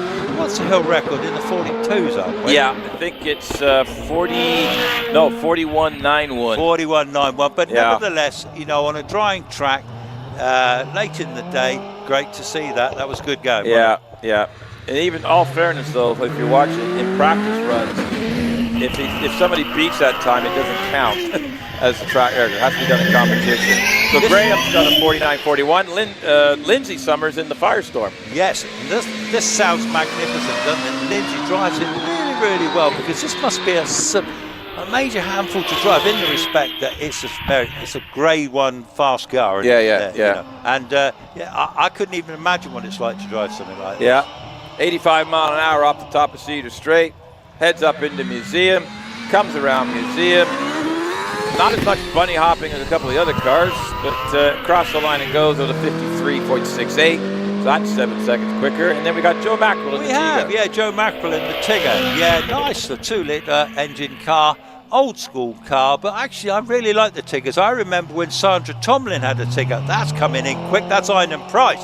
Wow, Iron Price is trying hard, already into triangle.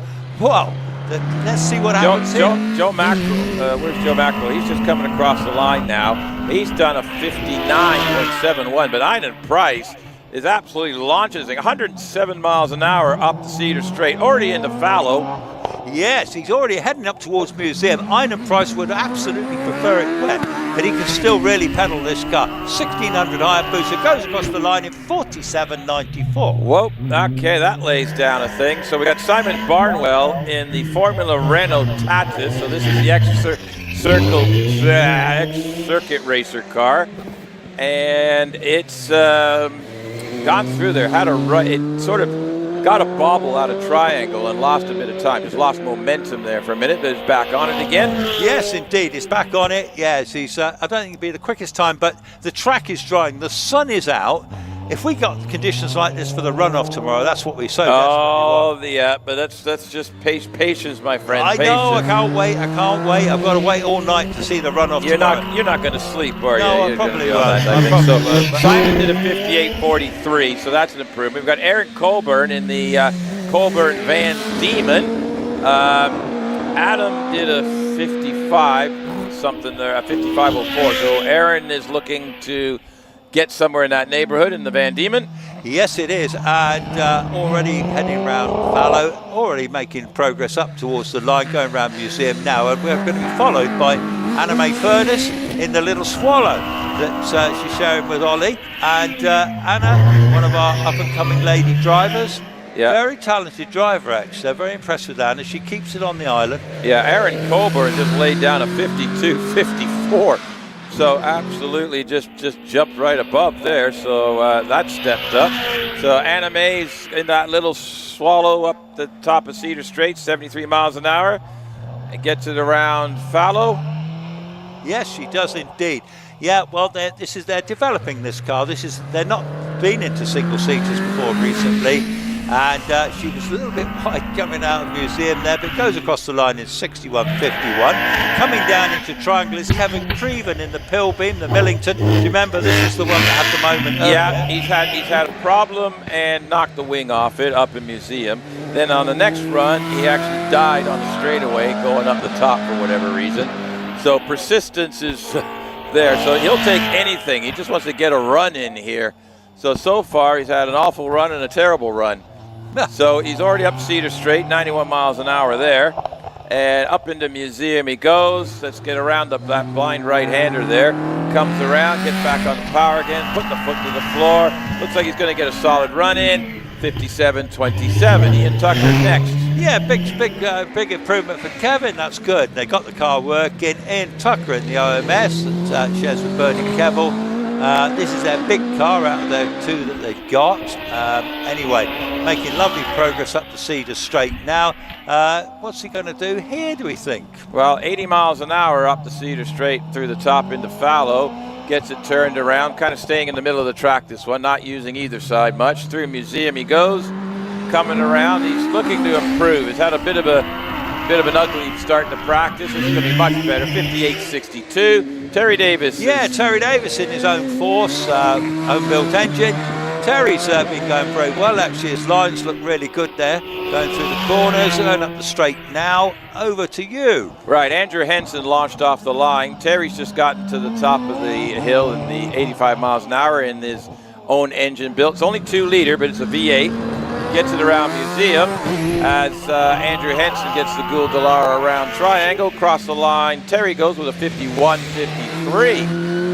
Yeah, smashing. Okay, Andrew Henson's got this car wound up this year. Newly built engine.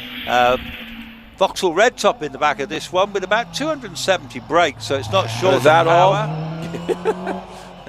Yep, heads up into Museum.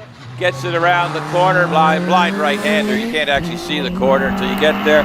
Across the line, a little bit to the left there, 50.81. That jumps him up to second place.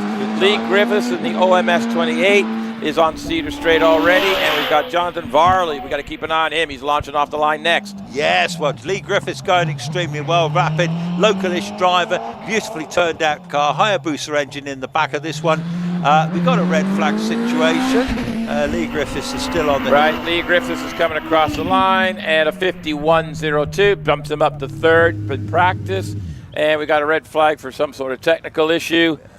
So Jonathan's waiting on the line, so it is a technical issue. We've got no cars involved in this one. So Jonathan Varley in the Graham White designed Raptor. Very quick. I think we're this run. I think he's going to get in the 40s. Yeah. I think he's going to break the 52nd because he's had mixed conditions earlier, but the tracks the air is cool a little bit. The track's dry. The sun's just gone in about cloud a bit. Yeah, I think you're absolutely right. Yeah, I think if he really strings this one together, because Iron Price has just laid down a time that everyone else is like. A terrific time, wasn't it? It's like, what are we going to do about that? Yeah, but what about the Greenlands, eh? That was a 48 earlier, wasn't it? It was, actually. You're right. It was a 48.7 in that car. So, but this one here, this Predator, it had the big Formula One engine when Graham was driving it, but now it's got the 2-litre Terry Davis V8. Yes, it's going brilliant. Very nicely packaged car that Terry's in. It's very, very small, compact, low down. So that's why the back of this car is there. Here he comes now. Look at this. Coming in the triangle. Yeah, Jonathan, and he's not up on Iron Price at the moment. 94 miles an hour braking into Triangle. Yeah, well, that's interesting. Well, he's not going to be giving it everything, is he? No, but I still think there's going to be a 4 on the end of this. Yeah, I think you're probably at the beginning of it, sorry. 110 mile an hour through the top speed. Yeah, these biggest speeds we've seen so far in this run. Oh, he's up here. He's up on Iron Price here. Look at this. Look at this going. 47.39. Right. There he goes. He saved that for the end. He made that up in Museum. Oh, look, Tina Hawks is going to have another go. We're going to have another go with Tina. Hopefully they... Yeah, let's hope for a bit more luck this time. Yeah, they're just having a miserable time with this thing. They're not having the best of luck today, no, are they? No. But let's hope they get their bad luck out. Oh, not pushing it. No. Is it stuck? No, they're just getting it lined up. Let's just give her. I'm hopeful. Give her a chance here. Yeah. Here there's pockets again. Here comes Levi, man. I don't think he knows there's a camera right there. Well, but anyway, fingers crossed. No, he hasn't got the battery with him, has he? So they can. I don't know if it's that. That's Dave Nursey going up to the line now to see what's happening. He's one of the officials. Yeah. Who knows? Oh, don't look very happy. Yeah, he don't look very happy, does he? No. There's something. There's a technical glitch, I think you call it. There's some sort of situation going on here. So hang on, Is he giving it a thumb? Or is it they can't read the... Oh, hang on a second. He just signaled the timing. I'm wondering if they got a problem with the timing strap. Oh, no. Don't want that, do we? No, I've had it before where it won't pick up. Right. But, no, maybe not. There is something... Folks, we were giving them a little bit of time. This is part of hill climbing, and actually the car is... it's just giving a bit of grief, and everybody wants it to run and go and all the rest of it. No, they're actually back at the Dave's engine. now saying He's reaching in the back. He's, well, we just don't know, do we? Yeah. It's guesswork, isn't it? Well, yeah, I don't know what our odds are. No. We could be so far out in left field. We're actually in another county. Here comes Levi, man, backing up towards us. No. Here he comes. No. He doesn't know the cameras. He doesn't know about Rich's secret camera. No, that's where the secret camera is. At least it's not on all us. over the place. Right, Tina's got off the line. Finally, yes, excellent. That's good news for the team. They got the car off the line. Here goes Tina. She did a 62.5 in the first practice, and then ever since then, it's been a bit of a miserable fight. Matt did a 57.8 in the car. So here comes Tina now. Yeah, Tina, great to see her out again, actually, because she's had a bit of a break from it because of the engine. Anyway, they've obviously got it going again and looking good. It's a very powerful engine, turbocharged. It sounds solid coming through here, nice and smooth and everything. Yeah, young Max has, I don't know, Max, how many drives has Max? Max has had one try at it. Again, there have been gremlins in this car. Yeah. So he comes up the top there, 90 miles an hour, so it's not a slouch. She's got she's got the power down now. There doesn't seem to be any hesitation there. This looks like it's going to be much better than the first practice time. Well, let's see what she does. Comes across the line with a 55.78. So that jumps her up to second quickest of the day. Yeah, about 7 seconds quicker. Yeah, isn't it? so that's a better time. She'll be happy with that. And more to come, I think. Right. I believe we might be at end of batch because that's the last of our double-driven cars. Looking that way. It does indeed say that. Batch returning to the paddock. Are we down to our last batch?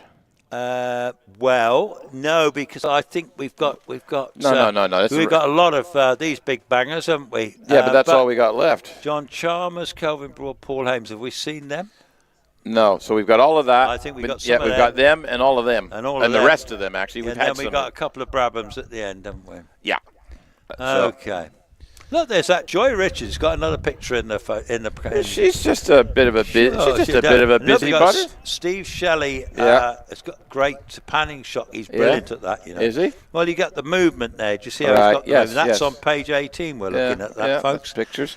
Okay. We like a good picture, but I'll tell you my only criticism of that shot there is they've chopped the heads off. They've chopped their heads off. Yeah, but it won't fit. No, but that's the whole point. You've got to stand further back. Well, then you can't see the car. Yeah, but you can't see the people. We don't want to see the people. They're ugly. We don't want to. Yeah, but don't care. Excuse me.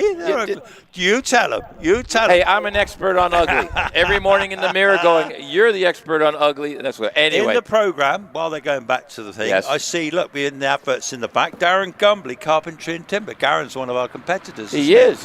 And but that's his game. Daz Gummers at gmail.com. Darren's not running today, though. Varley Red Top. Is this Jonathan? No. That's a battery company. That's a battery online iPod repairs. Equinox. Of course, that's the Equinox is on the side of Terry Graves' car. It is. It is, and that's why it is. That's your man's business, isn't it? You're doing better than this. I'm doing better. You're doing better. Brand Engineering. That's not Richard Brand, is it? No. All right, but they do That's brand engineering. So if you're not sure what's going on, Chris is reading the program. I am. I'm telling you some of our sponsors and advertisers. You see, it's True. important stuff. It is. It's important stuff because without them, we probably wouldn't be here. Yeah, there's people out there. There's people out there setting fire to the program. People wouldn't be hearing your dulcet tones, would they? No. Anyway, you've been looking at your phone again, haven't you? You see, I looked at my phone. Well, no, I'm following one of the cars I built. Yes. Or had involvement in is actually competing in another event. Is it? Where's that then? It's at Kerber. He's just doing a sprint. Kerber, don't you? You're the voice of Kerber, you know. Well, I was. I'm not anymore. Not anymore. No. No. I came over here and then. Hang on, you've upped your game though, haven't you? Yeah, come on. You're commentating on the British Championships, the HillClimb Championships. This is a slightly higher than the local club event at Kerber. You have arrived on the big stage. However, I want to make it very clear that if it wasn't for the local clubs at Kerber that allowed me to do commentary, I wouldn't be sitting here. You wouldn't be here. No, and I try to support those clubs as much as I can. I think that's brilliant. And I know you did the commentary Motorfest, didn't you, this year? I did commentary Motor. I stood in the middle of a dual carriageway with a microphone for 2 days yelling at people. And that's nothing new. Well, actually, to be fair, your technical stuff broke down, didn't it? Did you have problems? The last hour on Saturday, I commentated with no microphone. Yeah, that's up there, isn't it? Which cost me a whole Sunday morning. Were you hoarse? I had to go find it. I ate an entire pack of throat lozenges. Did you really? Sunday morning, yeah. Did you? I got to the venue and it's like, "Morning, Owen," and I'm like, "Uh-oh." You sounded like Lee Marvin on steroids. Yeah, I hadn't talked to anybody else, so that was the first time. And it's like, right, I'll be back in a bit, and wandered into town to try and find some throat lozenges. Fantastic. But no, we got there. It was a good shout out. It was a good day out, I believe. Shout out.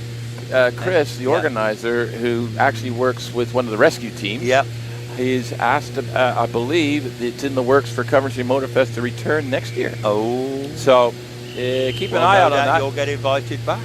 I already have been. You have been already? I have been invited, yes. They needed somebody that, obviously they can't rely on the PA system, so they need someone that can yell. You're the man.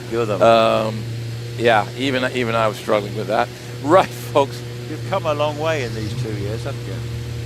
Well, I travel further. Yeah, it's like 125 miles to get here. This is the furthest venue from my house I travel to. Yeah, genuinely. But, you're on the big stage here now. You'll be signing autographs in the paddock soon, won't you? I hate to tell you that I used to sign autographs in Canada at rallies. Yeah, when I was down in the States rallying. They did. They literally, around the green of the town we were rallying in, they did autograph sessions. So I have signed autographs in the past. There you go. You see, I never I'm a nameless, famous You're just royalty. Right. Let's get back to motorsports. Well, we have never stopped. John Chalmers. You do it. I'll do it then. Yeah, I've got to shut him up somehow, haven't I? I think we're getting a little punchy in here. Yeah. But listen, we love each other, really. John Chalmers just left the line in this beautiful car. This is the 1420 turbocharged motorbike engine. It is, yeah. So 400 odd horsepower in this one, isn't it? He's just going to come to Triangle. You tell all the punters what you're seeing. Let's see. He's coming down into Triangle at 86 miles an hour. It actually, you can hear the turbo popping and banging on this thing.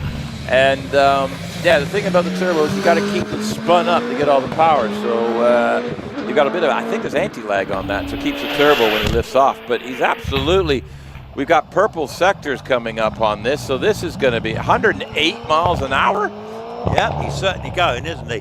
Yes, John is a very rapid driver, lovely car.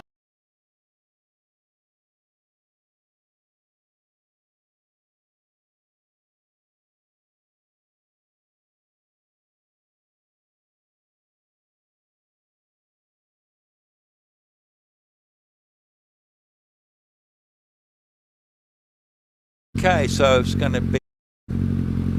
Right, so... yeah. Okay, so there's going to be a bit of a delay while the marshals deal with Pete. Just go check and see what's going on. Sun's out. Hang on, we got this dodgy character with shorts over here. Who we got here? Is it not a photographer, is it? No, it's Roy. It's Roy, is it? Roy Holder? Yeah. The Venerable. The Venerable. The Venerable Roy. Yeah. Yes, indeed.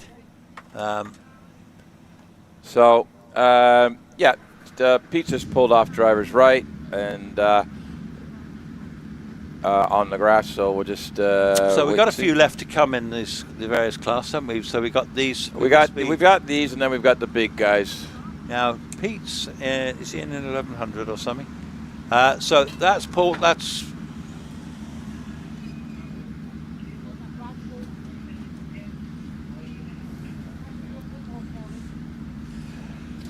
So I can see a few cars down on the start line before the pre-start line there. We've got an assortment. What do we got here? We've got Paul Haynes, and Sean's in the shorts now, so the weather's improving. Is it me? That camera's rocking now. It is actually. Look, there's Will Hall there in that lovely new pool. So we're just rolling back car 113, which is... Yeah, is that Einan or... No. No, that's not Einan. No. A Shoestring Racing, is it? No. No. We're doing really well on the numbers. We're professional here, aren't we? We can't see it. That's car 113. Is it? Yeah. How can you see car 113 then? Because if you move away, I can see the side of the wing. Can you?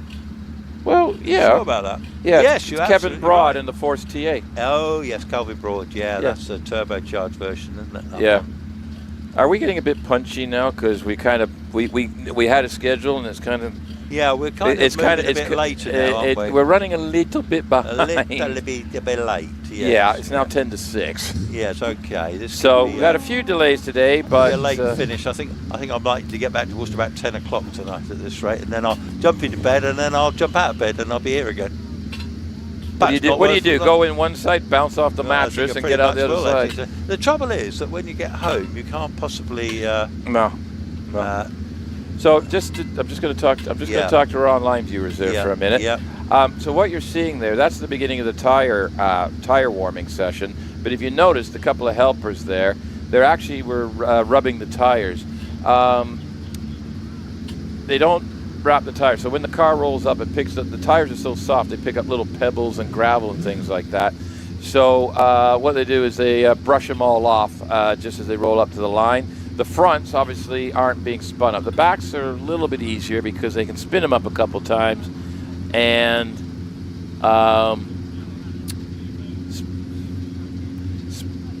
sorry, I got distracted there for a minute. They spin them up a couple times, clean the rear tires, and knock the stones off. But on the front tires, you'll see there's a young lady there with gloves on, and she's actually wiping the tires down as they roll into the start box. And yeah, they're still busy up there, aren't they? Yeah. We're just checking on what's going on here. Yeah. So they've just rolled the car back a bit because it'll need to start start again. I think there might be a little delay now. I might just take this opportunity, if it's all right, just to go and get a glass of water down there. Okay. Yeah.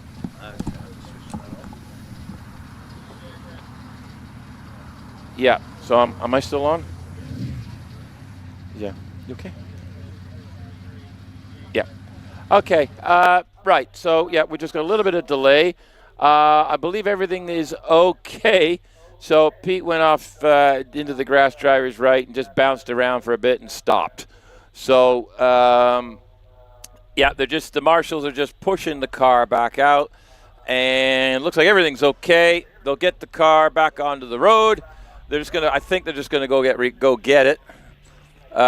Just so it doesn't get any damage or anything. Make sure it's safer just to pick it up, stick it on the truck, bring it back into the paddock, and then they can look at it there. So just dropped the wheel off. That was just entering loggerheads and just went driver's right, a little bit bouncing along the grass, and just got it stopped.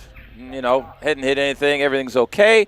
Driver's okay. Car's probably got a bit of grass stuck in places. But just to not contaminate the track, although I just saw some stuff fall off the truck when it went up the hill there, they'll just scoop it up and take it back to the pit lane in the paddock area, and they'll look that car over and have it ready for tomorrow. So I don't think there's any problems there. So if you're listening, everything's okay. It's just it just went off on the grass and then got it stopped. So.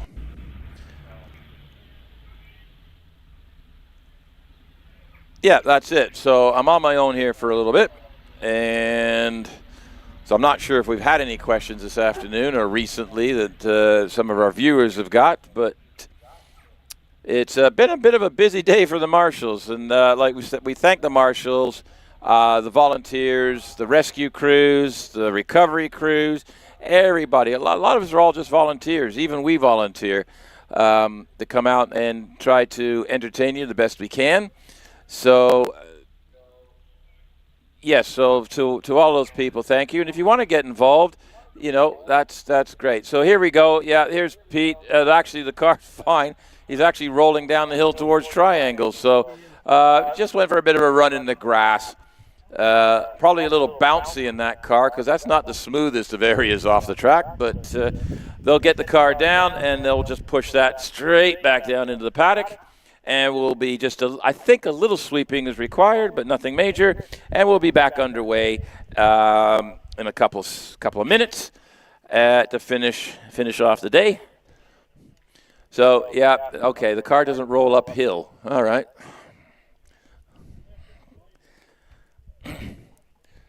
So let's get our guru out there. We've got the assistant, we've got Clark of the course, we've got our manager here out, a couple of marshals, and we'll just well, it looks like the grass, look, the nose has got a little bit of front end damage on it. It's slightly skew whiff is the technical term I'm going to use. And we've got a replay now of what happened here if you're on live stream. So just coming into loggerheads here, just went a little bit wide right about there. Oh, the back end just came out a little bit. He corrected, but it was a bit too late and off on the grass driver's right. Threw a little bit of a dip, a little bit of an airborne, bouncy, bouncy, bouncy. No problem. He all's good. He's just trying to stress out the organizers for the day. We're just keeping that anticipation of the big cars still to come out for the end of the day here. You know, keep you glued to the channel or your seats, whichever way you want to do it. So, yep, so we're just going to quick tidy up and get everybody back in position on post, and then we'll be off and running again. So it's gone from a simple day to quite a busy day, but it's strange on a damp track. You have more people, you know, more slideys around than there. Benoit, our co-worker most weekends, is actually at Silverstone Classic and said, "Yep, hey Ben, I hope the racing's good. It's not as good as here though." Hope you're enjoying the weekend, mate, and we'll see you next weekend. Looking forward to that. So,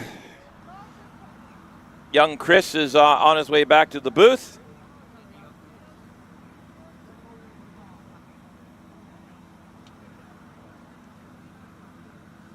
Right. So Roger's refueled. You've still got a couple of these. A couple on the go.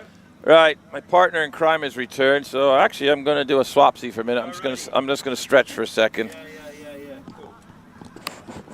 Switch me on. Which one? Yeah.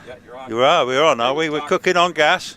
Well, something like that. If we have gas in here, we're in trouble. Yeah, don't you panic. Ugh. Flap my ears. Yes, well, Pete Tatham's returned to the paddock. He's okay. I didn't see how bad the car was bent, but he rolled it back, so that's not all bad. So there'd be, the red flags are still out, but in fact the red flags are coming in.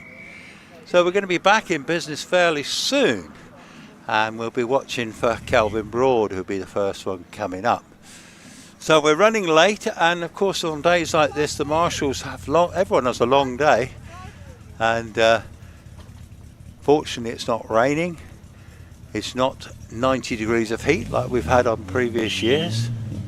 So we'll see what happens anyway. So it won't be long before we're back in the game, and we'll be running through to the finish, and the big over 2 litre cars will be showing the pace, and we'll be back in the game.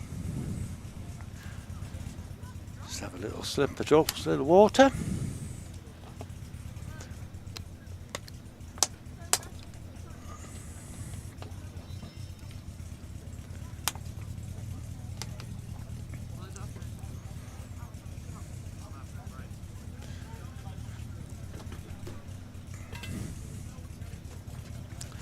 So I think we all have a little breather. The marshals are having a little breather. Catch your breath. They've been up there, they've done all their work, they've swept the track, everything's ready to go. So we'll all just take 5 and then we'll be off again.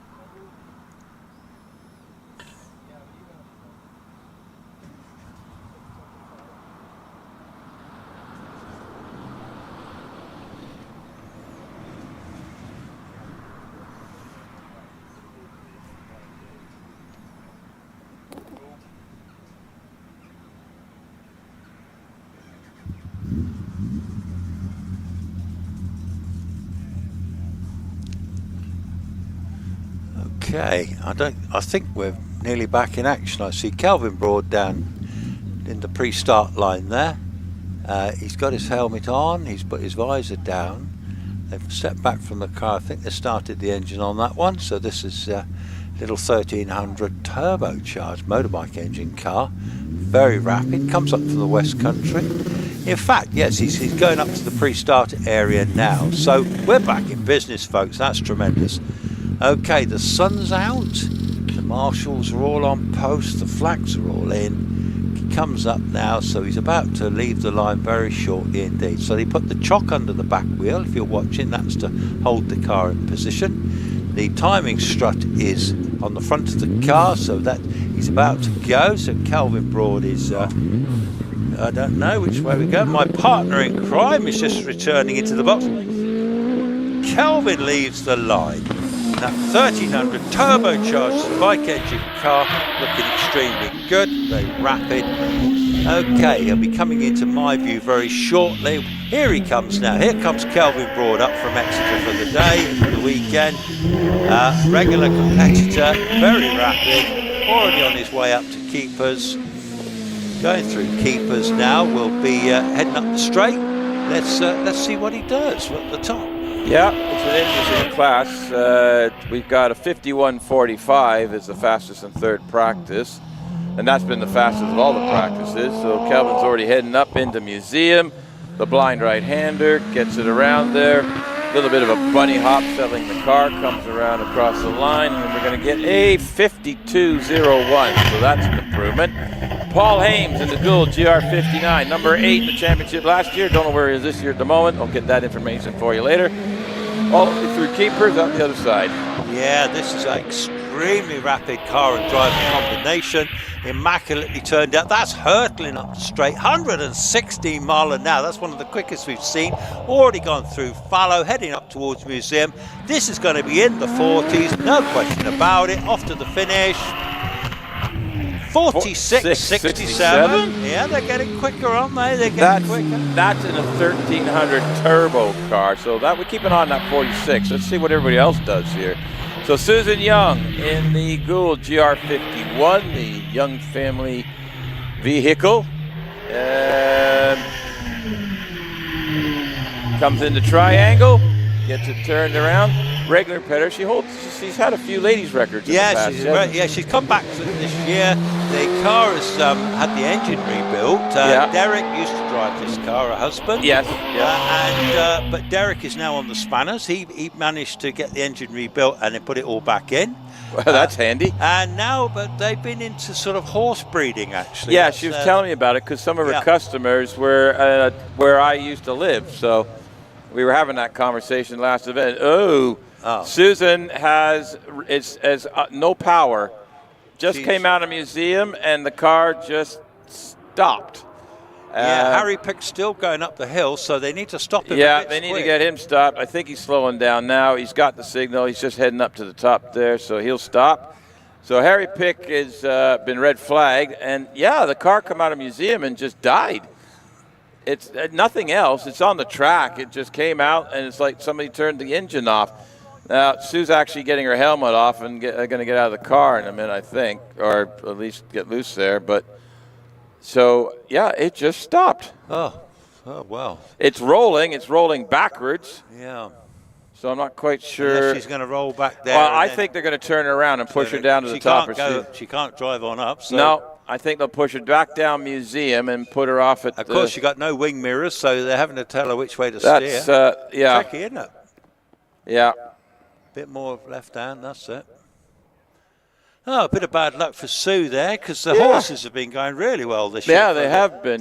One of her horses set a track record on this pony trotting. Oh, okay. I saw it on Facebook this week. Oh, actually. All right. Some either UK record or whatever it was, but it was one of the horses some they success. bred. Yeah. Great horse. But there's a racetrack that I know about. It's out just in Toronto area called Woodbine Raceway, and she actually has.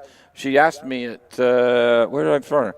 Was it here? No, it's Prescott. Yeah. She was talking to me at Prescott, and we were talking about the fact and that I knew the custom, like the farms and everything she sold to. So she has customers over there, yeah. Right, okay. So it was quite an interesting conversation, actually. Yeah, no, they're a fascinating family. And Sue does this with her daughter, Carly. She's involved with the horses too. Yeah. And they breed the horses and they sell the foals, or, I don't know a lot about horse breeding, but they're very good, apparently.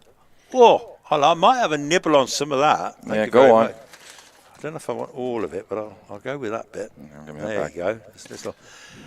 My partner in crime just offered me a little nibble on one of his cookies, isn't it?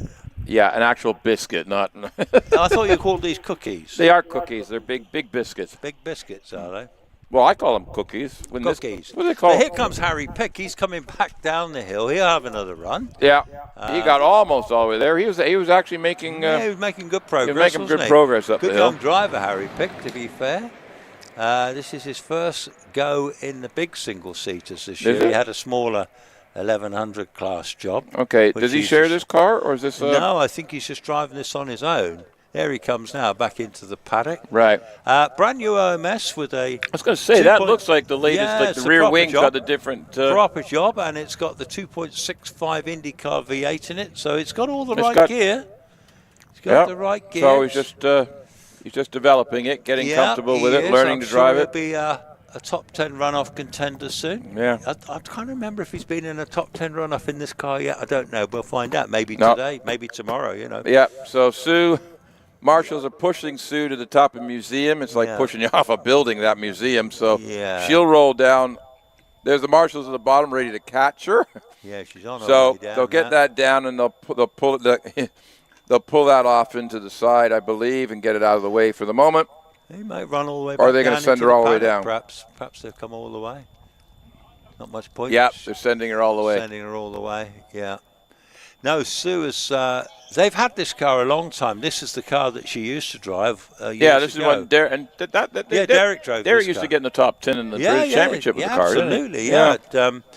Very rapid. I remember many years ago when I used to see Sue driving this, and she had really blonde hair then, Yeah. And back then, when they were coming back down the hill, say she broke the ladies' hill record at Shropshire. I remember watching it, and of course they let them keep their helmets off. So they and the gloves. Now they have to keep their helmets. Yeah, they're required for motorsport UK safety. So you'd see her coming down the hill, really happy, smiling, with her hair, being blown in the wind.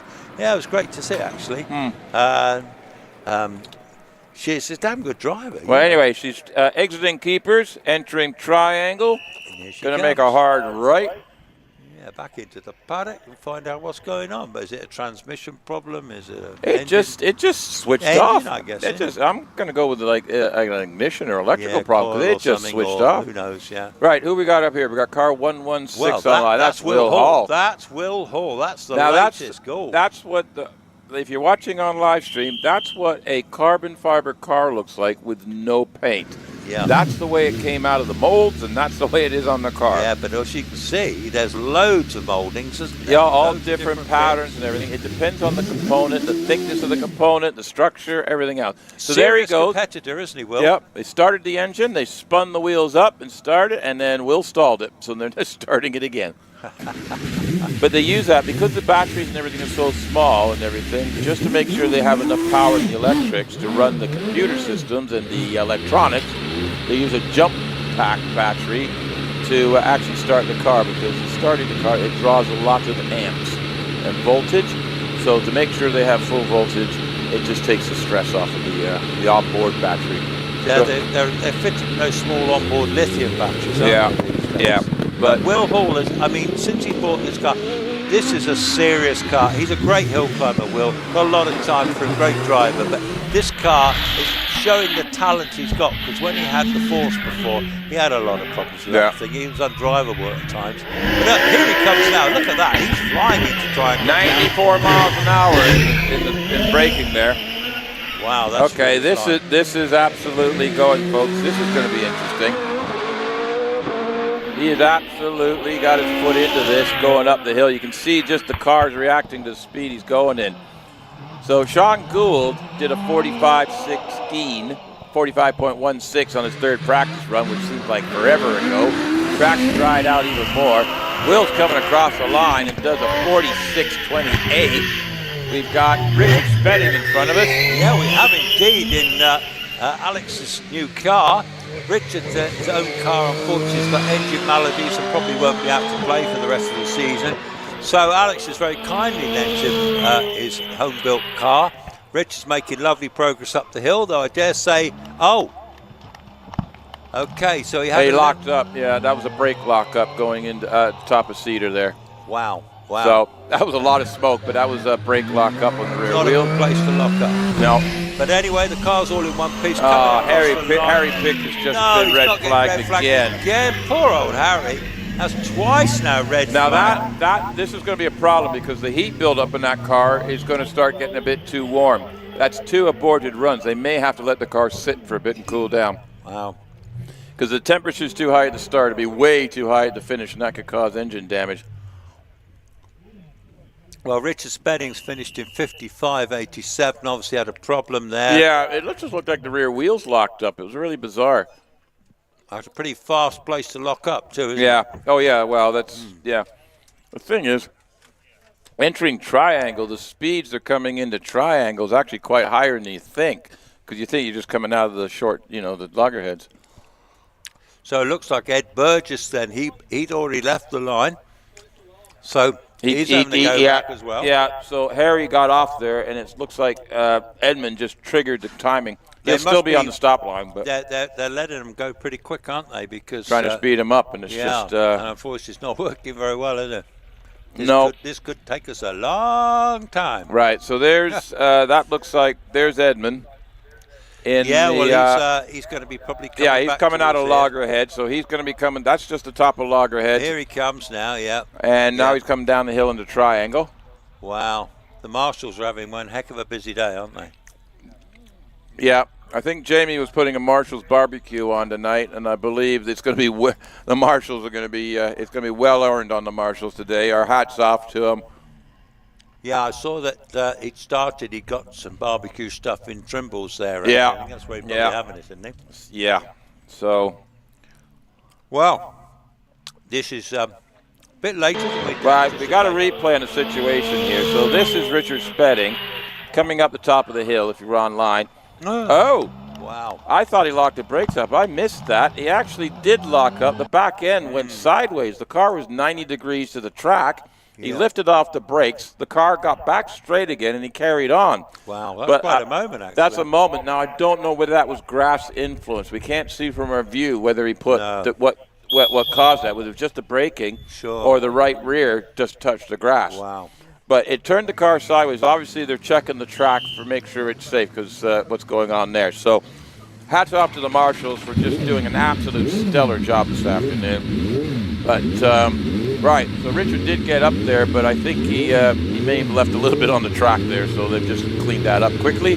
Sandra Tomlin is on the line in her Philbin MP97. 2013 vintage, this car. That's when it was built. Beautiful car. Chunky V8 in the back. She does nothing less than the V8. Got to have it. Got to have it. Got to have it. Not many Philbins on the hills these days. They were the car to have. This is a beautifully turned out example of one, owned by Sandra herself. She drives it very well. Previously, amongst other cars, had a Tigger, which was like the Sports 2000 car. Yeah. And anyway, she bought this one, and and Oliver, her son, sometimes drives this. He does. I haven't seen him, but the son-in-law's been doing the driving. Yeah. And we've got Terry Graves has just launched off the line, the flying electrician, if you will, in his Gould DJ55XD. But we got Sandra already up into Museum, and she's coming around Museum now, out the other side. Terry's just entered Triangle. Sandra's coming across the line with a 58.12. Yeah, 58.12 for Sandra. Terry already way up through the keepers. Comes all the way from Cornwall, but this is a well-sorted motor car. Not the newest car in the paddock, but it certainly looks the part. Goes extremely well. Terry's had some great results at Prescott this year, actually. Fastest time of the day on one of them. And he'll be followed by Stephen Owen, who's also just left the line. So Terry's going around the museum on his way up towards the finish. He'll be in the 50s. Here comes Steve Owen in 53.84 for Terry. Stephen Owen going through now in the OMS. Yeah, the creator and builder of the OMS chassis. If you want to run a single-seater and whatever engine you want to run it, he'll get you the chassis for it. They come in different flavors as well, i.e. different specs and sizes. Anyway, up the top of the hill already, coming through up the museum, followed up by Simon Andrews, is just coming into triangle now in his white and blue OMS 28. Stephen Owen crosses the line with a 5.0.22. That bumps him up to about fourth quickest in practice for the day. Simon's halfway up the straight. Yeah, proceeding very nicely too. There's a lot of OMSs here today, so Steve Owen is very well represented in this class. I had a look on the website, and yeah, there's some. It builds you anything you want basically, but this will be the latest. The OMS 28 is the best, the latest. Goes across the line in a 53.37. Excellent. So right behind Bernard Kevill, who share the car. They're only 2/10 apart. Now, I believe we've now got, well, we'll call them the big guns, but we're talking the top runners in the British Championship, the ones that are scoring points, making the runoffs and everything else. First up, we have an orange car. No, that's... yeah. Oh, that's one car, 1, 2, 3, Jack Cottrell. Yeah. Now, if I remember correctly, times will come back up on the screen in a minute. I think he was about 6th quickest up to this point of the day. Okay. He did really well, didn't he? He did. He's got the Delara Cosworth. That's the IndyCar engine in the back, the 2.65 liter engine in the back, or an old IndyCar engine. I think they're using a different one now. Well, no, very competitive engine. It is. Yep. It is. Yep. Yep. And Wallace has essentially got the same car, but with a bigger capacity. Yeah. Same engine. Same engine. Yeah. Yeah. Wallace's is bored out to 3.4. Right. So he's got the oddball hybrid-y thingamajigger. Yeah. So there's Jack's mum on the line as well there, and he's a very, very good young driver, to be fair. They're getting away, clearing up. There's Jack's dad as well. Right, so it's a family operation. Jack's in the car, mum and dad They all drive. Oh, they all drive? So Jack's behind the wheel. And he off the line he goes. 2.19 on the 64-foot. Heads up in the Hull corner. Gets it hauled right down. Gets it turned around to the left. Off he goes, back on the gas again. Coming into Loggerheads up the top there, a little bit to the left, a little bit to the right, and then a hard left. Coming downhill the triangle. Oh yeah, and he arrives here nice and fast. He's a very skilled young driver. He's a neat driver as well, to be fair. He's not all over the place. You're saying neat and tidy, weren't you? No, I didn't say neat and tidy. I said he's a neat driver. The lines are excellent. He's already going up the straight. How fast has he got up the straight? He's 96 up the straight. 96, yeah, that's pretty good. He's, let me just have a look here. Where is he time-wise so far? Oh, he dropped down a little bit. He's 16th with a 54. Oh, he's going to obliterate his time before. This is a 49.50. That's an excellent time. Right, we've got David Uren. We certainly have got David Uren. This is in the Gould GR55X, Martin Grove's history car. Had hill records everywhere with Martin. He was a talented driver, used to win the championship. Yeah, I remember Martin. 2008 that was, you know. Yeah. So this car. That's when I was a baby. When I was a baby too, obviously. And David Uren, this went has got a little bit wide coming out of fallow. That right rear just got a little bit over there. A little ragged coming through the museum. But he's on it. He's carried the momentum around. 47.37. Right. Harry Pick finally gets his run. Harry Pick will get his run in finally. I hope he doesn't hurt everything too bad. Here he is into triangle already. Locked the back end wheels. Actually bunny hopped a bit under braking, but off he goes. Harry Pick, nice to see him on the hill with this brand new car for him. V8 powered, very talented young driver too. Works at Williams Engineering. Already, what's he going to do up the straight? Looked to be 113 up the straight. He's locked him up big time. Left side. He actually went on the grass on the left side, entering fallow, but he's still going. He's still legal. He's not done anything wrong. He's bouncing around the place, using the track and then some. Here he goes across the line with a 48.84. Wow. Ed Burgess in the Gould. Ed Burgess, our Bugatti man. Yeah. And this is his, season and a half in this car. Yeah. He's finding his feet. He's had a bit of an ugly start today. He did a 57 on the first practice, but only a 63 on the second. It was a bit funky. And he got flagged on the third attempt. So he's made it to the top of Cedar Straight at 95 miles an hour. Yeah, and what can he do here? He'd be looking to improve on his previous time. Matthew Ryder has just left the line as Ed Burgess goes up to the line. So Ed Burgess finishes in a 53.33. Now Matthew Ryder, he's on his... Oh, okay, his car is coming very slowly. They've red flagged the run. Is that what happened? They've red flagged the run. So nothing wrong with Matt, but they threw the red flag out. That's our mate Simon, who's built several walls today. He's Simon Fido with the brush. With the broom. He is going to be knackered by the time this day is done. He's brushing man today. He's had all sorts going on for. He has had all sorts. What? He is young. He is. Yeah, he is young and fit. Look at that. Oh, right. Yes. Look at this. So we have. So who put that on the track then? I wonder. Was that Ed? No, I think it was Jack. Oh, you think it was Jack? I think it was Jack. Okay. So for our spectators here, drivers left 2/3 of the way up the Cedar Straight. There's a whole load of grass and everything been chucked onto the track. So one of the drivers is literally ridden the grass in this area and kicked it up a bit. So the marshals are doing a quick sweep up to make sure that nobody else hit it because it is on the line. Actually, we've only had so we've had Jack and we had Ed, so it'd be one of those two. Yeah. It might have been Edward. But, well, did you know that Simon, of course, used to be a regular competitor himself? Yes. Because his dad, Ian Fido, drives the Yaris. He does. But Simon used to drive up here in a really quick sports car at one time. I know. I've actually talked to him about it. Oh, and a single-seater. He had the single-seater because I recognized his name and everything when I met him. I was at museum. And, we have a replay. It's Edmund Burgess. Yep, he cut the corner on driver's left. Oh, we're going backwards down the hill. That's new. We haven't seen that before. So he went driver's left, look at that, right past Marshall 5. It's the sort of the left-hander where the Cedar Straight goes left a bit, and he put the left-hand tires on the grass. Whoa. Both front and rear. Scary. And kicked him up. But Edmondson, very experienced driver. He had still on the tarmac on the other side, so no problem. So kicked up the grass and dirt, so we're all good to go. Marshals are back in position.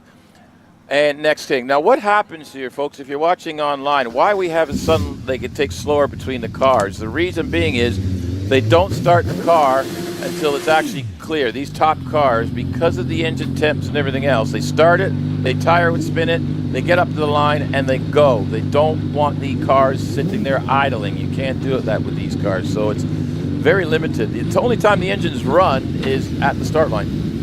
Well, look who's on the line now. Trevor Willis.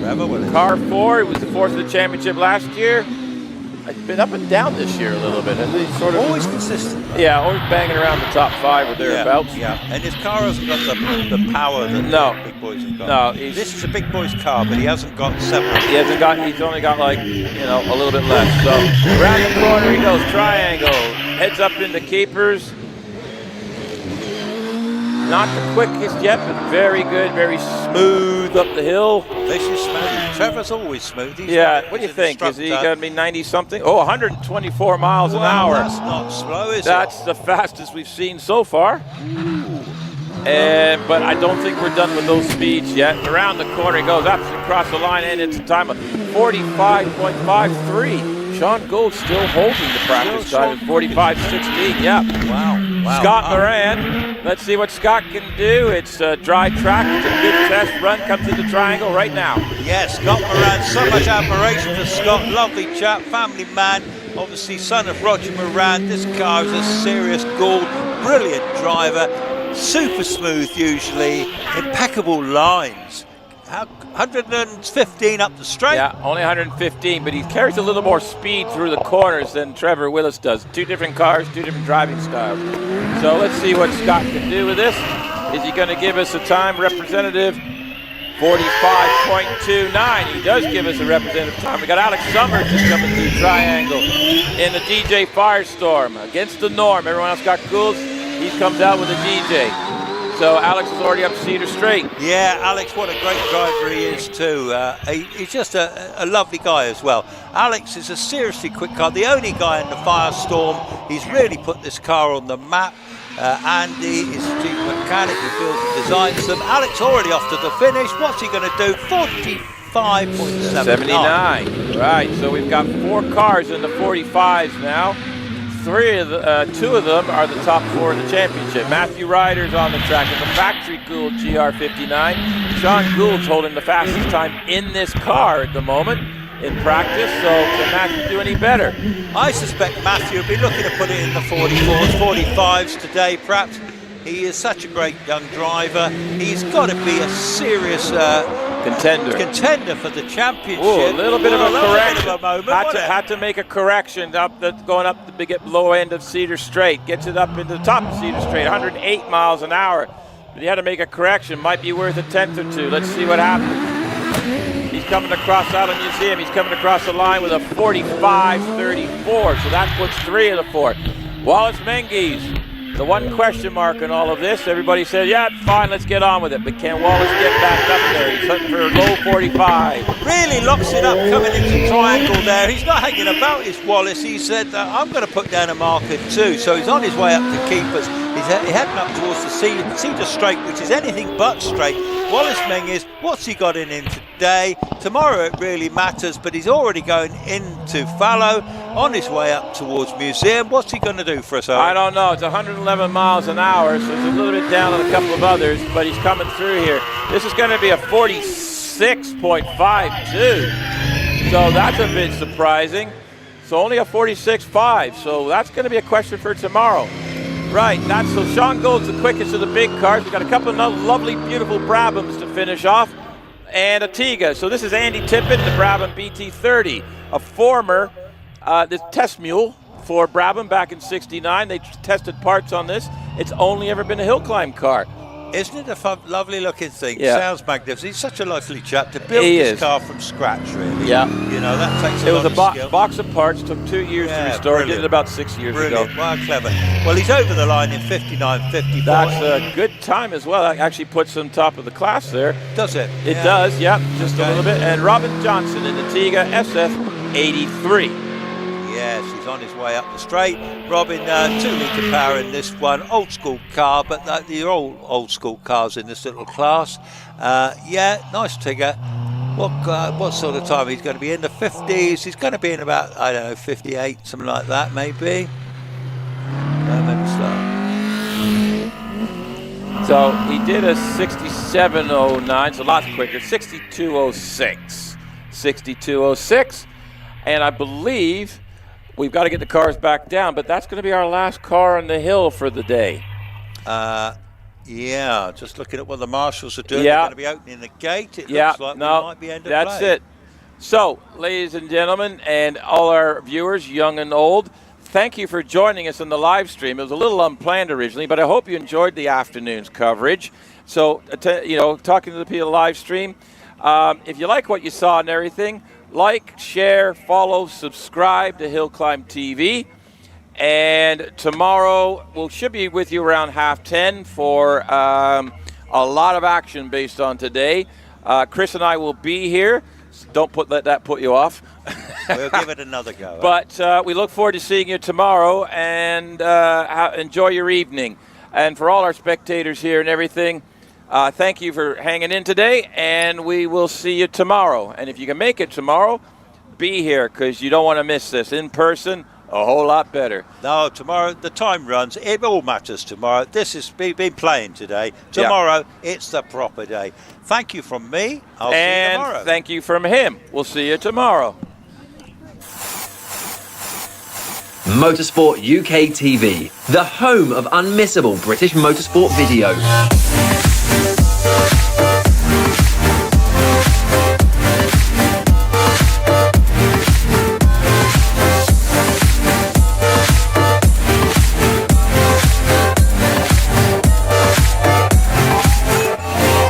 Bringing you all the action from the British Championships.